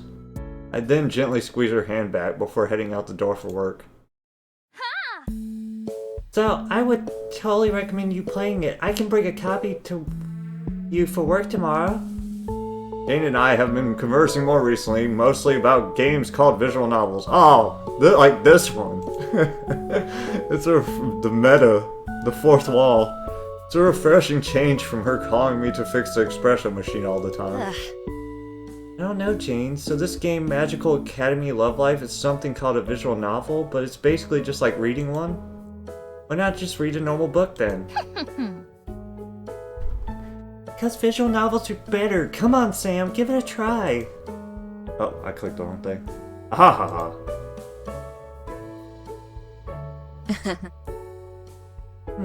Well, I suppose it won't hurt. Yay! I think you'll like it. Playing otome games is a nice way to cope with being single. Oh? Really? No, I guess it's not a problem for you since you're kind of seeing someone. What? I mean, you and Liam seem to have something going on. Can't recall, Sam. Are you polyamorous as well? I do recall you saying you identified as pansexual. I mean, I don't know. I've only ever dated one person at a time. We're polyamorous now, baby. We did it. Oh, Lord. But why do you think that? Because lately it seems you have been seeing someone outside of work. You always go home happy. But I've also noticed you and Liam seem a lot closer as well. I guess that's true. Can't deny that I've gotten closer to both Liam and Zombie Gal Giara recently. But did that mean I have feelings for both of them? I mean, whether or not you date Liam, this mystery person, or both, I'll support you. Thanks, Jane. But I wouldn't mind if you shared some juicy details once in a while. We don't have time to talk about things like that. We should get back to work. Darn. Jane walks off to head back to her station. As she does, Liam starts towards me. Seeing him approach me, Jane then stops to yell something at us. Have fun with Liam, Sam. He then skips off after saying those words to my mortification. Huh? What was that about? Nothing. Okay, so how's it going? Well, nothing much, which is nice for once. I used to always be putting out fires at work, but nowadays everything has been so relaxing I'm not tired or stressed anymore at work. It's nice, isn't it? And I think it's a good look on you too. Thanks. Honestly, I couldn't continue working like this if I didn't have that interview coming up. Oh, hey Sam, I think you got a text message. Oh, you're right. Oh God. I checked my phone briefly to see that the message is... Oh wait, it's from Zombie Gal Giara. She must have messaged me on my laptop. She learned. I wonder what she's texting me about. You can go ahead and text her back. Don't worry. I won't snitch that you were on your phone. Thanks. You want to check what Zombie Gal Giara texted me, especially since she's been acting a little weird today. I'm at work and I was kind of speaking with Liam.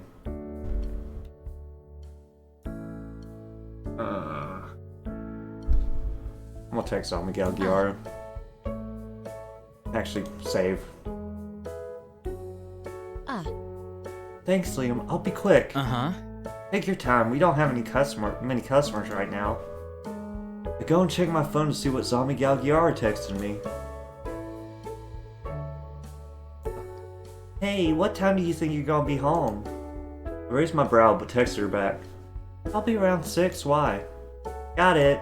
Thanks. That's all she wanted? Weird. I'm kind of worried. Is something wrong with Zombie Gal Giara? Put my phone away in my pocket and turned to Liam. Hey, Liam. Mind if I head home early today? Huh? Any reason why? Just concerned about something. I don't have a problem with that. Just let me try and finish up whatever task I need to do in the back. Thanks, Liam. I appreciate it. Anytime. He then heads off to the back of the cafe. Zombie Gyaru, what's going on?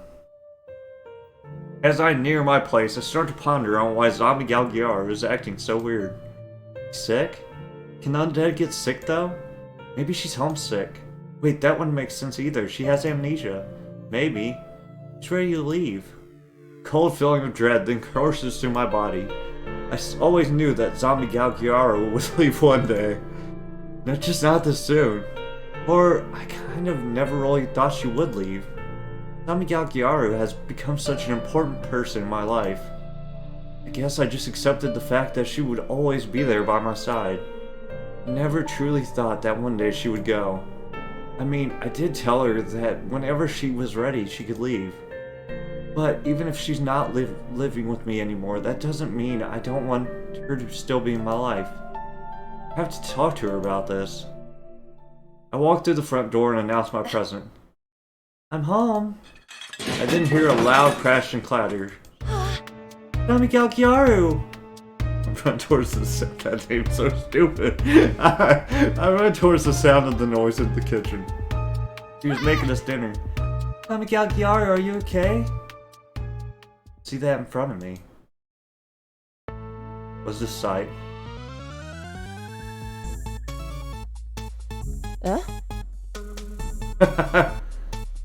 Sam? What are you doing home? You weren't supposed to be here till 6. Came home early. I was worried. What are you doing here, though? Nothing. I wasn't. Why did you have to come home early? Why did you have to come home early? You ruined the surprise. I looked around the kitchen and noticed the table was set up, not to mention that the place was a mess, as if someone had used it recently. Which means... Are you trying to surprise me with dinner? Zombie Gyaru, I'm so sorry. No, it's fine. Kind of my fault that I thought I could do this on my own. I mean, I can't make anything as good as you. All I can make it was this stupid... Okay. It's papyrus, bro. It's papyrus from Undertale. Stupid freaking spaghetti. Not stupid. And honestly, even though the surprise is ruined, I feel really happy that you went and tried to surprise me with the home-cooked meal. Emphasize on tried. Well, I still would like to try something you made. Why though? It's not going to be as delicious as whatever you make. Not true. Because knowing that you made it, I know it'll be delicious no matter what. Well, I guess I can try and remake it. Pasta isn't that hard to make anyways. I can't wait to try it then. Go and watch TV or something. I'll be done soon. Okay.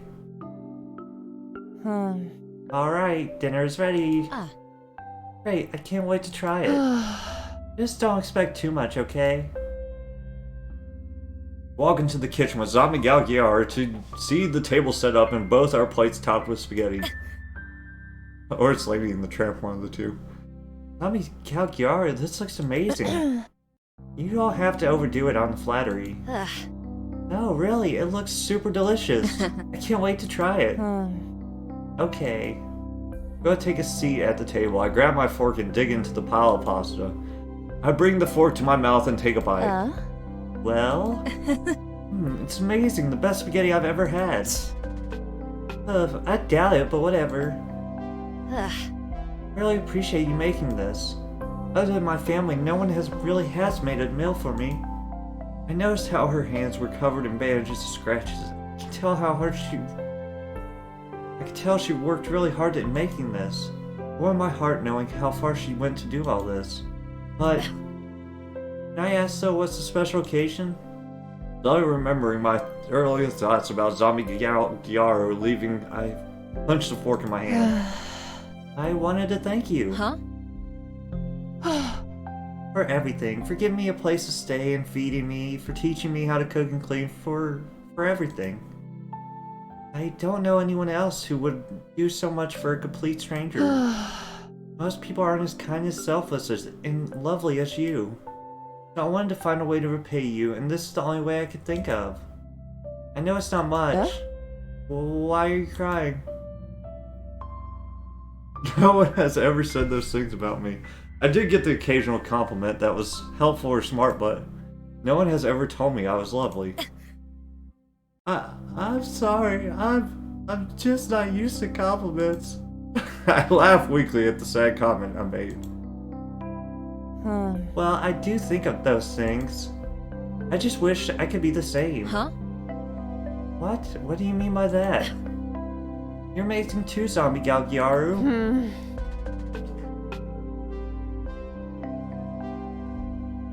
Thanks, but I don't need you to make stuff up about me. I know what I am. Ugh. And so do I. You're wise, caring, and considerate. Ugh. I'm so happy I met you. But you don't even know what I was like when I was alive. How can you be so sure if I'm really those things? Maybe I was a totally different person when I was alive. An awful person. Ugh. Even if you were, that wouldn't matter. I know what you're like now. And I would like you still, even if I knew your past. Damn. That's why I need to say one more thing, and it's important. Yes? Miguel Giaro, even if you decide to leave or go somewhere else, please don't leave my life. Honestly, I don't even mind if you never want to move out. I just want you to be a part of my life. It's okay if you say no, it's your choice after all. Okay. Thank you. Now that's settled, I'm going to turn my attention to this wonderful meal you made. It's just spaghetti. A wonderful spaghetti. Fine, whatever you say.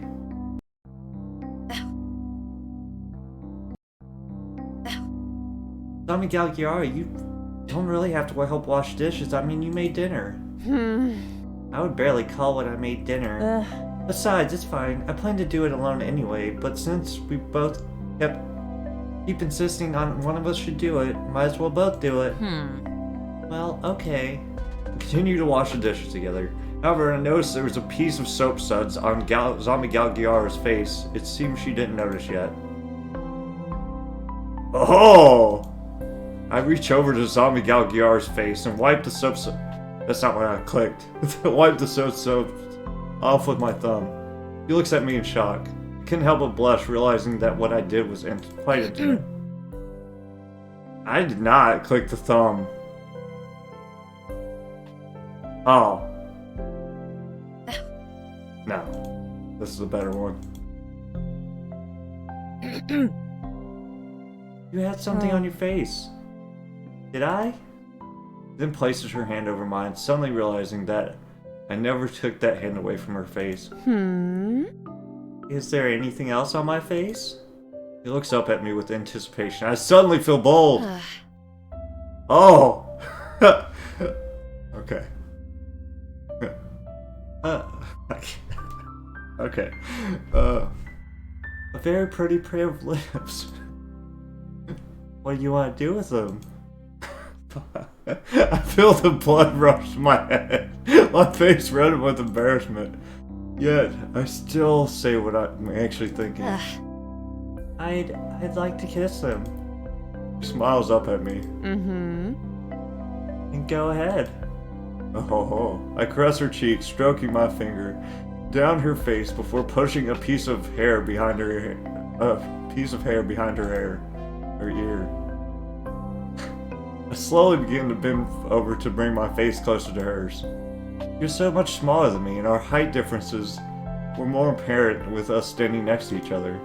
Yet despite that, I still found my face inching closer and closer to hers, until I could almost feel our lips brushing against each other. I guess Zombie Galgiara got impatient as she then pushed her lips against mine, closing the distance between us. I felt every inch of her lips against mine, even the small opening around the corner of her mouth. And my back hurt a little due to the fact I had to bend over to reach her. But still, it was the best kiss I ever had. I slowly pull away, already missing the warmth of her mouth, and look down at her. That was nice. It was. Though, gotta say, never had a kiss that tastes like pasta before. Sorry. I'm not complaining. But let's make sure our next one tastes different. Let's finish these up and head to bed. Yeah, okay. Oh, bud!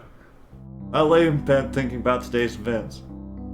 Oh, okay. This didn't go where I thought it was going. Alright, cool. I can't believe I kissed Ami Galgyaru. She said there will be a next time. I squealed into my pillow, a grin spreading onto my face. I wonder if she enjoyed the kiss as much as I did.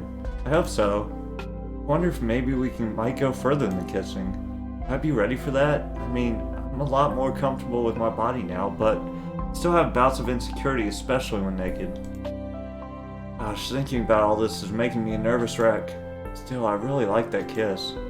Sometimes I do feel like Zombie Galgyar is hiding something from me. But I do think we got a lot closer though. Even though there's still a bit of distance between us. Hopefully that will change soon. I hope she'll trust me enough to share with me what is on her mind. Until then, I'll wait until she's ready. After that, having those final thoughts, my tiredness soon overcame me and I drifted off to sleep. Dead ends. Chapter 6.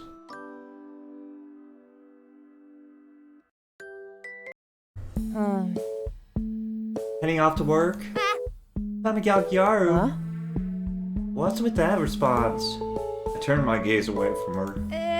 Ooh, what response? That one. Also, now you're not even looking at me. Just about the kiss last night. Yeah, act like this every time we kiss, you know. Just sorry. You'll have to get used to it eventually. We're going to kiss more. Right. How about as a practice, I give you a goodbye kiss? Relax, I was just teasing you anyway. Oh. Mostly. Take care though. I will. I'll be back home soon. Bye. I leave the house. It was a relatively slow day at the cafe, and at this moment I was chatting with Jane about a game she was playing. And there's this huge twist. You won't see it coming at all, I promise you. Then maybe I should give it a try. I totally recommend it. The lighthouse at the end of the sea is so good. Hey Jane, go ahead and take your break. Oh, okay. See you, Sam. Enjoy your break, Jane. Oh? So, having fun? Yeah, it's been neat talking with Jane. I'm happy to hear that. As long as she isn't pestering you anymore about the broken espresso machines. Not anymore. Then good. Just then, the bell signaling someone has entered the cafe rings. Welcome in. At the entrance, lo and behold, it's... Hey! Hey! Kiara, what are you doing here? You're usually not up this early, too. I got bored at home, and I couldn't really sleep again, so I came here. But are you sure it's okay for you to come here? It's fine. Besides, I wanted to come see you at work. Got a COVID mask. I mean, if you're fine with me coming to see you. Are you bothered by me being here? Despite the face mask, I could hear the insecurity in her voice. No, I'm happy to see you here, actually. Oh, okay, cool. Amigalkiaru? Just then, I remembered that Liam had been standing next to me this whole time. Liam, this is Amigalkiaru, my friend. Liam raised an eyebrow at the name, but didn't say anything else, unfortunately. Nice to meet you, Amigalkiaru. Yeah, same. Since you're a friend of Sam's, do you want anything on the house? You sure about that? Liam, you don't have to do that. I can cover for her. I don't want you to get in trouble. Yeah, it's cool. A friend of yours is a friend of mine. The polyamorous. Also, not like I give a crap if I get into trouble. Yeah, I like this guy. You too. So what will it be? Give me the chocolate croissant, the cinnamon roll, the banana nut bread.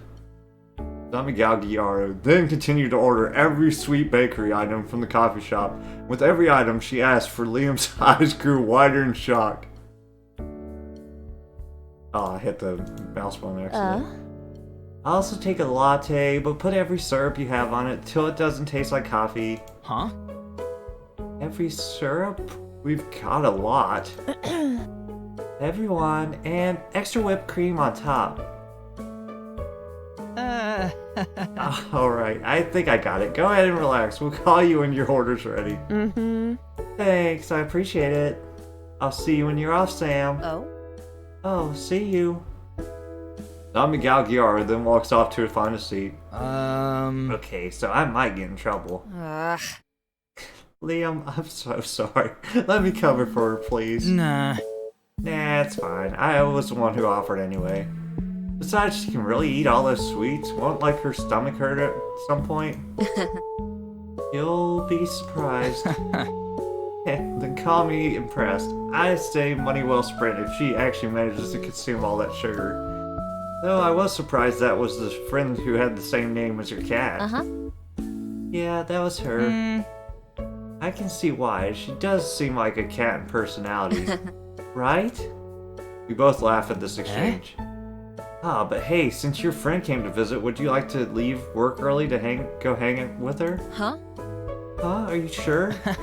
Yeah, I mean, I'm already getting in trouble for giving away most of our product for free. What's one more thing? I don't think you should have that attitude, but I'll stay here this time. Actually, it's okay. Thank you for the offer though, but like you said, it's just 15 minutes. I'll stay until my shift is actually over. Besides, I like hanging out with you. Well, glad to hear that you put up with me. I don't put up with you. I enjoy your company. Don't put yourself down like that. Sorry, when someone acts genuine or sincere with me, I kind of try to deflect it with humor. Force of habit. I'll forgive you, but you better get used to me saying nice things to you. I'll try. What's so funny? Oh, I was just thinking of how kind of cool how we can joke and tease each other like this. A month ago, you would probably not have been even speaking to... I would probably not have been even speaking to each other like this. What? You and I... Oh, I suck at reading. You and I would probably not have been even speaking to each other like this. Uh-huh. That's true. Before I met Zombie Galgiar, Liam and I have been casual co-workers. We did chat here and there, but never really got to know each other. Yet ever since Liam had exchanged contacts, I've come to really rely on him and even crave his company. I care about Zombie Galgiaru, and she's a dear friend of mine, as she has been there to support me, and I do enjoy spending time with her as well. But it's different with Liam. With Liam, I feel something more than just friendship. I'm starting to realize that from everything like the sweets to the late night phone calls in his company, that whenever my mind strayed to thinking of Liam, my heart fluttered. Liam was the first person I turned to whenever I was facing a crisis or needed help. And now he has become the person whose company I constantly craved, as being with him was always fun, exciting, and thrilling. And despite already getting to know Liam more than I have ever before, I felt like I wanted to get to know him even more. That's true, we have gotten really close over the last month. You okay, Sam? You look really red. I grabbed Liam's hand and was now holding it with mine. But I wouldn't mind if we got closer. Yeah? I think so too. We continued to secretly hold hands behind the register for a while. Oh wait, I almost forgot. Liam heads back before returning promptly. Here's your plate back. Thanks again for the peanut butter bars. I gave those to you weeks ago. Did it take you this long to finish them? No, but it took me this long to wash my dishes. I won't say anything else. I take the plate from his hand. But thank you for returning the plate. Did you like them? Absolutely, they were delicious. Best peanut butter bars I've ever had. You don't have to go that far. I'm serious though. If I had known earlier you baked, I would have asked to be a taste tester of yours. It's kind of my hobby, though I haven't got back into it until recently. But it's been nice, you know. I've forgotten how much I enjoyed baking and baking for others due to so many other things. I'm glad that I've gotten back into it. Hmm. You know, Liam, we've talked about a lot of stuff, but I don't really know what kind of hobbies you have. What are you talking about? My hobbies include reading manga, playing video games, and using memes to make fun of my trauma. No, not like that. Well, not like those are bad hobbies, except the meme one, maybe. Didn't joke about that. But I thought maybe you like drew or something. I mean, you like webtoons a lot. I was thinking maybe you want to make one of your own. I haven't. Where the crap? I'm sorry, Sam. I didn't mean to yell. I'm going to head to the back and clear my head. I'm sorry I yelled. It's okay. I forgive you. Go take a break, okay? Liam then walks off to the back room. Wonder if I said something I shouldn't. It seems when I mentioned making his webtoon, Liam got really upset by that. I wonder if he wanted to, but couldn't. Because his parents were against it like mine, or if he didn't have means to. When I think of my own painful memories of my parents demeaning my own dreams of being a baker, studying pastry arts, I can see why he would get upset about that. Just to have someone bring up something you wanted to forget or had a hard time talking about. Now I see that was insensitive of me to do. I should just be careful about mentioning it from now on. I look back at the door that leads to the back room. So sorry, Liam. In order to forget what happened earlier, I continued to try and think about other things. As I was about to leave to my shift, my mind suddenly wandered back onto Zombie Galgyaru. I can't believe it's already been a month since Zombie Galgyaru came into my life. It's amazing in how just a month my life has changed so much, and that she and I became good friends in the process.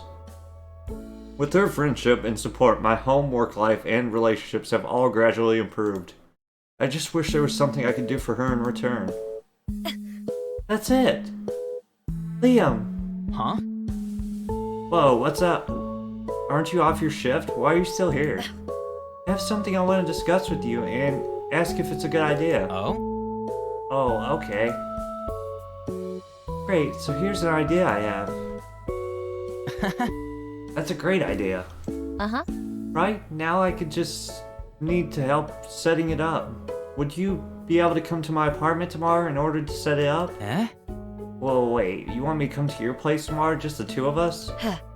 Yeah, it's just Zombie Galgyaru and I who live there, and I'm going to send her out on errands to distract her.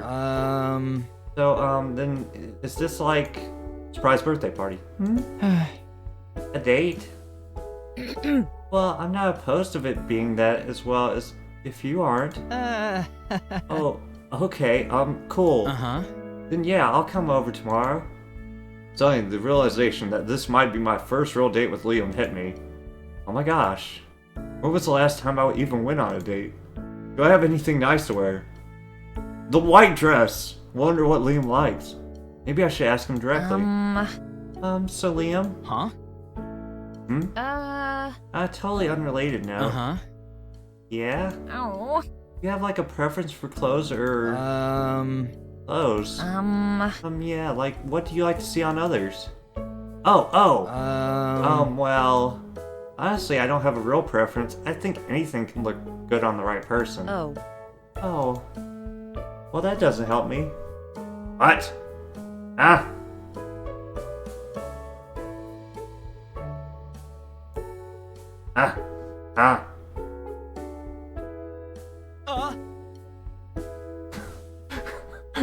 What was that? But I do think dresses and skirts are attractive on others.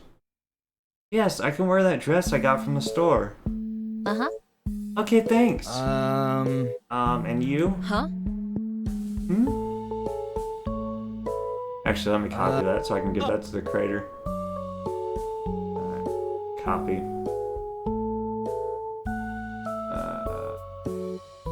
Boom. Okay, let me get my text editor. Yeah, I'll give this to him when I make my review thing. Okay, ignore. Okay, thanks. And you? What do you think is attractive? Well.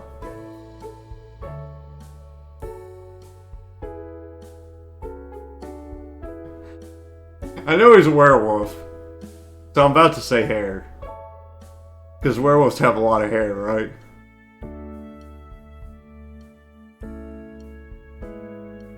Or I could say personality, because that won't change. Face will change. Style will probably change. Breath is going to change. Fragrance will probably change. Like personality. A person with a great personality is attractive. Really? That's kind of a cheesy answer. What's true? Looks fade, but personality doesn't. That's why I would totally find someone who's nice, funny, and helpful, attractive. Bonus points for friends. So, someone like me? Yeah, someone exactly like you. I mean... He then laughs at this. I'm just teasing you, Sam. Oh. Tease. That means I have a shot. Huh? Nothing. I said nothing. Ha ha ha ha ha. Okay. I'll see you then, but I should get going. Zombie Galgiara is probably waiting for me right now. See you tomorrow. I exit behind the counter and watch Zombie Galgiaro at the seating area. Zombie Galgiari, ready to go home?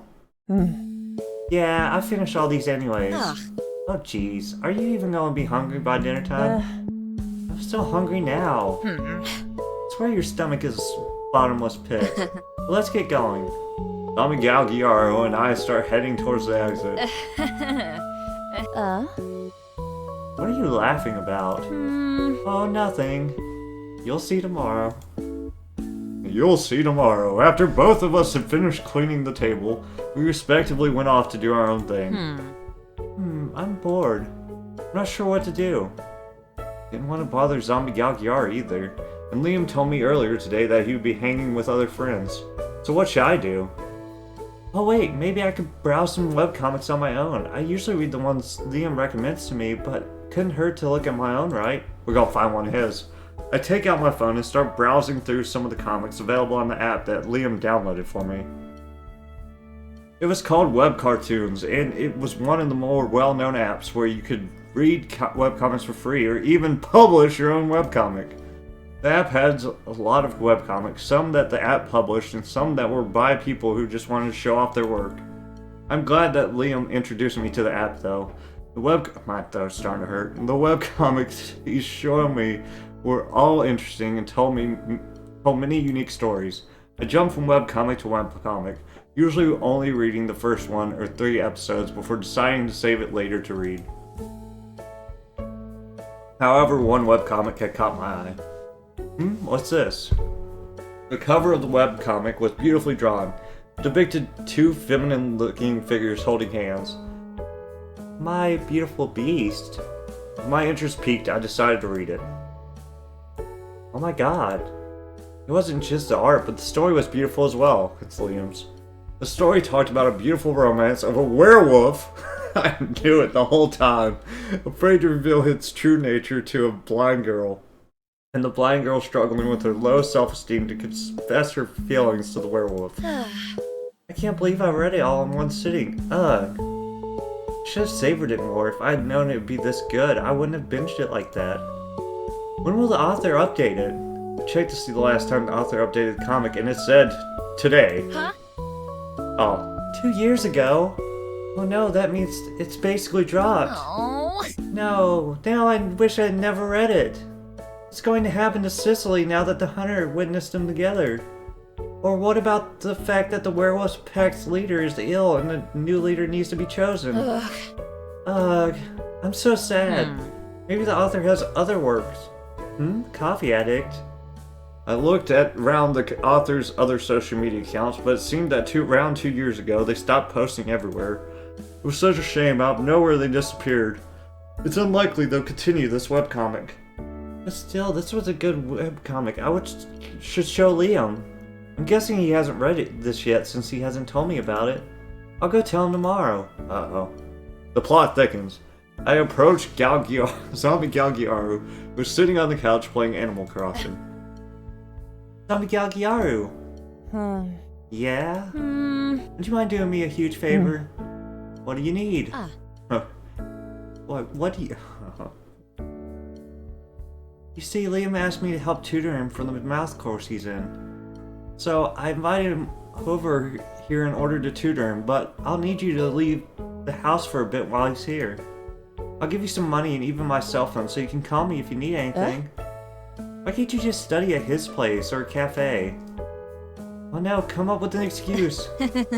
I thought that maybe while he's here, you could go grab us some decorations for Halloween. You would really be helping me out by doing so. Additionally, you could grab us some candy. Fine, I get it. I'll head out. Ew. Just make sure to call me whenever your date is over. Don't want to be walking in while you're trying to get laid. I'm Gyaru. After sending Gyaru out, I had showered and changed before Liam's arrival. Ugh. I wonder if I should change my hairstyle. Guess there's no time, I better let him in. Head to the entrance and open it. Liam, you're here. Hey, I'm here. Thank you again for doing some shopping for me. No problem. Where do you want me to put these? He then gestures to the bag of groceries I asked him to get. Just set it on the coffee table here. Sure thing. Were you able to buy everything on the list? Yep, I had no trouble finding what you asked for. I got the balloons, decorations, cake stuff. Perfect. I can't wait to surprise Gyaru. I'm sure she was surprised you were doing this. Not many people celebrate someone living in their place for a month. Or maybe they do. My roommate's just a lazy butthole who hasn't done it for me yet. Don't say that. And it's different. I mean, she's been living with me for a month, but it's so much more than that. I'm a really good friend over the last month, and I guess I want to celebrate our friendship. Is that weird? It is. But sweet, honestly, very much Sam-like. What does Sam-like even mean? Alright, so what do you need me to do? Oh, could you decorate for me while I get started on the cake? Then after you're finished, you can come help me make dinner too. Sure thing. Thanks, Liam. After placing the cake in the pan in the oven, I walked back to the counter. Alright, time to do dinner. The dough should be ready by now. I grabbed the kneaded dough and began cutting and prepping it. Make siopao. I finished and it looks great. Thank you so much, Liam. I wish I could have helped. Nah. It's fine. You seem busy cooking anyway. Speaking of cooking, what are you making? Because it smells great. For dinner, I'm making siopao and pork fried rice. For dessert, I'm making chocolate chip cake, since it's a nice throwback to when we first met. Holy crap, you're making all that? That's it? I wanted you to be my roommate instead. If I kick out my roommate, will you move in with me? Thanks, Liam, but I only know how to cook like this because I like helping my mom and grandma in the kitchen. It's not really that impressive. I think it is. I mean, if what you're making is any good as the peanut butter bars you made me before, then whoever marries you is going to be a lucky person. What I meant is that, You want to help me stuff these buns? Yeah, I'm sure he does. Yes, please. Relieved that the subject was changed, we both began to take the flattened dough and stuff them with filling. Yeah. For a while, we both worked in awkward silence, but the tension soon dissipated and we began conversing once more. It didn't take us long to finish everything. There, everything's cooked now and the cake is baked. All that we need to do now is wait for the cake to cool down and decorate it and we'll be finished. Awesome, teamwork. Teamwork. High five. Yeah. Don't know what it is about Liam, but it's so easy to have fun with him around. I'm glad I invited him to help me do this. This kind of reminds me when I was young and watched my mom make tamales. You ever helped your mom in the kitchen? Not really, though I wish I did. My household wasn't the greatest. My parents were kind of traditional. They believed in crap like that men made money and that women worked in the kitchen. Honestly, I kind of felt bad for my sisters and female relatives. I remembered on holidays, They would all be in the kitchen while my dad and brothers were playing TV or playing video games. Watching TV and playing video games. Oh. Or playing games. I actually kind of remember the same thing in my household. Yeah, I guess Mexican and Asian cultures aren't too different then. Maybe. Did your parents get on you about your grades? Nah, not really. My parents weren't too strict with me on grades. Though if I even looked at the color pink or was caught crying, then they would tell me to man up or shame me for crap like that. That's bad. I mean, Asian households have their own sexist standards, but not so much directed at men, but more so at the women. Though I didn't really experience them, as I didn't realize I was trans until middle school. But I do remember how female relatives often get scalded if they were acting too boyish. Same, honestly, I had it easy compared to my sisters. They were more strict with them, like my parents would get on them to learn how to cook and clean, would harp on about their clothes and dating, and even made them follow a curfew. The worst was when Mom found out my sister went out late to see a boy and she beat her with her chancla. Is that the flip-flop? The chancla? I'm not sure. It was no surprise that once my sisters were old enough, they moved out and never looked back. I mean, I'm still in contact with all of them, thankfully, mostly because I kind of realized how bullshit it was. Excuse me. Bullcrap it was for our parents to treat us. I understand. I mean, and if it's better to be male, I'm sure you had to face some challenges too. Yeah, well, I moved out for 2 reasons. One, well, that one doesn't matter right now. The other reason is because I'm bisexual. Oh, were your parents? Kind of, yeah. They didn't really approve or believe I was bisexual. You're not comfortable with talking about it.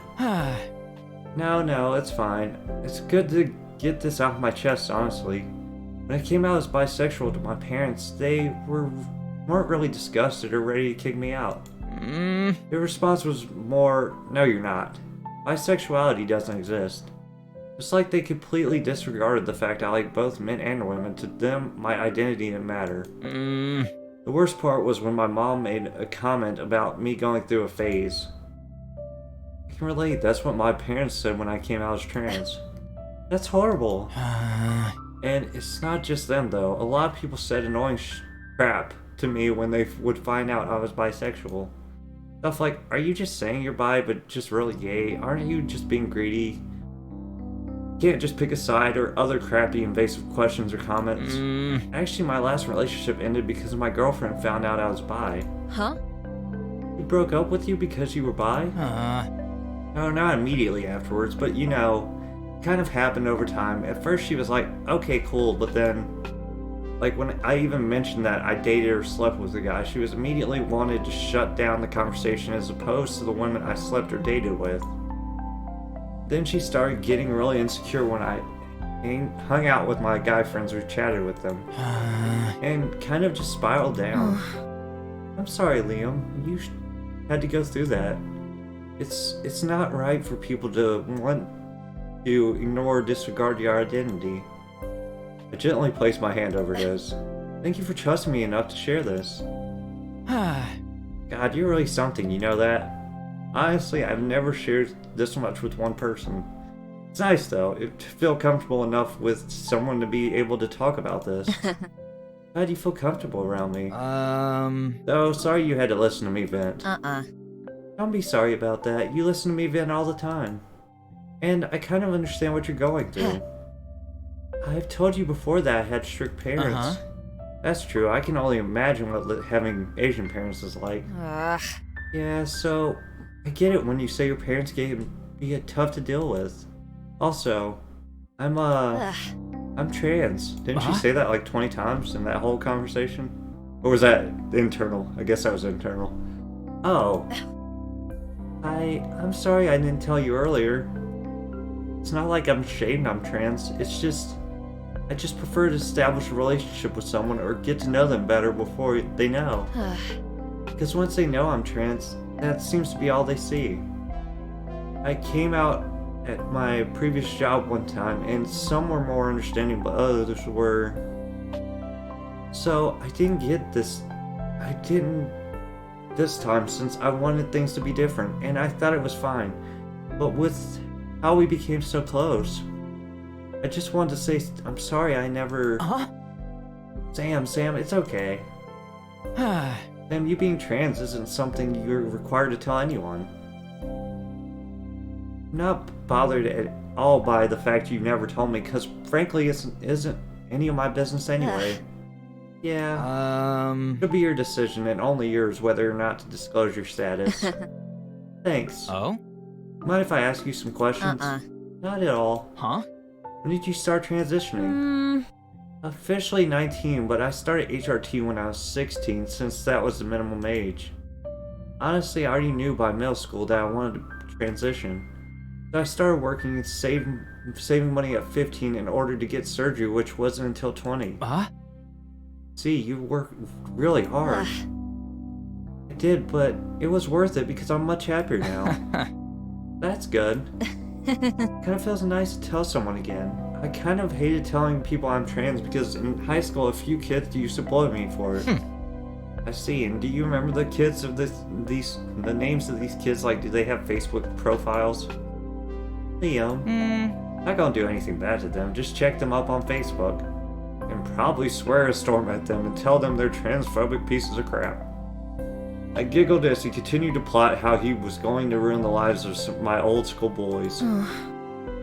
Sorry for going off topic and turning it all about me. Hey, it's not a problem. I don't mind. I'm here to listen when you need it as well. Liam, thank you. You've helped me so much with everything. Honestly, I don't even know why you helped me out so much. You don't remember, huh? Remember what? Do you remember when we first met? Yeah, the manager introduced you to me and had me train you. Nah. Yeah, that's not when we first met. We met a week before that. Oh? Yeah, it was the day I was being interviewed for the job at the cafe. Was I there? You were, but it's fine if you don't remember. Before I came to work at the cafe, I kind of was going through some crap. I was struggling with depression and had hit on some hard times. I was doing something else before working at the cafe. But I found myself unable to do the job anymore, so I had to get a different gig in order to make ends meet. So I was interviewing everywhere I could. But I kept getting rejected everywhere and I was losing my confidence.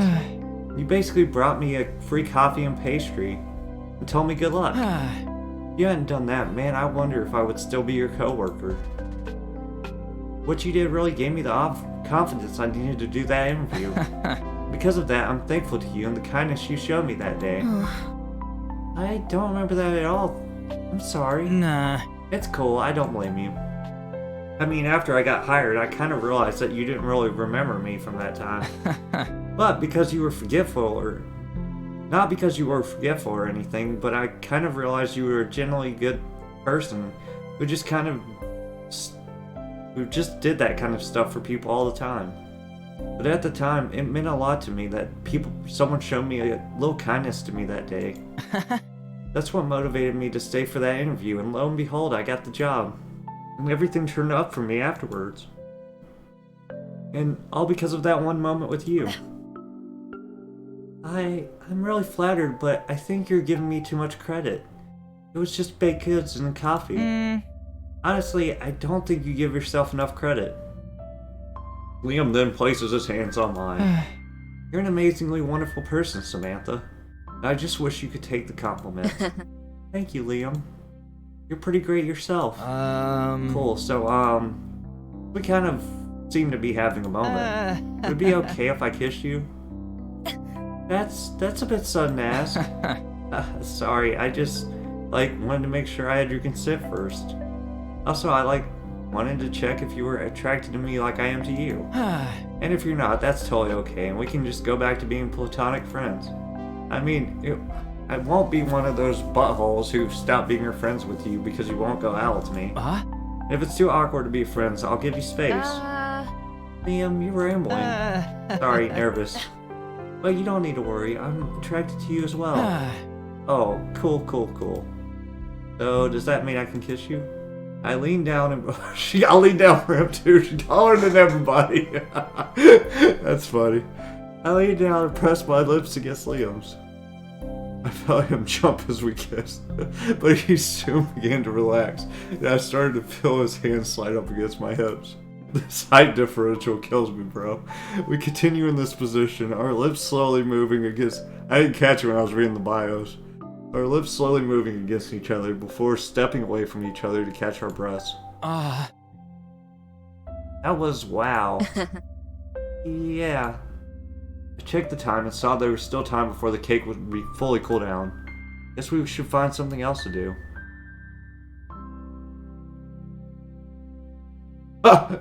I guess that's what we're doing. There's some time. You know, there's some time before the cake is done cooling. Yeah, wanna watch a movie or something? Well, I was thinking we could do something else. Really? I guess we could play video games. I didn't bring my Switch though. No, I was thinking we could continue where we left off. Where we left off? Oh! Yeah, I'm totally into that idea. I'm happy to hear that. Then shall we head to my room? Yes, Mio, is this a dream? I mean, lead the way. Hopefully it doesn't get too explicit, because I don't want to blur stuff. So, here's my room. It's nice, it suits you. Really? I think it's kind of plain. Nah, I think it's cute. Like you. Well, thank you then. Sit down on the bed. Want to sit with me? Yeah. Liam swiftly sits down next to me on the bed. For a while we sit nervously next to each other. I don't know why I'm so nervous. This isn't like my first time or anything. Maybe it's because it's Liam, and I like him a lot. I wonder if he's nervous too. Hey, Sam. Huh? I just want to make sure you're okay with this. Like, if at any time at all you want me to stop, just tell me, okay? Thanks, Liam. And yeah, I'm okay with this. Cool, just wanted to make sure to let you know. Then since you said it's okay, you mind if I take the lead? What does it matter? I don't know. Yeah, oh, that's what it matters. Okay. Go ahead. Liam then moves closer to me. Our faces just inches apart. I closed my eyes. My heart was beating so loud against my chest that when he pressed his lips against mine, I was almost sure he could hear it. His movements felt clumsy at first, as if he was afraid to do anything sudden to scare me off, but I let out a small moan to let him know I liked what he was doing. That sound was all the encouragement he needed from him to grab me by the shoulders and pull me closer so he could kiss me harder. I made a small gasp, caught off guard by the sudden display of force. He tilts his head and swipes his tongue over my bottom lip, as a signal that he wants to kiss me deeper. I gasp, letting my lips part wider, like he wanted, and he delves his tongue into my mouth. That's a weird sentence for me to read. I could hear him groan as our tongues moved against each other. He leaned forward, making me fall down onto the bed, until my back was pressed into the plush cushion and he was now on top of me with his hips between my long legs. His hands then moved away from my face and put up my arms until his hands were interlaced with mine and were pinning me to the bed.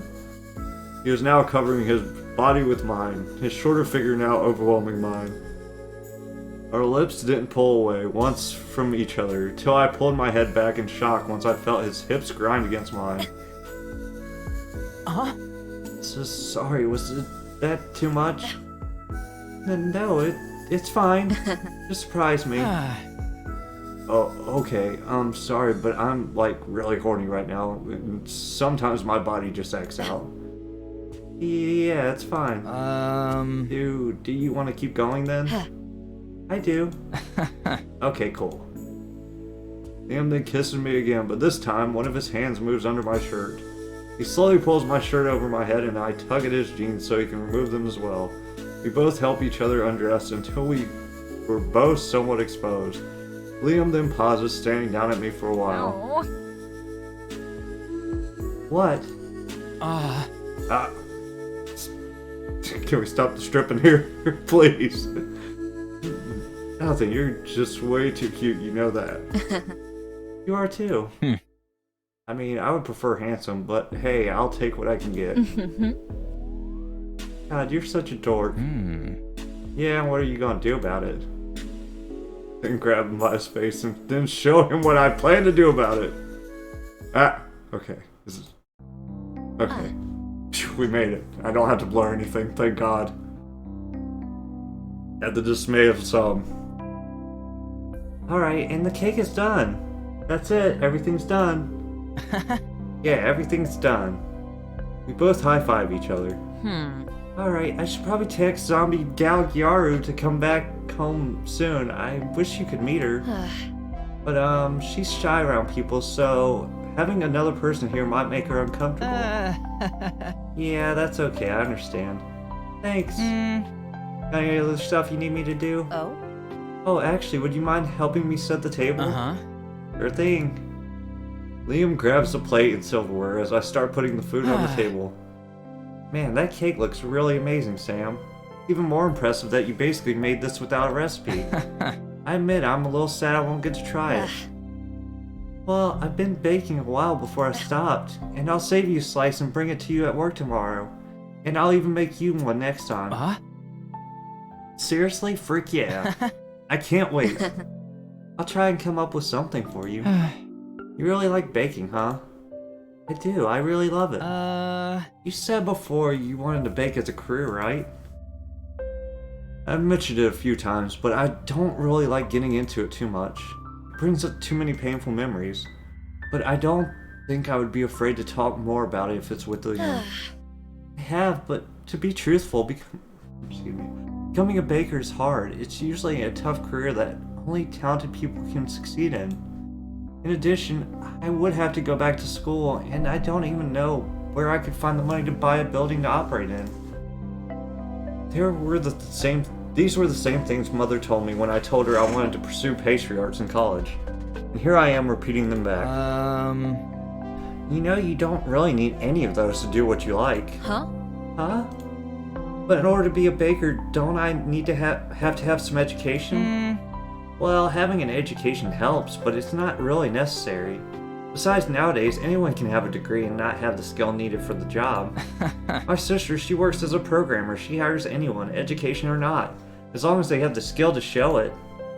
That's true. And who says you need to operate a business physically? I mean, there's the internet, and you can operate your store online, unless you would prefer to run a store. No, not really. I mean, as long as I can bake, I wouldn't care either or. Also, the thing you said about being talented, in my opinion, the idea of talent is kind of overrated. Everyone has something they can bring to the table that's unique, and just because one person's thing seems nicer doesn't make it any more special. I mean, that's why things like back-year exist, whatever that is. People pay money to sponsor or support other people's work because they like it. Speaking of which, you could also totally write down your recipes and publish them on back-year to have people support you too if you want, like Kickstarter. Honestly, there's a bunch of stuff you could do other than just being a baker if you wanted to make a career out of baking stuff. Kind of the amazing thing about the internet. I never thought of any of that. I always thought that the only way for me to bake as a career would be to be a baker. But I never realized that there were other routes I could take. But if I had even known about them, would I still have tried, or would I have been too afraid to go against my parents and just make up excuses again? But you don't really have to do any of that. Like, if you don't want to, I get it. Sometimes it's better to just keep things as a hobby if you want. Just because you like it doesn't mean you can make a career out of it. Honestly, it would be better if you just kept it as a hobby. Forget what I said earlier. Sorry, it was stupid. Okay. I wonder where that came from. First he's saying I could make my hobby career, but now he's saying I shouldn't. That's weird, but maybe I shouldn't push him. How about we talk about something else? Yeah, that sounds good. Have you been reading anything interesting? Oh, here we go. Oh yeah, so there's this webcomic. We talked for a while about the new things that Liam had been into, and then suddenly I remembered the webcomic I read last night. Oh. Oh, hey, Liam. You know how you've been reading me a lot of webcomics to read? Uh-huh. Yeah? This time I have something to recommend to you. Oh? Oh, cool. Tell me. Uh-oh. I was bored last night, so I was looking around the app and I found this really neat comic. Though it's been discontinued, I still think you would enjoy it. What was its name? Oh, right. Love is a Language. Suddenly I hear clattering and look towards Liam to see that he had dropped some of the silverware. Liam, are you okay? I'm fine. You want help? No. I'll clean this up. Sorry. Oh, okay. Due to the awkwardness, we just work in silence for the remainder of the time. Again, thank you for the help. Uh-huh. No problem. Hey, did I say something or do something to upset you earlier? Huh? You seemed really sad earlier, and if I did something to upset you, I'm sorry. No, it's fine. It's not you. It was something else. Sorry, I'm not ready to talk about it yet. It's fine. I'm just glad that it wasn't something I did. Nah. It wasn't. However, I still couldn't shake off the feeling Liam wasn't telling me everything. I wanted to ask more, but I felt if I pushed him on the subject, he might recoil even more. So instead, I decided to ask him something else that had been on my mind for a long time. Liam? Huh?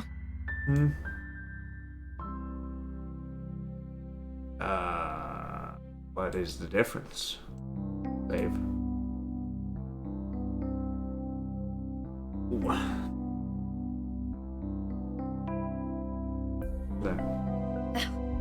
Where do you want this to go?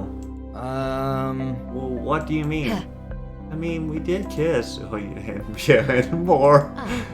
But if you just wanted to keep this casual... No. Crap, sorry, I didn't mean to yell at you. But, I just want you to know, I don't just want to have a physical relationship with you. I'm really serious about you. I like you, Sam. Probably more than you realize. Liam? There's some business I have to settle before I can try and pursue a relationship with you. Huh? Business? I haven't been completely truthful with you. What is it, Liam? Sorry, I don't think I can tell you now. It's fine, I understand. Just so you know, once everything's settled, I'll definitely ask you the question. Okay. I had a blast today, though. We should totally hang again. Yeah, for sure. Well, bye. Liam then pecks me cheek. Pecks me cheek! Oh, are you pecking the cheek? Oh, pecking the cheek, lassie. Pecking me cheek. Before turning on his heels and heading out. Oh, Lord. Oh, Lord. Okay. Bye. Alright. Now to wait for Zombie Gal Gyaru to return. Why the frick is Halloween so popular? It's mostly an excuse for teenagers to be awful and adults to be drunk. Damn, I'm back. Surprise! What? Whoa, what the frick is going on in here? Well, I realize it's been about a month since you started living with me. Oh, you're right. And since you started living here, I may not have said this before, but you have become a very important friend to me. You've done so much for me by giving me advice, keeping me company, and listening to my dumb vents while you've been living here with me. I wanted to do something to celebrate our friendship and you living here with me. So I threw this party. Do you like it? Zombie Gal Gyaru? Zombie Gal Gyaru, are you crying? Just shut it. It's your fault that I'm crying. Freak. I'm stuffed up. Oh, Zombie Gal Gyaru. I'm sorry, that's not what I wanted to say. I'm like really emotional. It's just no one has ever done something like this for me. This is so thoughtful and kind, and just you're an amazing person. Abigail Gyaru, now you're making me cry. Oh. No, you're crying too now. Oh. I can't help it. Yeah. I hugged Zombie Gyaru as the tears streamed down my face. Then pushing me away, she hugs me back too, pushing her face into my arm, where I could feel becoming wet from her own tears. We cried for a good few minutes, holding each other, overwhelmed with emotion. Soon, though, we started to regain our composure and stepped away from each other. Oh, how about we eat dinner now? Hold up, there's something on the couch. Oh. I thought she was gonna pick up something else. Zombie Gyaru approaches the couch and then picks up a raft of gifts. This from you? No. Zombie Gyaru then checks a note attached to the card. That's this from Liam. Oh, he came over to help me decorate. Zombie Gyaru then reads the note. Zombie Gyaru, I don't really know you, but you seem like a good friend to Sam. Welcome to the neighborhood. I hope you like your present, and I hope we get to know each other more in the future, Liam. Oh. He's a really nice guy. He really is. You picked a good one. So what's inside? Zombie Gyaru then opens our gift to take out. Is this freaking cat ears? Yeah. Liam. We were both now sitting at the dinner table and eating the feast I made for Zombie Gyaru. Can't believe you said I was a cat. What did you want me to tell him? Hey Liam, that mess was actually caused by a zombie who tried to attack me. I wasn't trying to attack you. Just the cookies you made. Oh hey, speaking of those cookies, did you notice the cake I made?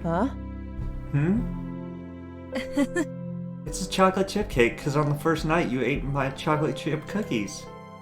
I thought it would be cute, you know? Wow, how cheesy. Hey, but it is cute. I like it. Thanks. I suddenly remember the conversation that I had with Liam earlier. You know, Liam mentioned something interesting to me earlier. He asked me if I wanted to pursue a career in baking. And well, I told him I didn't feel like I was able to because I didn't feel talented enough. And I would have to go back to school, and I'm not sure how I would even buy or operate a building. And then he basically rebutted my excuses and told me that if I wanted, I could try and run an online business. And I wouldn't need to go back to school or anything, since most people who operate are judged basically on skill. That's smart. I didn't even think of that.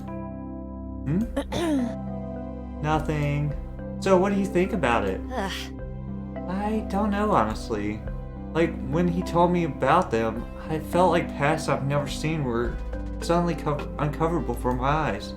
But I also wonder if I did know about them earlier, would I have taken them or make more excuses for myself? Well, you can't really do anything about the past, that won't change. But if this is something you want to do, I support you. Oh? You do? Yeah, and if you want, I'll even help you set everything up and operate for you so you can focus on baking. Got to earn my keep somehow. Tell me, Gyaru. Either way, you have my support, but what matters most?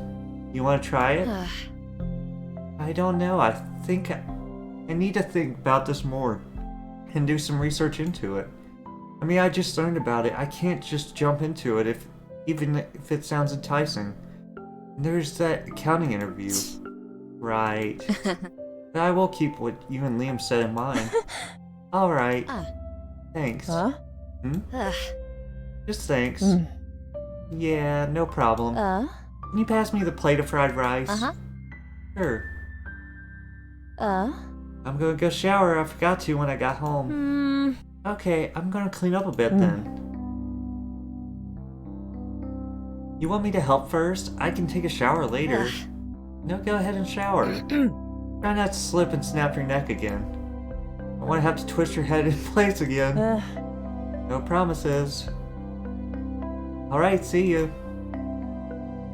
Given how clumsy she is, it is fortunate that she's already dead. Alright, now time to start cleaning. I grabbed a trash bag and start putting the decorations into it. Hated that I had to throw all this away when Liam worked so hard to decorate it, but unfortunately he had to go. As I started cleaning up, something on the coffee table caught my eye. Picked up what looks like a cell phone. It wasn't mine, and Zombie Galgiaro didn't have one. I press a button to turn on the phone and see the little lock screen as of some magical girl anime. Oh, this is probably Liam's. He must have accidentally forgotten it here when he was decorating. It's been a while since then, though. Maybe he doesn't know he left it here yet. Feels rude to invade someone's privacy, but he might really need his phone later. I'll just unlock it and call his roommate, and they can tell him it's at my place if he's at home. I unlocked the phone, which unfortunately didn't require a passcode, and the first thing I saw was the page for the app where we read our webcomics, web cartoons. I guess Liam had to take a break to read some. That's so like him. Then at the spot where your avatar and username was placed, Liam's avatar was an eerily familiar looking drawing, and the username being... Coffee Addict?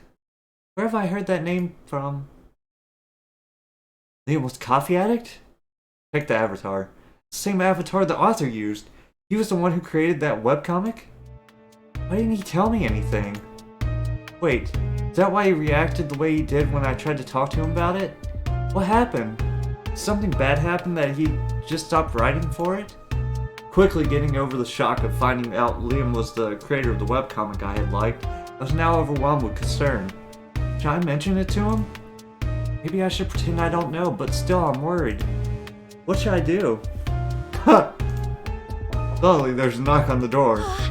I'm coming. I walk to the door and open it. And speak of the devil. Oh, this is gonna be awful. Hey, Sam. Liam, you're here. Sorry for barging in again. But I came because I think I left my phone here, I think. Did you see it by chance? Liam then sees his phone in my hands. Phone by hands. Oh, hey, there it is. Thanks, Sam. And then shakily hand him his phone. Yeah, no problem. Yeah, I definitely acted weird. Wait, did you go through my phone? No, I didn't mean to. I was just trying to call your roommate to tell him that you left your phone here. When I unlocked the phone, it was just on the app. I see. Did you see anything? It was an open-ended question. I could lie and say I saw nothing, but it wouldn't feel right if I did. However, if I tell Liam I know that he's a coffee addict, he might also get upset at that. I have no clue how to respond. Liam, I'm sorry. So you did see. I'm sorry. Yeah, well, you still shouldn't have looked. I'm going to get going. Bye. Liam then storms out, slamming the door in the process, leaving me standing awestruck in the living room. The frick happened while I was gone? I don't know. I think I need to sleep. Alright. I lay in my bed staring at my phone. Maybe I should call and apologize. No, it's too late. Anyway, I'd just be bothering him even more. I'll just apologize to him in person. He ain't gonna be there. Yeah, I'll go to the cafe while he's working and apologize to him in person. Having a plan of what to do, I close my eyes and drift off to sleep. He's not gonna be there! I walk into the cafe and start searching for Liam. However, he was nowhere on the floor. He might be in the back. I spot Jane in the corner of my eye. He quit. Jane! Hi Sam, what's up? I came here to see Liam. Oh, did you now? I knew you two had something going on. Don't worry, I support you two, even though I think you're too nice for Liam. It's not like that. I just have to talk to him. No need to be shy about it. But sorry, Sam. Not here today. He isn't, but I thought he was working today. Well, he was supposed to, but he called out. Besides, I heard he asked the manager for some time off, so he might not be coming in for a while. Well, what? Yeah, don't know why, but all I know now is I got more shifts this week. Boo. You know why he suddenly asked for time off? But I won't push you to tell me, though I am curious. Thanks. I guess I should get going then. Alright, see you around, Sam. If you see Liam, tell him that he owes me for covering his butt. I will. I can't see him, hopefully. However, time passed and I didn't see Liam whatsoever. I didn't even get a text or a call. And for every day that passed when I didn't hear from him, my concern and anxiety grew. It also made me realize how much I missed hearing from him and having his company at work. A week finally passed and I still didn't hear anything from him. Hey, Sam. Sam? Freaking crap, Sam. You've been cutting mashed potatoes. Wake up. Huh? Huh? I looked down to see my knife stuck in a pile of mashed potatoes. Thought I was cutting the steak. What the frick is going on? Why are you spacing out like this? Sorry, Yaru. Did something happen? You know Liam, your friend, right? You guys had a fight or something? Was it obvious? You've been checking your phone a lot lately, so yeah. He hasn't talked to me in days and is wanting me to. Why is he doing that? I think I found out a secret of his. One that he didn't want me to find out. Now he refuses to talk to me. I see. I thought it might be good to give him some space. But now, since I haven't heard from him in so long, I'm not sure. But I don't want to force him to talk to me either. Not when he's upset with me. Miguel Kiaru, what should I do? You should go contact him first. Are you sure? Won't that make him more upset with me? I doubt he's upset with you. Huh? But that you found out a secret he was trying to hide. There's a chance that he's more upset with himself. He probably didn't want you to find out his secret because it might make you look at him differently. Or change your feelings about him. And so to protect himself, he basically ran away with his tail between his legs so his feelings didn't get hurt. I see, that does kind of make sense. But if you made the first move to reach out to him, make him realize you don't care about his super stupid secret, and still cared about him, that you won't abandon him, then I think everything will be fine. You're right. I'll do that. Thank you, Miguel Gyaru. You always have given me good advice and shown me what to do. You're a good friend. I don't know what to do without you. Probably nothing, given how indecisive you are.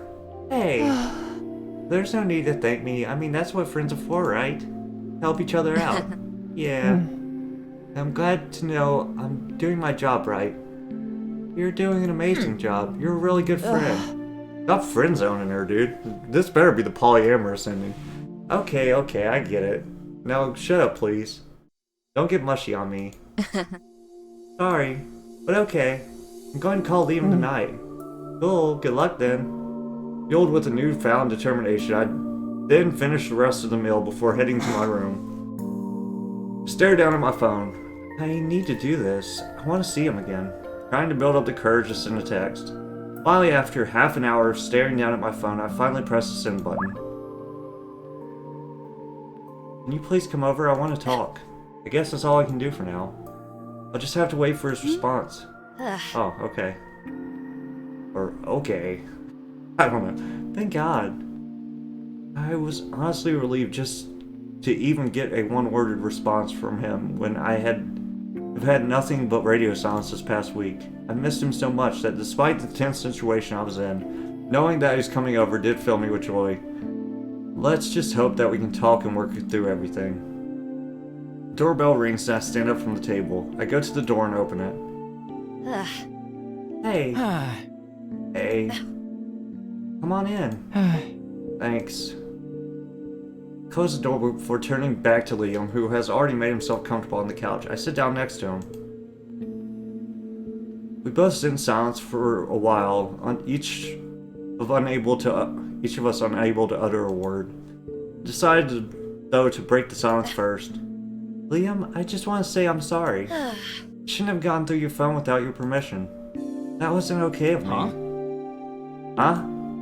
Oh, it's fine. I'm glad you forgave me for that. Yeah. Is there anything you want to say?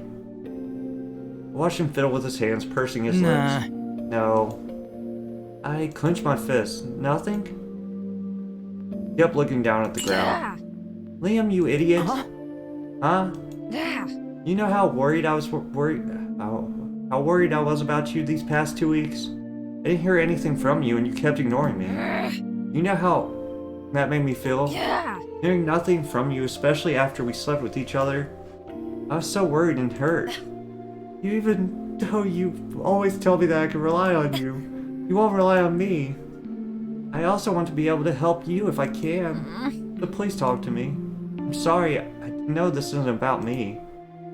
Sam, no, don't be sorry. You're not the one that should be sorry. Oh. I was the one who acted like a wee-wee to you, I guess. I don't know. Try not to cuss. I don't know if that's a cuss word, but for the, well, younger audience should be watching this anyways, to be honest. And it's not because of you that I can't talk. I'm just afraid if you hear what I say, that you'll hate me.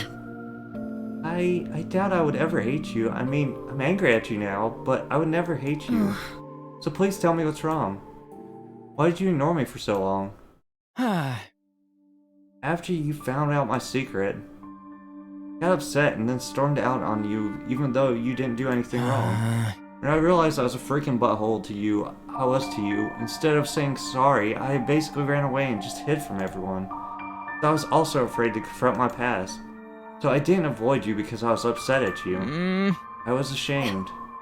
Ashamed? Because you found out the truth about me, that I'm a total failure. Huh? Why would you think I see you as a total failure? Yeah, sure, now I know that you were author of some webcomic I read, but why does that make you a failure?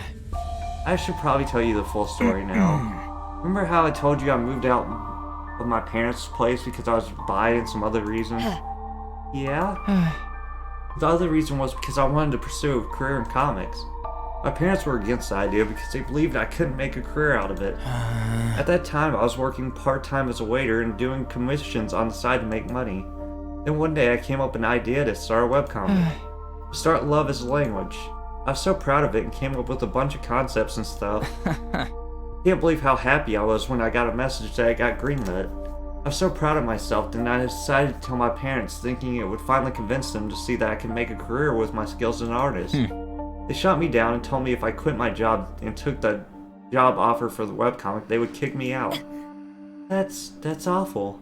And eerily reminds me of my own parents. After having enough of their emotional abuse, I moved out and struck out on my own. In order to pay for my rents and basics, I started taking more commissions and putting everything I could into my webcomic. But it was more than that. I wanted to show off my parents that I could prove them wrong and be successful. I wanted to show them that I could make it as an artist. So even when I had to go to the hospital because of my wrist injuries, or when my eyes started to become strained, and even when I developed back problems, I kept drawing. I even kept drawing when I didn't want to.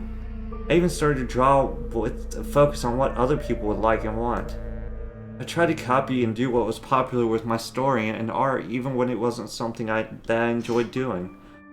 So, rather than enjoying the work I was doing, I kept aiming to make stuff that would appeal to people the most. And as you can guess, that didn't end well. I started receiving backlash from my audience and criticism from my fans and even my clients. I remember one comment a reader had. He basically said my story sucked and that I was obviously not coming up with anything original. That I was simply just writing to be popular. And you want to know the crappy thing? He was right.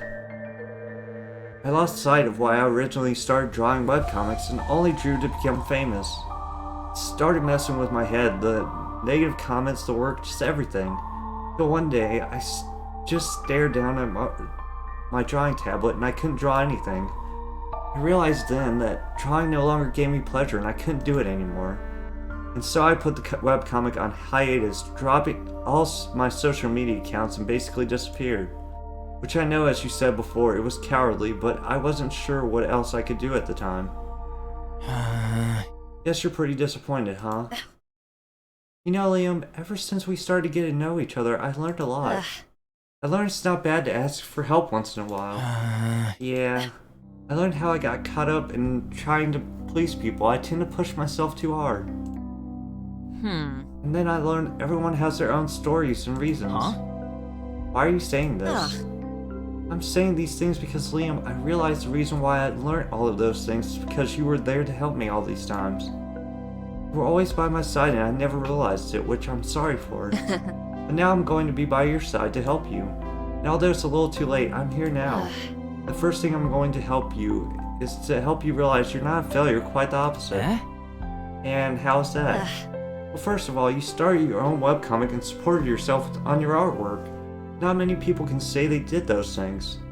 That's still amazing itself. Yeah, but then I crashed and burned. You mean you took a much needed break and rest for your mental health? I can't imagine what it's like to start hating something you once loved and did for enjoyment. It sounds awful.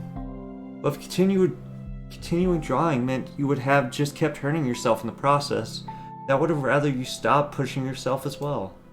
I care about you, Liam, and your physical mental well-being means more to me than that some silly webcomic, and I'm sure your fans would agree with me if they truly cared about your work too. Also, you're not a failure because you did the thing I was too cowardly to do. What's that? Stood up for yourself and want to get your parents' wishes to pursue your dreams. I wanted to pursue something in pastry arts, but my parents disapproved of it, and because I was too scared to disappoint them, I went to pursue a degree in accounting like they wished. Liam, you were brave enough to do what I couldn't. So how could you be a failure when, if anything, I'm the one who failed for not even trying? Sam, no, Sam, don't say that. It's never too late. You're right, it's not, and you also taught me that. I'm going to try to see if I can make something with baking. But since it's not too late for me, you know it's not too late for you either. What? But I already tried. You did, and yes, it didn't work out, but now you know your mistakes. You can try again, like how I realized mine and tried again. And I'm sure you explained to everyone online what you were going through. They would understand why you had to take a break. And what if it doesn't work out again? Then try again. Maybe it might not work out again by the second time, but I've learned that it doesn't matter how many mistakes you make as long as you keep learning from them and keep trying. And if drawing doesn't make you happy anymore and you don't want to do it again, then that's fine too. Just try and do what makes you happy. That's what matters the most. And I'll be here to support you because you've always tried to support me. Thank you, Sam. I'm sorry I was such a jerk. It's fine, you're forgiven. Though if you ever ignore me again like that, I'll spank you. You do realize how dirty that sounds. You get what I mean. Jeez, well, I'm glad that's done though. I always thought you were hiding something, but I'm glad I know your secret now. Yeah, I guess I'll see you at work then. Wait. What about you? Don't you have an accounting interview still? Are you still gonna take it? I am. But I'm also going to try those things you said. Maybe I'll see if I want to pursue baking as a career or make it a hobby. Fill it out before I jump the gun. I think that's a good idea. Thanks. Well then, bye Liam. Be at work, Sam. Liam later texted me that day to tell me he posted on all his social media accounts about his reasons for disappearing. I read through some of the comments out of curiosity, and many of the people were understanding and gave them their best wishes. And some were just plain rude, which I then responded with rudeness equal to theirs. Either way, it seems that as if that Liam had nothing to worry about, as no one really had any hard feelings against him for having to take a break. And I feel that the burden of guilt he felt has finally been lifted off of him, and that's all that matters in the end. And so here we are on Halloween Day. I got my drawing tablet out last night and I just started drawing on it. That's great. Though I really am rusty. I think it's natural when you've taken a long break. I'm sure with practice you'll get back to where you once were. Yeah, thanks. Though I might not continue that webcomic. That's fine. Honestly, I'm just glad you're doing what you love again. Thanks, Sam. I really couldn't have done this without you. I'm just happy to be able to help you. Uh-huh. You were a big help. So you got that interview tomorrow, huh? Uh-huh. Yeah, Zombie Galgiara is going to help me prep for it a little today, and then we might look into how to start an online store together. Sounds like you'll be busy. A little. Well, I guess you'll need a cup of coffee to keep you energized, huh? Good thing I have one ready for you right here. Thank you, Liam. That's so sweet. I take a sip of coffee, which helps warm me up given the chilly weather. Liam, you okay? Yeah. Maybe you should check the coffee I handed you again, just to see it's okay. Okay. I look down at the coffee and notice there's writing on the top of the lid that I missed. I read the writing out loud. Will you go out with me? Sorry, was it weird to do it on a cup? I knew I should have just asked it on person. No, it was not that. I was just caught off guard. Well, I'm not sure how. I mean, I really like you. I thought I made that obvious. I don't know. Thought maybe you like me too. I do a lot, actually. That's good. So maybe we can go on a date? Zombie Galgiaru is invited, of course. Though I admit, I am the jealous type. But given how close you two are, I think I can make an exception this time. I think we can make time. So you two are going out now, huh? After all that mess. Yeah. Well, I'm happy for you. Liam seems like a good guy. I don't know. And if it turns out he isn't, Wow. I've lost my voice. If it turns out he isn't, I guess I can always eat his guts. You're joking, right? Yeah, obviously. I'm slightly envious of you two, though. How so? Both of you have something you love, drawing, baking, and you're pursuing it again. I don't really have anything like that. You know, like I told Liam, it's never too late. While you're helping me pursue my dreams, I'm going to help you find what you love to do as well. You will? Yeah, of course. Thanks, Sam. Anytime. I don't think I got the polyamorous ending. I think I failed. There's a knock on the door. Oh, that must be Liam. You mind letting him in, Zombie Galgiara? Yeah, no problem. Zombie Galgiara opens the door and Liam walks in. Hey there, Sam. Hey there, Zombie Galgiaru. Hey. Liam, welcome. Liam knows about Zombie Galgiaro being a zombie now, as he accidentally found out about her when he spent a night at my place. Fortunately, he won't tell anyone about her, so she's safe. However, his initial reaction being excitement rather than fear at the fact she is a living corpse slightly concerns me. Oh well, at least they seem to get along better for it. You guys still working? We're just making stuff for the online store. Pies are getting popular since Thanksgiving's coming up. That's awesome. You must be making tons of cash. Kind of, yeah. Like I said, Zombie Galgiaru and I started an online store while I work as an accountant. Our business has been doing really good, so good that if I wanted, I could try and switch to working on the online store full time. Of course, I'll keep waiting and seeing if it's the right decision. Nonetheless, I'm happy right now with a stable job and time for my hobby. But I think it's about time we take a break now. Cool, I'm going to chill on the couch and play on the Switch then. Alright, Zombie Galgiaru, here's the Switch that video game I ever recommended. Enjoy! Yes! Takes the video game and runs off into the living room. So, how are you? Great, I've been in a creative streak, but been drawing non-stop, and I came up with a new webcomic idea. That's amazing, Liam. So happy for you. So, what's it about? It's a romance between a zombie and a human. That's great. Wait, what? Yup, hope you guys don't mind. I took some inspiration off you two. Well, I guess I don't mind. Can't wait to read it. That's great to hear, because I'm going to need your help. This is a romance webcomic. I'm gonna need a lot of ideas for it, which means you and I should start working on it together. Well, if it's to help you, I guess it can't be helped. And the first thing I need you to know, research purposes, is a smooch from my super cute girlfriend. Well, Liam, get a room, you two. See, even Tommy Galgiaru agrees we should get started. So you gonna, oh my god, I didn't get the ending that I wanted. So you gonna kiss me or not, or am I going to have to kiss you too? Fine, you dork. Yeah.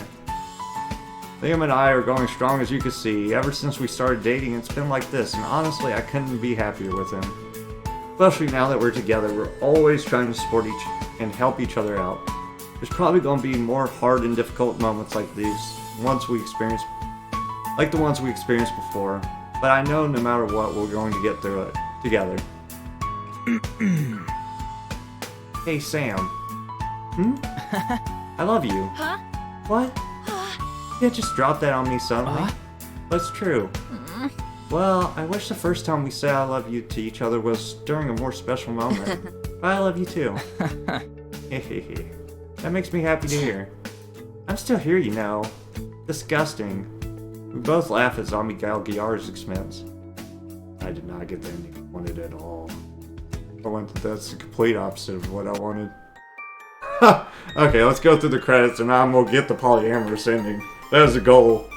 So what I wanted. Oh man, I tried so hard for that ending. I think it's because of the sex part. I should have just not. Oh, God. I already read these, but I'll let it play out. Dang, dude. Oh, I got like the exact opposite ending I wanted. I would have rather just had the zombie ending, personally, but god dang. Who's Raven? Did I ever run into a Raven? I don't think I did. Not that I'm aware of. Or Diego. I don't think I ran into a lot of these characters. Maybe I did. I don't remember.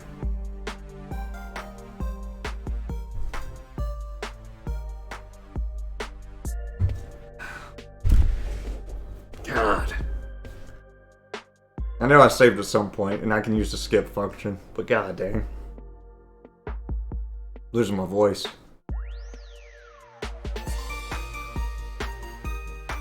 Thank you for playing this game. Please check out the extras for any unseen content that you may have unlocked. Thank you guys for all your support and love. I hope you keep playing future games by us in the future. Sundare Studio. Yeah, I got the Liam ending, of course. What is Liam extra story?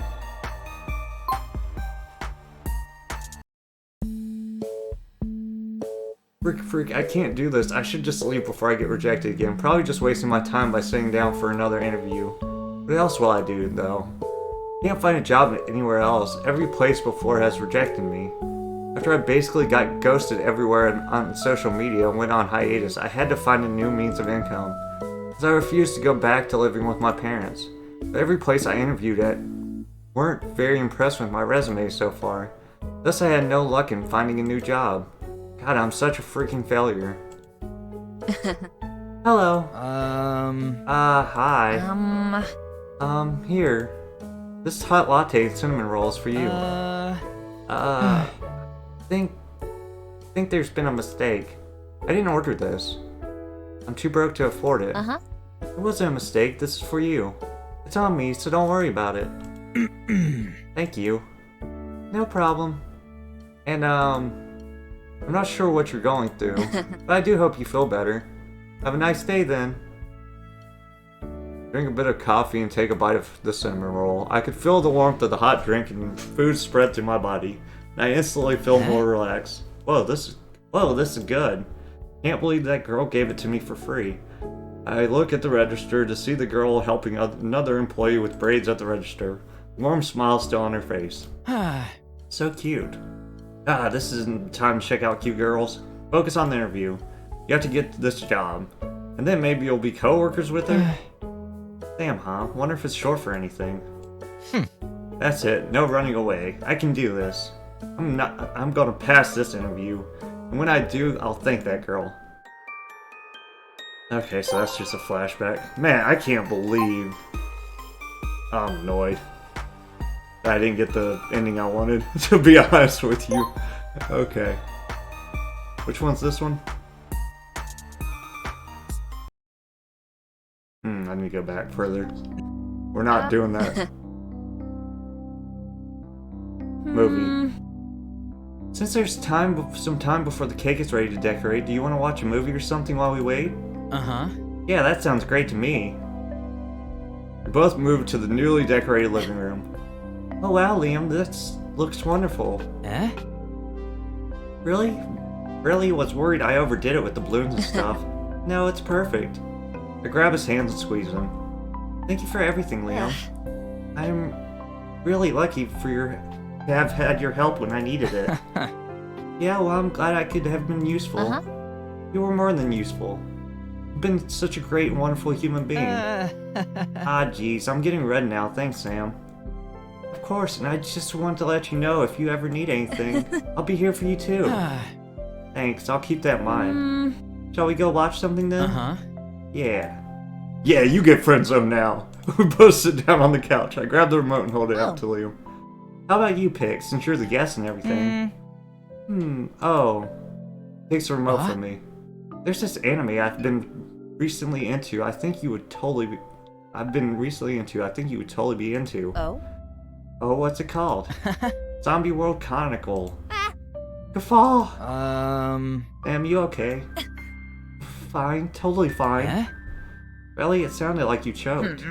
I'm fine. Let's just start watching the show.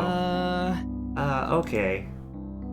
Liam goes and plays the first episode for me. We both pay attention to the TV, and I admit the show was more interesting than I gave it credit for. There's some anime where there were these girls who died and were revived as zombies to start some idol group. The plot was ridiculous, but still good.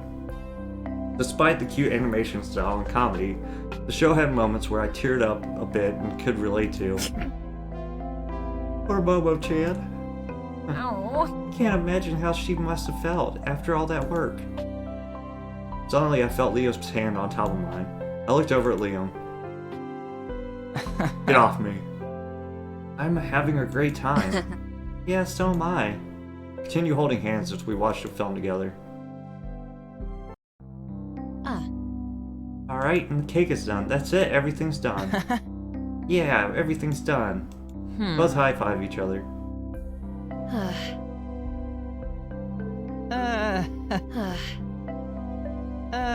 Okay, I'm not reading the things that are the same, so... Oh? Uh-huh. Huh?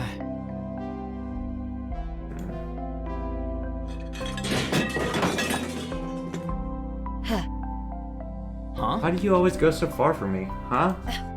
Like, switching shifts with me, giving me advice all the time, and even this party. Why do you help me so much? Well, helped you because you're the type of person who goes out the way for others. I get the same ending, bro. Now, although I do admire that about you, I feel like sometimes I have to force you to accept my help. That's true. More than anything, I just wanted to make you smile more. Huh? Huh? Why? Well, it's because I thought it was pretty obvious by now. What? Because I like you, Sam. Like, really like. Oh? Oh. Huh? But don't get me wrong, I didn't just help you because I had feelings for you. I'm not like those creeps who are only nice to women so they can sleep with them. But I really like you. And kind of have for a long time. Liam. Well, wait, you don't have to say anything yet. Just think about it, okay? Okay. Had a blast today, though. We should totally hang again. Uh-huh. Yeah, for sure. Well, bye. Oh my god, if I get the same ending. I won't be mad. Okay, I've already read this. Yeah.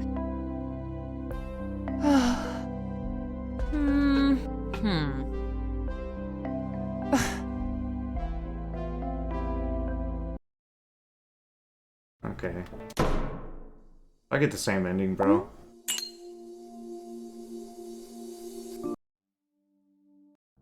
Oh my god, I got the same ending. You're kidding me. God darn, dude. Okay. We gotta go back further.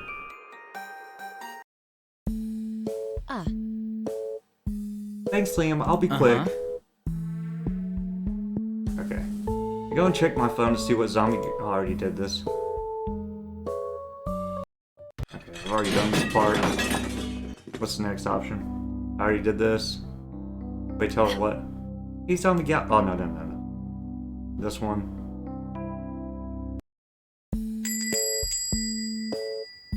Okay, we're on a different timeline now. Really? Are you sure?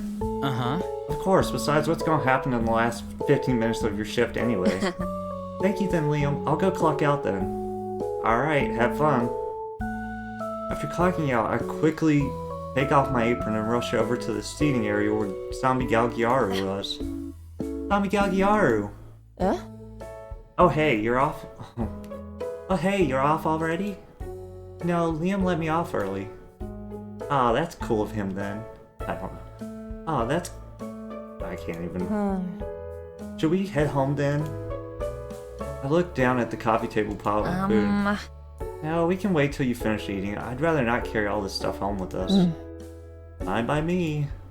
Galgiara then continues to sneak food to her mouth underneath her food mask. Actually, I can't imagine that being a comfortable way to eat. Maybe we should head home. Nah, it's fine. I don't mind staying here. I was sick of being stuck at home. I was shocked by her words. It made me realize that Zombie Galgiaru had been sort of limited to staying at home due to her appearance. I mean, even though Zombie Galgiaru is kind of an introvert, anyone at some point would feel the need to go out. I didn't think much into the future, mostly due to the fact that I myself was scared of it, especially with the impending interview for the job that I might be stuck with for the rest of my life. I realized due to Zombie Galgiaru being a zombie, he would probably not be able to live a normal life. She can't really go out in public without a disguise, unless it's maybe Halloween. She couldn't really have a job. I mean, she could find some online work, but because she basically has no legal documents, it would be really difficult. And then there's relationships with other people. Sure, Zombie Galgiaru has me, but she might not be able to make other friends, as they might not be okay with the fact that she's undead. And what if she wants to pursue a romantic relationship someday? Thinking of Zombie Galgiaru wanting to be with someone romantically caused a pang in my heart. Either way, Zombie Galgiaru could probably never be able to live as herself in normal society, unless they start giving equal rights to the undead. But I doubt that will happen anytime soon. I wonder if Zombie Galgiaru realizes this too and it bothers her.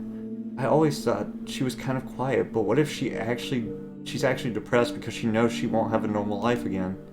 That might explain why she seems withdrawn at times, and why she constantly is snacking or eating. Not to mention the fact that I sometimes catch her staying up late, playing video games or watching TV instead of sleeping, and then sleeps for most of the day. I thought it was because she was undead that she did those things, but maybe they could be signs of depression. And I should know, because before I transitioned as a woman, my depression and gender dysphoria was horrible. But after I transitioned, it did get a bit better, since now people saw me as my true self. But Zombie Galgiaru can't really do that, can she? I wonder if Zombie Galgiaru has experienced something similar to that. Zombie Galgiaru? What's up? Do you hate that you have to hide that fact that you're... She raised a brow at me, not understanding what I meant at first, but then caught on when she figured out what I meant by about her condition. Well, it's inconvenient, but I doubt that I can do much about it. But, I mean, because you're undead, you can't join society. Like, you can't have a regular friend. Life. You can't own a home. You can't get a job. Have friends. I don't really want any of that. You don't? I don't. I don't really care be a part of any of that stuff, and I doubt that they would accept someone like me. You don't know that. I could try and explain to people. Don't bother. Maybe some of them might understand, but there are people who would also fear me, pity me, or be repulsed by me due to ignorance on their part. The only way that I would actually get respect from those kind of people is if I would be worth something to them. Zombie Galgiaru then pauses to reflect on what she is about to say next. And people tend to determine someone's worth, usually by how much they can offer to them or society, usually meaning how much money they have or make. Think about my own parents who have been constantly pushing me my whole life to become some doctor, lawyer, or whatever occupation that will make a lot of money. I realized my parents pushed me to be successful so I could find a stable job and not have to worry about money or anything. But at times it felt as if that the only thing they cared about was for me to have some nice cushy job that they could brag about to our relatives. I think I see what you mean. Yeah, I feel like if I told people that I'm a zombie, they would just try and take advantage of that. Which is the last thing I want. We were both silent for a moment. However, then another thought came into my head. What about romantic relationships? Excuse me? I mean, I know you said you don't care about to have more friends, but what about like a boyfriend? Or, girlfriend, or maybe even neither? Actually, Zombie Gal Giara, do you even know your sexuality? Or did you forget that because of your amnesia? If this is too personal to ask as well. It's fine. If you're asking if I'm straight or not, I say not. I'm mostly attracted to women, but not like I can't be attracted to other genders as well. I don't know, I feel like labels like pan, bi, or lesbian don't feel right to me, so I guess I'll just say I'm queer for now. Not that I'm opposed to others using labels though. I see, well since you shared, I'm pansexual and a trans woman. I see, then you probably understand the labels part. I give a sardonic laugh. Too much, unfortunately. It's part of the reason I don't tell anyone. Not their business anyway. But since you asked earlier about if I wanted to start dating other people, not really. Notice the emphasis she put on the word other. I mean, she didn't want to date others, but I'm not others. So then, did she mean that she might want to date me? Tried to look Zombie Gal Giara in the eyes to see if, by looking in them, could see if she I can't read. She did have a hidden meaning in her words, but she promptly looked away from me. I see. I wanted to ask her further emphasize what she meant. But instead I chickened out and changed the topic. How are the baked goods from our cafe? Wouldn't you know how they taste since you work there? Not really. I never really had a chance to try them. They're pretty good. Not as good as yours though, usually are. Which means you didn't bake these? No, someone else comes in to bake them. I'm a barista, so I mainly focus on making coffee and managing the store. Why didn't you apply to be a baker instead? I didn't know about the position, besides that actually requires certain skills, and it's only part-time. Well, you're fine in the skill department given the fact I just told you that yours are better. But since you mentioned that it's a full-time position, there's a question I have. What is it? Why are you applying to be an accountant instead of working at a bakery or something? You obviously love to bake. Why aren't you doing a job for it? Felt my heart stop. It's just a hobby. It doesn't have to be. Might not work out. Baking isn't exactly a stable career. No career really is, and risks are part of life. Only talented people really succeed in that kind of occupation. So what? Doesn't mean that you can't be one of them. Feel the anxiety welling up in my chest. Memories of my arguments with my family started flashing in my head. My hands, which had clenched up into fists, started to visibly shake. Zombie Gal Giara, can we please stop talking about this? Yeah, I'm sorry. Thank you. Here. Zombie Gal Giara holds out a fork containing a piece of cinnamon roll. You haven't tried it before. Thanks then. I lean over and take the fork into my mouth. It's good. Glad to hear it. Want more?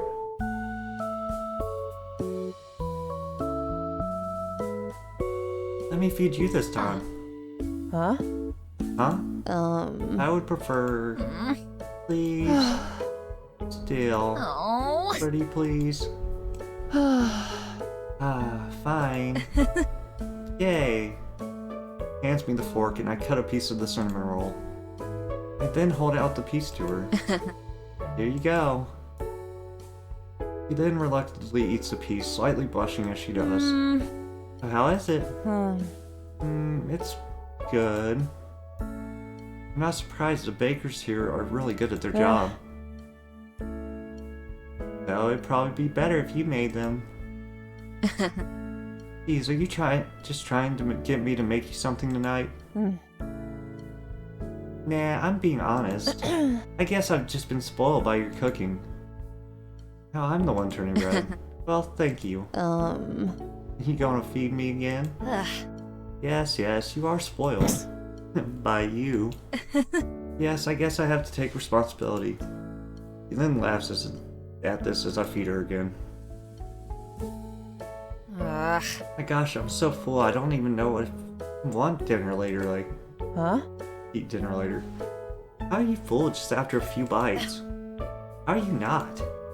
Is your stomach a bottomless pit? Are you a bird? We both laugh. I don't know what it is about Zombie Galgiaru, but it's so easy to relax around her. I guess that's due to the fact that she's been living with me for the past month. Amazing how much my life has changed. And even though it's only been a month, I can't see a future without Zombie Galgiaru in my life. Ugh. We should be heading home now. Are you ready? Yeah. We head to the door. I take Zombie Galgiaru's bony hand in mine. I thought it might help if I covered it with mine. I see. Then maybe we should hold hands for the rest of the way home. I think so too. Cool, then let's get going. For the rest of the walk home, Zombie Galgiaru and I walk side by side holding hands. It's a week before Halloween and my impending interview for the accounting job. However, I won't think about that right now, because today is my day off and I've got big plans. Okay, Sam, you can do this. Just breathe. You've been practicing in front of a mirror for days. You've even consulted Jane and Liam for advice. You're ready. Step out of the room and approach Zombie Galgiaru on the couch. Zombie Galgiaru, would you like to go out somewhere together? What? Like for fun, you know? Like a hangout? Oh. Sort of. Oh god, I'm losing it. Maybe I should say it. Zombie Galgiaru stares at me suddenly, noticing my outfit. Like a date? Yes. Yeah, alright. Hold up, let me get changed. Why are we here? I heard this place is selling Halloween costumes. I was thinking about getting some costumes for Halloween and we could wear them when we pass out candy. Kind of weird to shop for costumes when I'm basically a costume. Also, instead of passing candy out, I'd rather go trick-or-treating myself. Don't we all? Though maybe you could pull it off. I mean, you're pretty short. Hey, think of that as a blessing. I had to stop at 10 because I got too tall and grown-ups kept thinking I was too old. What the freak? That sucks. It does. Either way, let's head inside. Both enter the store and start looking around at accessories and costumes that I had on display. Maybe we can match. Maybe I should go as a zombie too. No, I don't think a zombie would suit you. What? You don't think I'd make a cute zombie? Of course you would. You're adorable. I just think something more pretty would suit you. Like what? You know, like a princess or an angel. I want us to match. Oh, how about we both go as cats or something? You're kidding, right? A zombie cat? I mean, there are weirder costumes out there. Besides, I think you'd look cute in kitty ears. I wave the pure white cat ears in front of her. Don't you freaking dare. Come on, just put it on real quick. You can try and put that on me. Fine, I will. Zombie Galgiaru and I then got into a struggle. Just 1 minute. I'd rather eat vegetables. With me pulling so hard on her arm and her doing everything in her power to get away from me. Don't pull her arm off. That with a loud pop, the next thing I knew, Zombie Galgiaru had fallen face flat to the ground. Now in my hand was her bony arm. Ow! Zombie Galgiaru, get up quick! What? He then sees her arm in my hands. Well, frick. Hurry, help me put it back on you. Abby, that lady's arm came off. No, it's from the store. Then wave it around. See, totally fake. Hey, be careful with my arm. Shh. I grab Zombie Galgiaru and drag her to the fitting rooms with me. After grabbing in a room for the both of us, I had helped Zombie Galgiar put back on her arm. Huh? How's this even attached? Magic? Zombie Galgiar then moves her arm around to see if it works.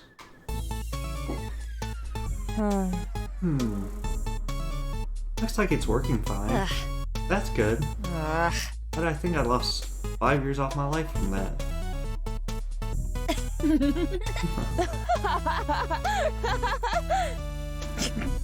Can you believe that? What if someone thought it was an actual product and asked where to find it?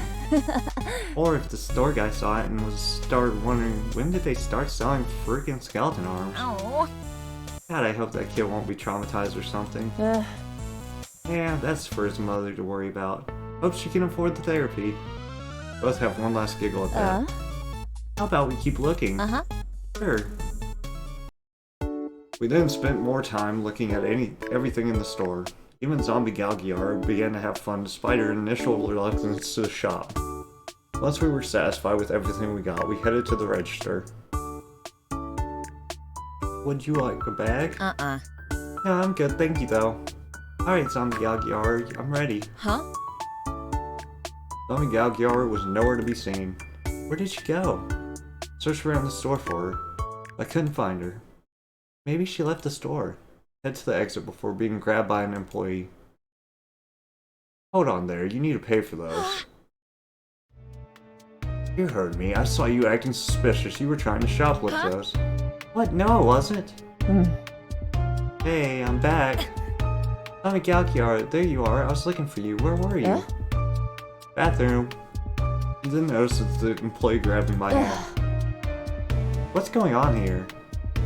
Are you with her? I am. What's going on? Your friend was trying to shoplift those items. They're not in a bag. I didn't. I paid. You think someone trying to steal would just take items out in the open? Damn, you still have the receipt? Oh. I dug in my pocket and pulled out the receipt. Oh, my butt hurt. See? Oh, you should have just pulled that out in the first place. You're kidding, right? That's what you say? Aren't you going to apologize to her for accusing her of theft? He was the one acting suspicious. Excuse me? Zombie Galgiar then steps up to the sales associate. Say that again. Grab her arm and gently tug it. Zombie Galgiar, let's just go home. Fine. Zombie Galgiar and I start heading for the exit. However, suddenly Zombie Galgiar stops near the entrance. Zombie Galgiar? Just then, Zombie Galgiar pushes down the mannequin, hitting all the other mannequins, and they all fall like dominoes. Run! What did you do? I'll call the police. We both start sprinting from the store. We both were kneeling over, trying to catch our breaths. I can't believe we ran all the way over here. How do my lungs still hurt? I thought they stopped working.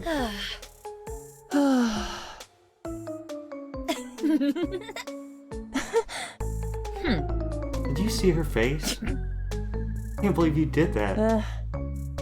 Oh, it was a she. Oh, I can't tell. You're just being a lady.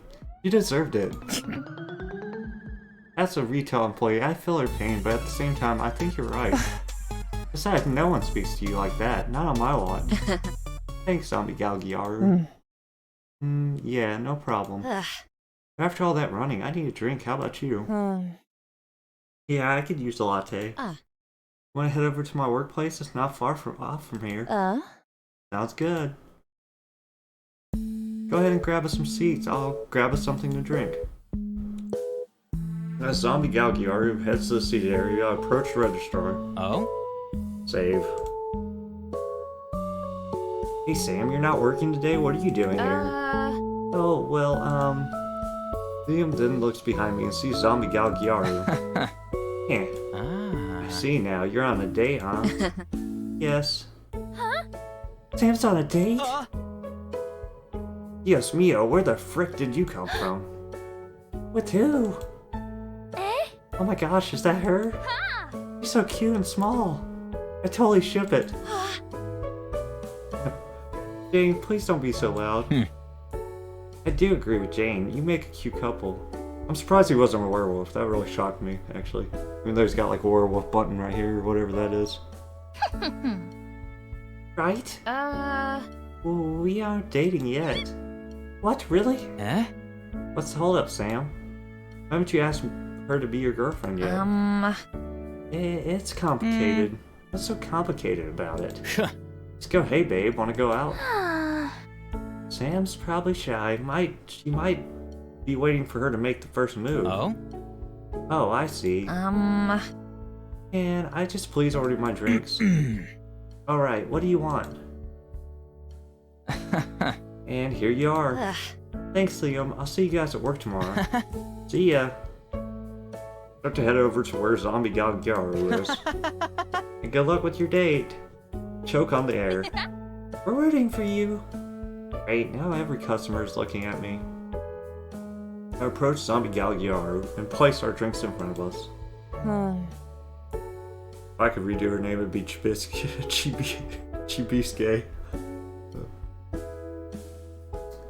Thanks, your friends are loud. They are, but they mean well. They're really good friends. That's good. We each take sips from our drinks. I had a lot of fun today. Yeah? Me too. You know, I was thinking when we got home, instead of making dinner, we could order some pizza and watch a movie. Kind of like the first night you came here. I would like that. Just then I hear my phone buzzing. Oh, sorry, hold on. Check to see who's calling me. It was my mother. I press the end call button and put my phone away. She'll be upset for me for that, but I'll just call her tomorrow and apologize. Who is that? Oh, just my mom. That's some face you made. You and your mom don't get along? No, it's not. I'm sorry. It's hard to explain. I got time to listen. I love my parents. I just wanted to say that first. I'm grateful to them for raising me, but they've always been very controlling of my life. They would pressure me to get good grades, so most of my time was spent studying. I struggled to make friends as they imposed a heavy curfew on me and would be very critical of who I hung with. I basically went to college and studied a major that they decided for me. I mean, I never really fought against them though. I guess it just felt natural for me to do whatever my parents wanted since they raised me, and I was so scared to disappoint them. But when I was in college and started seeing others pursue things they were passionate about, or joining clubs and having parties that I couldn't do since I was so focused on getting my degree, I just felt that I missed out, and I swallowed, feeling a lump in my throat forming. I started to hold it against them for making me miss out on so many things in life. I know it's horrible to say that, especially when my parents did all of that to make sure I lived a good life. It isn't horrible to say that. You have every right to be upset. I'm losing my voice so bad. Even if parents do stuff that they believe was right for us at the time, doesn't mean we can't be angry or hurt by their actions. Being a parent doesn't excuse the things they did that hurt us. Thank you. Strange how I needed to hear that from someone. I always felt ashamed from the fact I held a grudge against my parents for being so controlling. But hearing someone say that, what I felt was natural, even warranted, it felt as if my heart was lighter. My mother recently set up an interview for this job that I'm not really sure what I want to do. I mean, it has a good starting salary and benefits plan, but I'm just not sure if I want to be an accountant.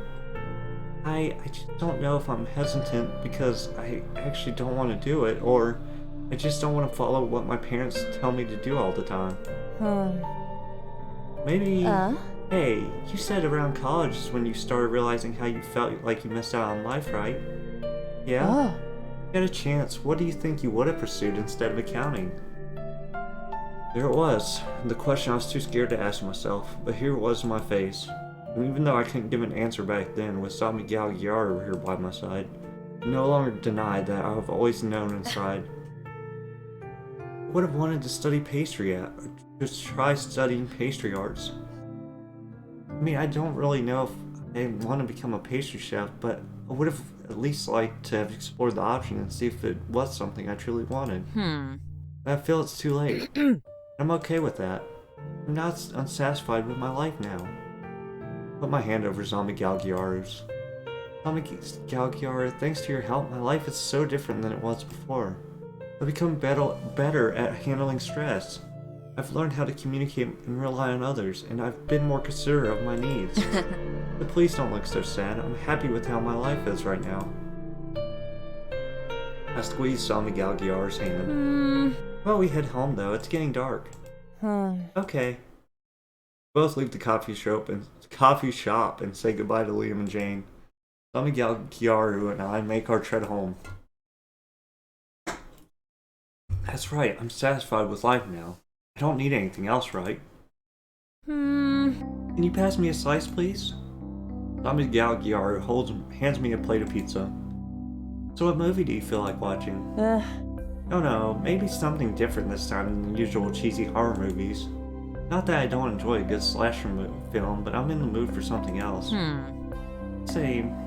Oh, I think I have a movie we can watch, and it's still kind of horror, but not really.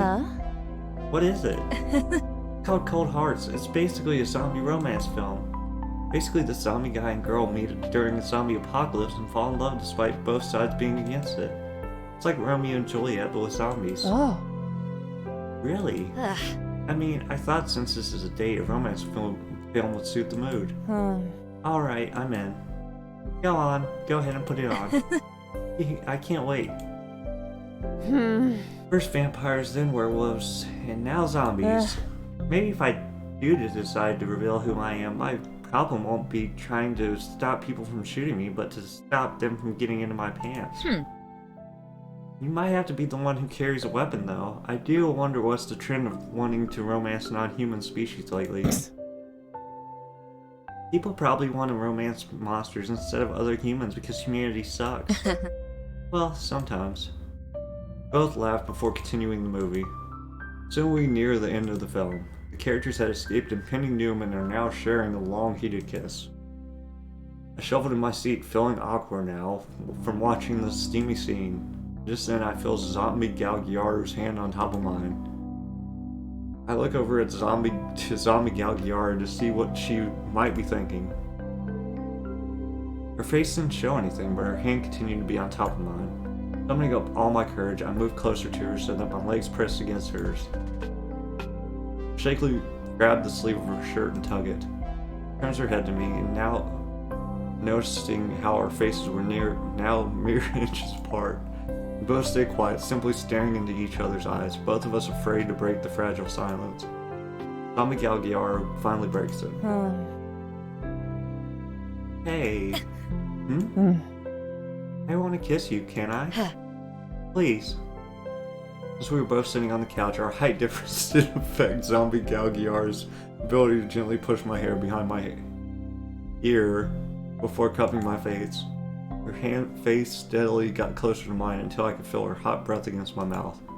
And then I felt soft lips press against mine. I could feel my heart soar. It was even better than I dreamed, and despite the nervousness, I was feeling I was on cloud 9. Zombie Galgiaru then pulls her lips from mine, and I feel myself take large, heavy breaths, indicating I forgot to breathe during the kiss. That was nice. It was, but I still want more. It was, but does it have to stop here? It doesn't if you don't want it to. I don't, do you? Same. I gently grabbed Zombie Galgiaru's face and closed the gap between us once again. Quickly gets more heated than the long kiss, with both of us nipping and suckling each other's lips until they were puffed. Her hands, which had been still, were now roaming my body. Over my thighs, up the sides of my torso, and then stopping behind my back to pull me closer. Every place she had touched felt on fire. I would be mortified by some of the moans and noises I was making if I hadn't been so turned on by Zombie Galgiaru's touch. Zombie Galgiaru then pulls her lips away from mine to my disappointment. It lowers her head instead to press tiny kisses onto my shoulder to my delight.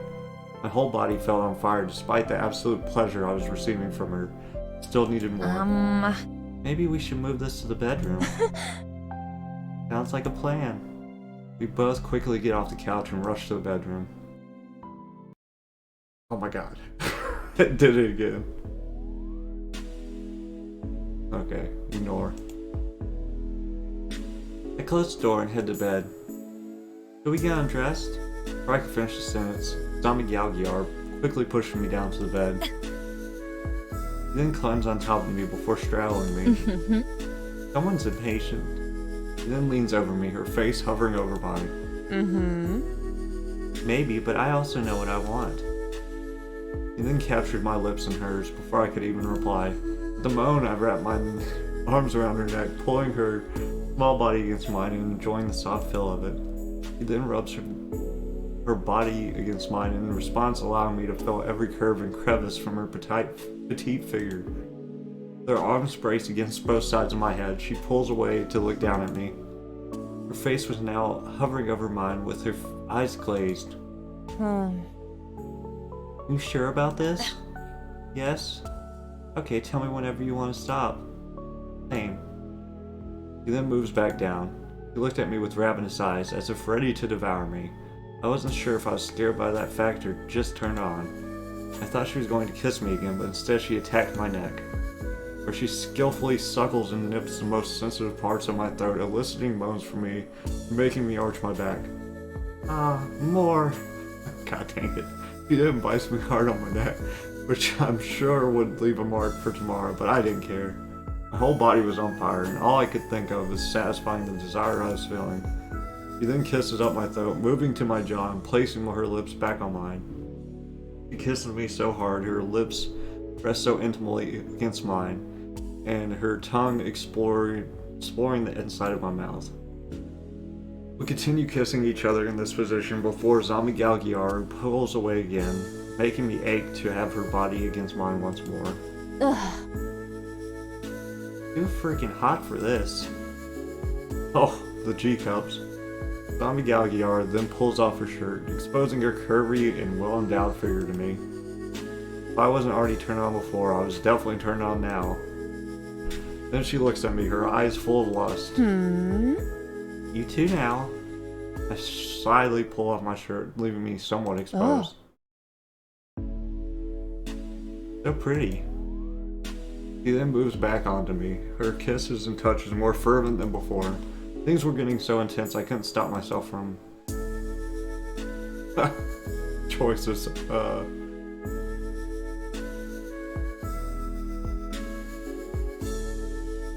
I don't know what. Grab that badonkadonk. I grab her butt, feeling my fingers press into the smooth, soft flesh. She jumps and then pulls away to look down at me. I smirk at her. Frick you, little tease. I suddenly felt nervous. Sorry, maybe that was too much. You don't like it when I'm bold? No, I do. He then slides her hand on top of my chest and gives him a firm squeeze. Feels good to know you want me as much as I want you. Zombie Galgiaru. He then starts to attack my neck with kisses as she strokes my chest. As she nips my shoulder, her hands kept roaming over my body and fondling me. It was as if I could feel the pent-up lust she was feeling through her touch. It was almost scary, but exciting too. In the heat of the moment, I asked her not to hold back. Don't hold back. Oh wow. Oh, I won't. She then starts to crawl down my torso. I watch as she uses her hands to grip my thighs. I've been wanting to do this for a long time. See her lick her lips hungrily before she lowers herself. Wait, are you? Oh. Okay. For the rest of the night, we continue to explore and indulge in each other's bodies. Okay, sorry. Feeling the room's light stream on my face, I sit up on the bed and groggily try to blink the sleep out of my eyes. Ugh, what time is it? Dang, she got hickeys everywhere. Hey, morning. Zombie Galgiar, you're up early. Some memories of last night's flash through my head. My face flushes red. Morning. She sits down next to me on the bed. Here, I made breakfast for you. Oh, thank you. I take the plate from her and start eating. Delicious. That's good. Kind of impressed you barely knew how to scramble eggs before you started cooking. Now you're making me breakfast in bed. I feel spoiled. I might get used to it. Good. I want you to get used to me spoiling you.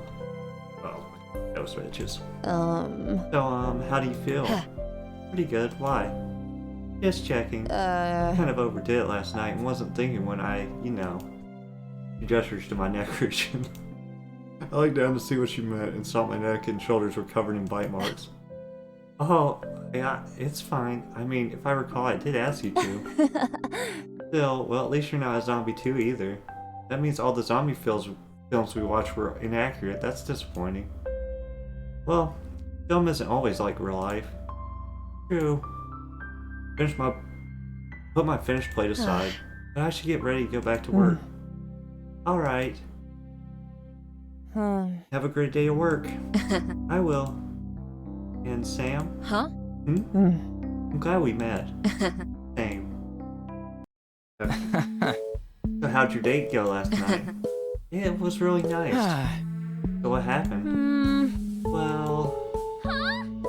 Wait, are we talking about Sam's date? I want to know too. Tell me. Jeez, you two are so nosy. Probably.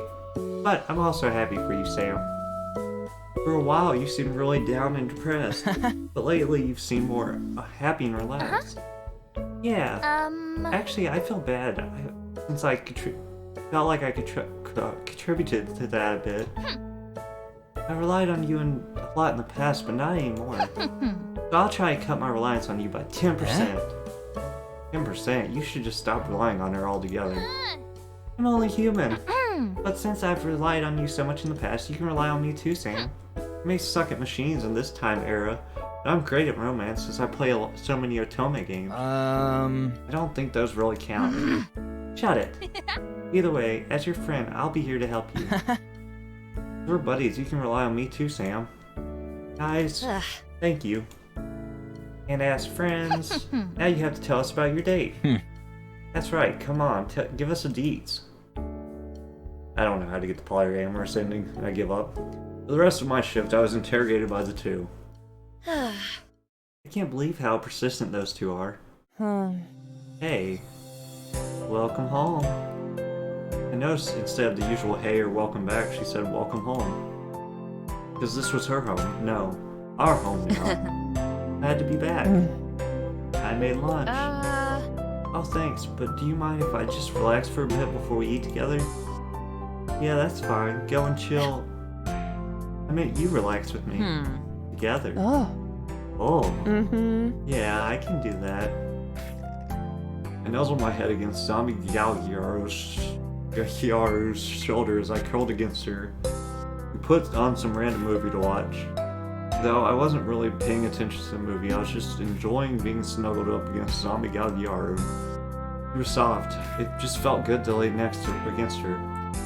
It felt nice too when she stroked my head occasionally. Zombie Galgiaro's light chuckles at my purr. Lightly purr chuckles. Enjoying yourself? Very. Just then my attention turns back to the movie.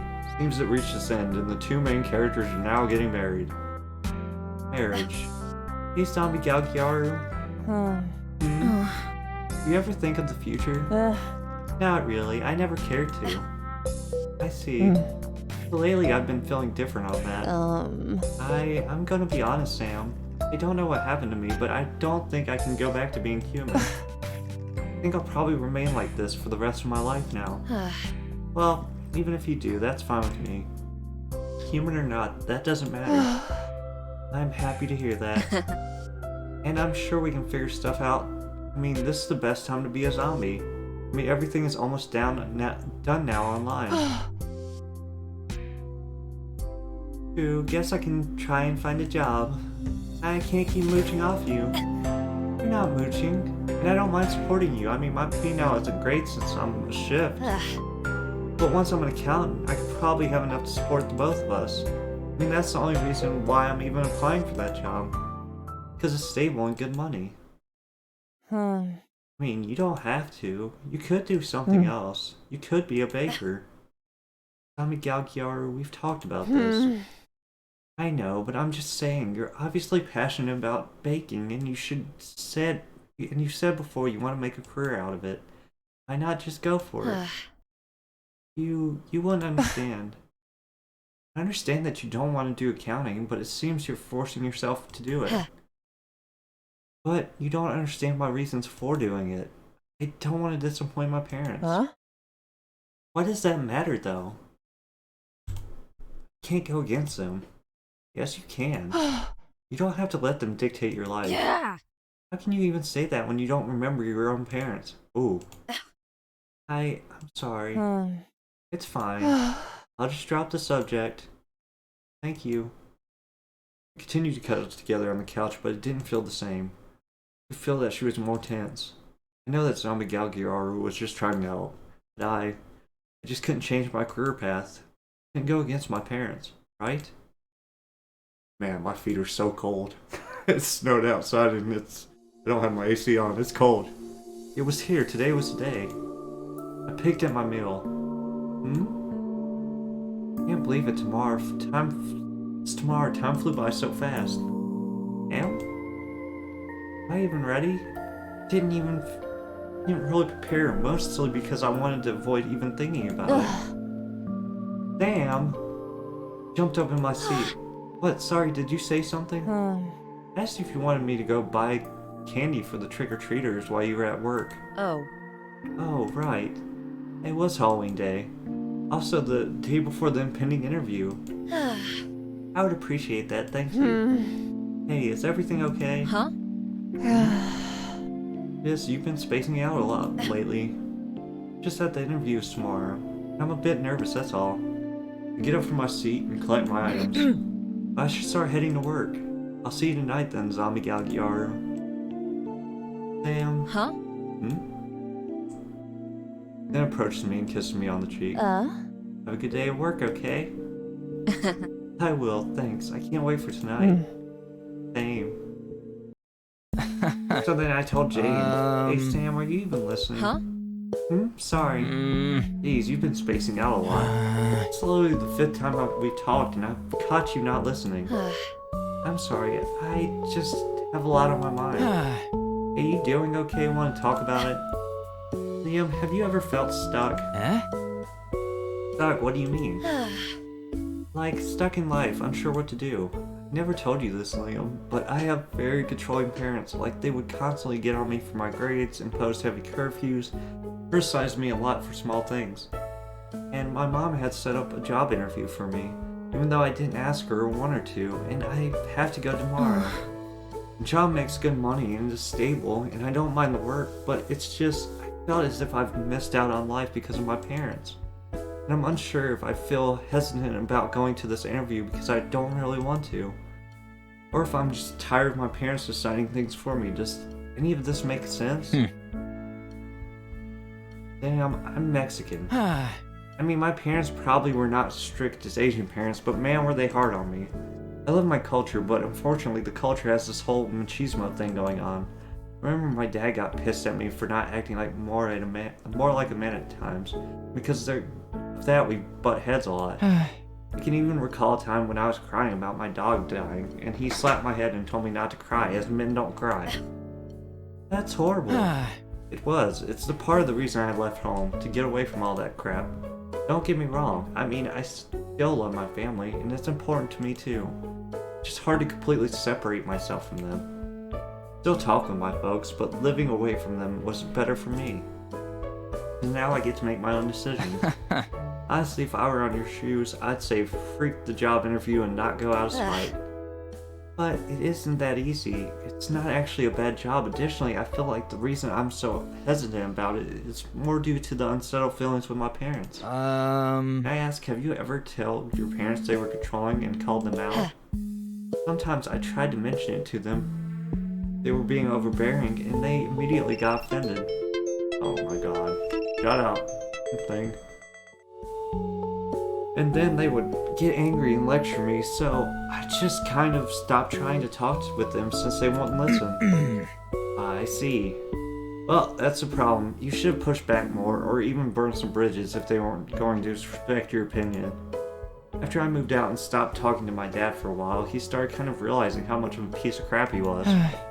Now he's a bit better. I mean, he still lectures me too, but I don't give a crap anymore as much because I don't need to listen or do what he says anymore. I'm an adult. I'm an adult. And sure, he's pissed by the fact, but also respects that he can't treat me like a kid like he used to. I mean, I don't know if I could do just that though. My family is important to me still, even if they can be problematic. I mean, I get it, Sam. Family is important to you. It's important to me as well. It's something our culture shares, the importance of family and all that. But sometimes, you also have to think about you too. If your parents are being problematic, maybe it's time you have a serious conversation with them on that. And if they refuse to listen, then I'm sorry, but you have to do what's best for you. Thanks, Liam. I'll keep what you said in mind. Yeah, no problem. I continue to think about what Liam said. Maybe if I pushed back more with my parents, I wouldn't have been stuck in this situation. I had to let them control me for almost my whole life. Does it really have to continue, though? I'm home. We need to talk. That sounded ominous. Something wrong, Zombie Galgiaru? Don't do the interview. Huh? What? You're wasting your talents by just being some accountant. You obviously love baking. You have something. You should do something with it instead of working some freaking stupid office job. Zombie Galgiaru, I'm touched you're thinking of me, but as I said before, I can't just go and abandon my degree and pursue baking as a career. Why not? It's not smart. Frick being smart. You've given me every excuse. There are too many risks. It's not a stable career. That's not the truth, is it? What's the real reason you won't do it? Yeah. Okay, you want to know the truth? I'm scared. I've let my parents decide almost everything for me in my life. And I feel if I go out and try to do something on my own, it'll backfire on me and I'll never earn their respect, not to mention feel like I can actually make decisions for myself. Frick their respect. Oh my gosh, scratch. Frick their respect. They don't even deserve yours, given how they treated you like crap. Don't talk bad about them. Why shouldn't I? They're the ones who basically turned you into this, giving you low self-esteem and all these other issues. They were just trying to do what's best for me. No, they aren't. Because if they really wanted to do what was best for you, they should have supported you no matter what you wanted to do. They would have let you do what makes you happy. They wouldn't have let you turn out into what I used to be. Uh-oh, you had a flashback. Used to be? Used to be? What does she mean by used to be? Suddenly it all made sense. The reason Zombie Galgiaru had been so good at giving advice to me, as if she'd been through what I have, how despite amnesia, didn't seem really concerned with it. The fact that she just said used to me, meaning even before she was a zombie, you never had amnesia. Suddenly, Zombie Galgiaru runs out the door. Zombie Galgiaru! Feeling the shock of what just happened, I felt my legs collapse underneath me and I fell to the ground. He lied to me. That's what you're worried about? Realizing that Zombie Galgiaru had lied to me since the beginning made me feel a mix of emotions. Hurt, confusion, pity. Why did she lie to me? Can't figure out, because Dark Past maybe doesn't want to bring it up? I can't figure out any reason why she could lie. I was too full of emotions to think rationally, much of which was hurt. However, despite the hurt I was feeling, I was also remembering other things. I remembered our warm meals together. I remembered us cooking in the kitchen together. I remember us sitting on the couch holding hands as we watched movies. Lie or not, Zombie Galgiaru is still important to me. No matter what her reasons are for lying to me, I don't care. Because I love her. Nice. I get up and run out the door. I'm going to find Zombie Galgiaru. Zombie Galgiaru! I frantically run around the city looking for her. Zombie Galgiaru!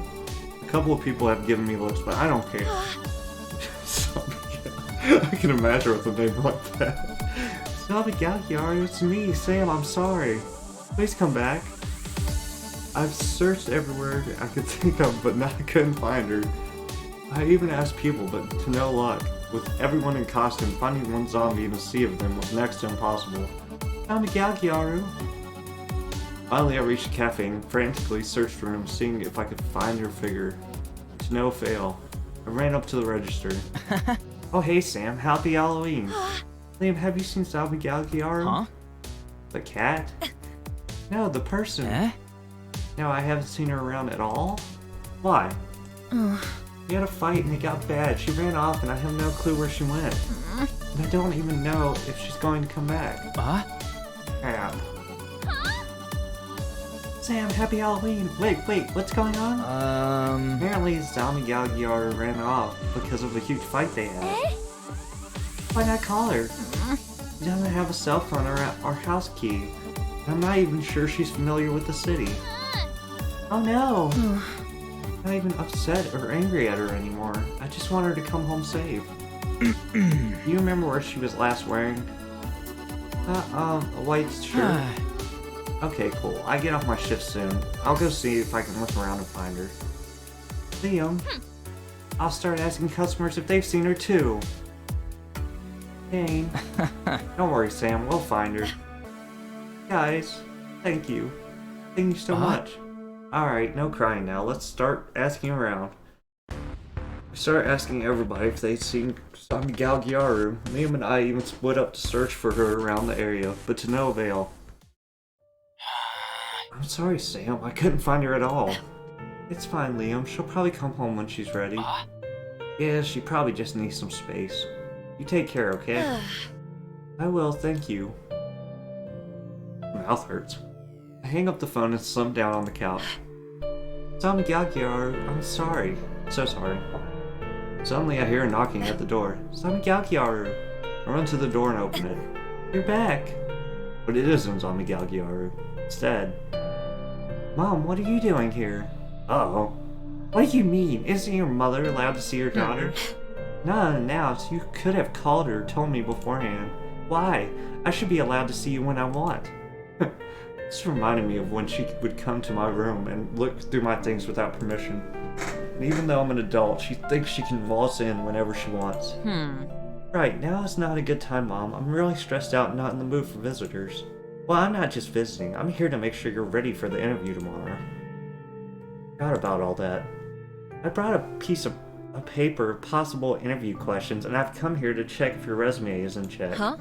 Didn't you hear me, though? I'm not in the mood for visitors, much less preparing for this interview. Don't you dare talk to me like that. Also, everyone deals with stress. It's part of being an adult. I'm not sure why you feel like you're special and deserve to be exempt from your responsibilities. That's why I'm here, so I can push you, so you don't slack off and ruin your chances of getting a well-paid job. What the? She isn't listening at all. She doesn't care about me or how I feel. All she cares about is this stupid job. I'm not doing it. What did you say? Yeah. I'm not doing the stupid interview. You, how dare you yell at me? And what are you saying you won't do the interview? Do you know how hard it was for me to get it for you? Do you know how much I do for you? Yeah. I never once asked you to. I never asked you to do any of this stuff for me. But you're not doing it for me. You're doing it for yourself. You don't care at all about what I want. Alright, I'll give you some time to think and reflect on what you said. Afterwards, we can prepare for the interview together. You're not listening. I don't want to do it. I won't do it. You will do it, because I tell you to, because I am your mother. No, Mom, I'm not a child. You can't lecture and control me anymore. You can't. Oh, I'm not a child that you can... I can't. I just can't read. I'm an adult, and if you can't respect that, then I think that we shouldn't see each other until you do. You are a ungrateful child. I've raised you. Yeah, but that doesn't mean you can control me. You think having kids means you can control every aspect of their life, and you have no idea what it means to be a parent. You just wait. I'm going to call your father, and when he gets here, we're both going to... Suddenly, the lights go off. What's happening? Is there a power outage? Suddenly we hear moaning and groaning. Oh, it's a zombie. What? What is that? Then my mother stops talking. On her shoulder was skeleton hand. Brains. Ah! My mother faints and falls to the ground. Crap, I didn't mean for her to have a heart attack. I'm a Galgiaru. She's still alive? Been down and check her pulse. She's fine, but can you help me carry her to the couch? Yeah, sure thing. After moving my mom to the couch, we both went to my room. Now we were both sitting on the bed, unsure of what to say to each other. Sami Galgiaru, Please don't hate me. Huh? What? Please don't hate me. I apologize for everything. I'll leave this place. I'll even go somewhere and promise to never see you again if I have to. But please don't hate me. If you hate me, I don't think I'll be able to handle it. Tell me, Galgiaru. I don't hate you. I never could hate you. You don't? But I do want to know why you lied to me about having amnesia. We don't have to talk about it now, but I'd like for us to talk about it sometime. Okay. You want some time then? No, I'll tell you. Okay. Oh, here we go. I used to be a marketing manager for a big company, but even before that, I was Nicole Miller. It's a pretty name. No, your name is Zombie Galgiaru, actually. Thanks. I came from a pretty wealthy family. My dad owned a company, and because of that, my mom and I could do whatever we wanted and never had to work hard for it. I was pretty happy then. Everyone respected and admired my family. I could have had anything I wanted, and I thought I had great parents. However, he made a big deal that got us into a lot of debt. And instead of dealing with it and losing face, my dad committed suicide. After that, my mom, who had never worked a day in her life, was forced to get a job and went from one relative's home to another. Her life was turned upside down. Life was flipped, turned upside down. I'd like to take a minute, just sit right there, tell you how I became a prince of a town called Bel Air. Being a kid, I looked to my mom for guidance, but I never came into terms with the fact that she was no longer living the high life anymore. So, I'm a Galgiar and snorts in disgust. I basically started trying to find a replacement for Dad, someone rich enough to pay for her high standard of living. She basically started dating new men, always leaving me with some relatives as she went and had fun. She never learned anything from my dad's death, and basically worshipped the rich pieces of crap she dated as if they were gods. And one day she went on a trip with one of those buttholes, and they left me with relatives, but she never came back. I'm so sorry. It's fine. Because of her and my dad, I was always left with the fear that people dear to me could disappear at any instant, and that I should never depend on anyone. So I worked hard to take care of myself, never relying on anyone. I worked 3 jobs to get me through life and college, and somehow landed a job at a company. I dedicated my life to the job, taking on insane workloads, working overtime every day, and doing difficult projects. Unsurprisingly, I started to get promoted quickly, but as my position grew, so did my responsibilities. And I still refused to depend on others for help, to tell anyone how I was struggling, or even take a rest. I was so persistent in succeeding, not being someone like my parents.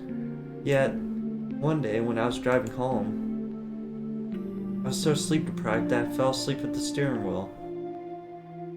And I drove off a cliff. Oh my god. Suddenly I was laying on the cold ground, unable to move my limbs and feeling my vision fading. I remember looking at the sky as I could feel my body getting colder by the minute. And you know how people say your life flashes before your eyes when you die? Well, at the very last moments of my life, all I can remember was how I worked hard to prove to people I wasn't a failure, and how it led to me working a job I didn't even like. Nothing. Where'd the G cup at? Where'd that go? Did you get those when you became a zombie? There's nothing else to show for, and no one to care if I was gone. I had nothing.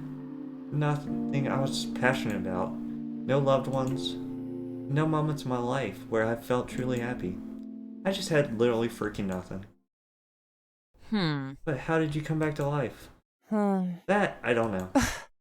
I didn't lie to you when I said I was wandering aimlessly for a while and then came upon your workplace. Hey, I didn't mean to lie to you about not remembering who I was.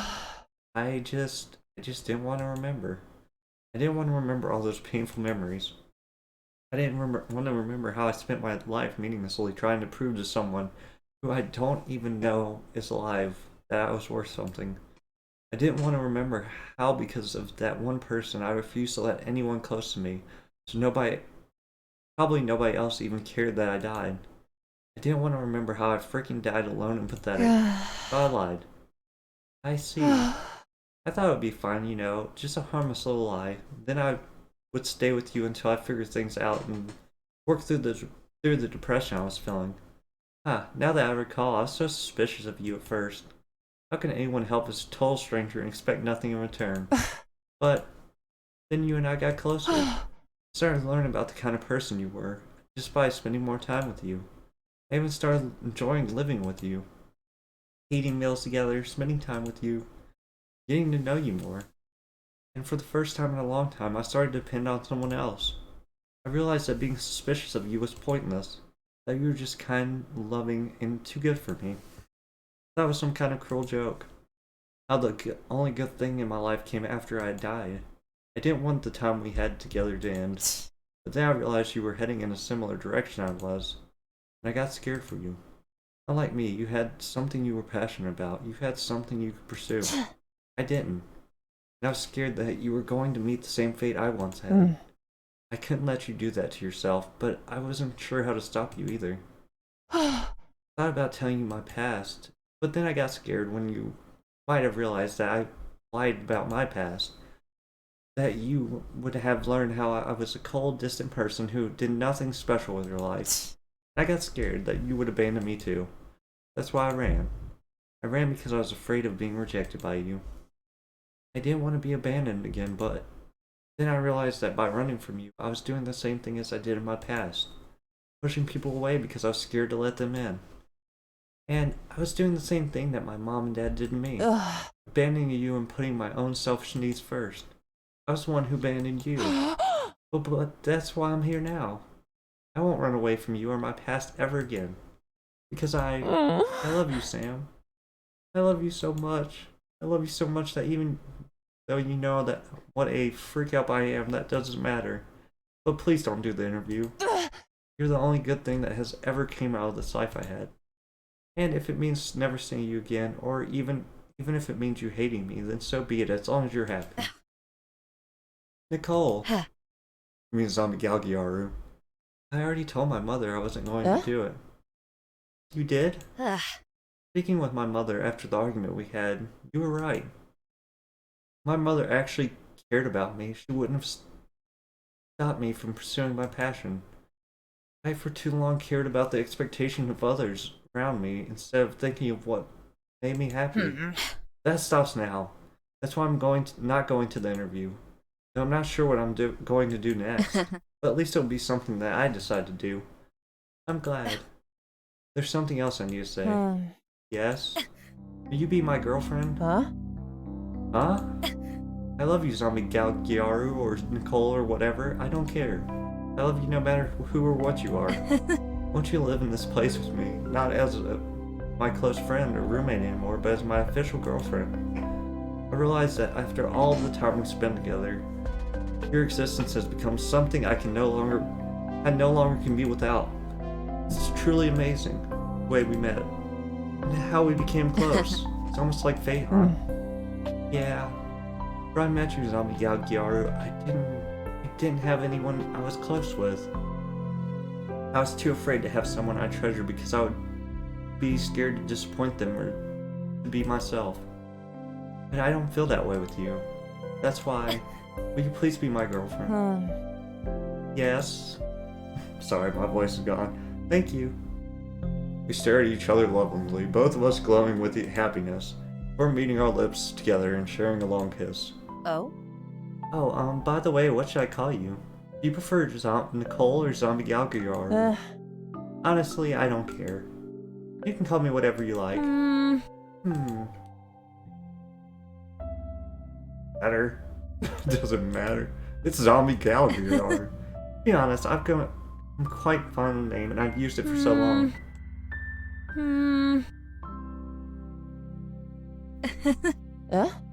That's fine by me. I like it too anyway. Oh. Really? Yeah.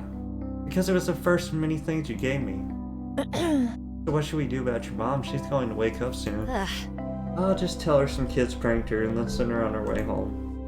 Sounds like a plan. However, she might not wake up for a while. I am not doing it with my mom in the other room. You're such a brat. You can be a bore. I still love you. I love you too, despite being a brat. Guess then we're a good fit, huh? And that was certainly true. I don't know where Zombie Gal Gyro came from, and we may never find out how she came back to life.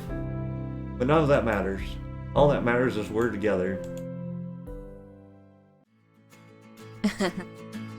Alright, Liam, I'm heading back home. See you later. See you. Tell Zombie Gal Gyro I said hi. Sure thing.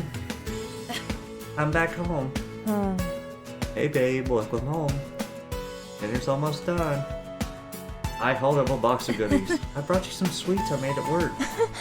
Sweet, thanks. So you're enjoying your new position as a baker? I am. Honestly, I was so lucky that the old person resigned and they needed someone to fill the spot. I'm kind of surprised they don't mind hiring me, even though I have no education or degree in it. Sometimes skill is better than a piece of paper. True. But I've been learning so many new things. Maybe you'll own your own bakery someday? Maybe, but then I would have to advertise for it and do all that business stuff. I'll handle that. What? I can ask that of you, Zombie Gal Gyro. I mean, don't you hate doing that kind of stuff? I hated it because I was using my skills for something I wasn't particularly passionate about or cared for. But that's not the case with this. Because I'm going to use my knowledge and abilities for something I actually care about. You. I guess I'll have to work harder. Good. I go on to hug Zombie Gal Gyro. The height difference, bro. She's taller than everybody. Or the... I love you, Zombie Gal Gyro. I love you too. Zombie Gal Gyro and I have been happily living together ever since that Halloween night. After I sent my mother on her way home, I told her and my father if they still want to be a part of their lives, they'll have to respect my decisions. Although they're upset by that, they begrudgingly no longer try to control me. They still try and persuade me to do what they want, but I no longer feel the need to do everything they say anymore. And that's partially thanks to Zombie Gal Gyro, who has now taught me that although it's nice to make others happy, it's important for me to be happy for myself as well. And also, if I have to make people happy, let it be the people who actually care about me, like Zombie Gal Gyro and my friends. Zombie Gal Gyro and I never did find out how she came back to life. Nor are we sure about what the future has in store for us. But we were sure about our feelings together for each other. And that we will make each other happy no matter what. Both of us were given a second chance at life, and we've met each other. And we weren't going to waste it again. So no matter what happens in the future, we're going to face it together. You smell something burning? Yeah. We both look in the direction of what was previously dinner, but now an open fire. Ah, crap. Put it out! The end. Okay, we still didn't get the polyamorous ending, but I'm not going to. I've lost my voice. I'm gonna go look at the extra we unlocked. Oh, I would like to 100% it, but I can't. I can't read no more. Done. If there's enough demand to look harder for the polyamorous thing, I will. I enjoyed the game, but I don't know if I'm gonna read any more out loud unless people actually want to see it. Ugh. Gosh. Nose is stuffed up. Voice hurts.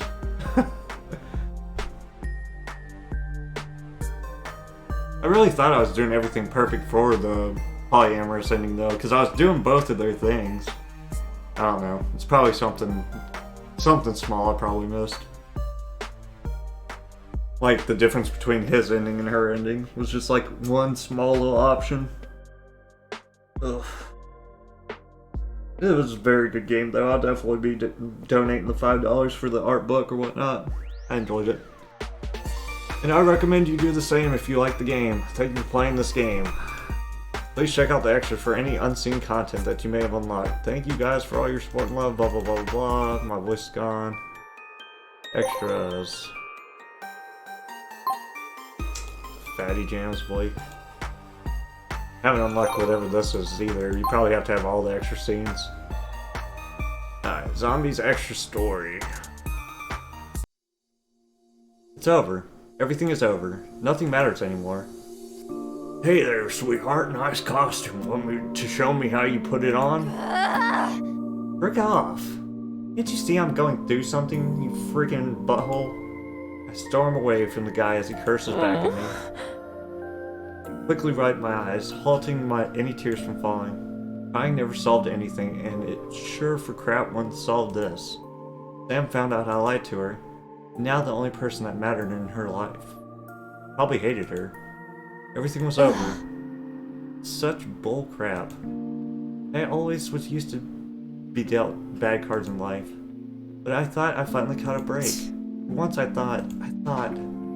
Memories now began to overwhelm me. Sam's eating across from me. Her slim figure curled in a ball on the couch next to me. Her long, beautiful hair that fell like a halo around her when she slept. Her long, slender fingers that moved skillfully in the kitchen. Her dark eyes that always shine with warmth and kindness. And her smile. That smile. I had to keep wiping my eyes as I felt myself about to break down and crying again.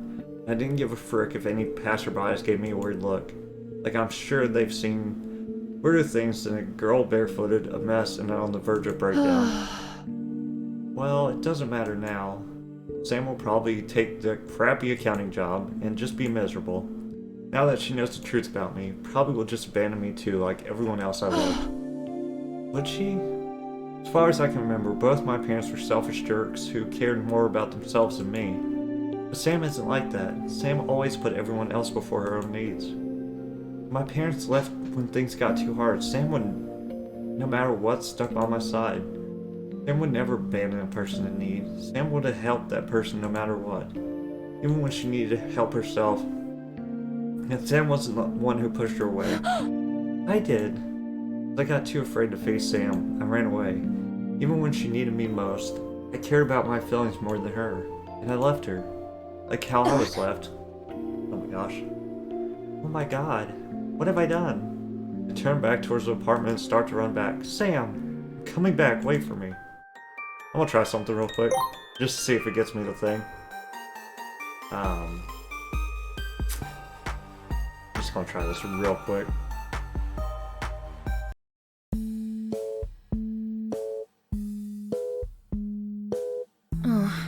Where's the skip button? Oh, it's not skipping. Huh?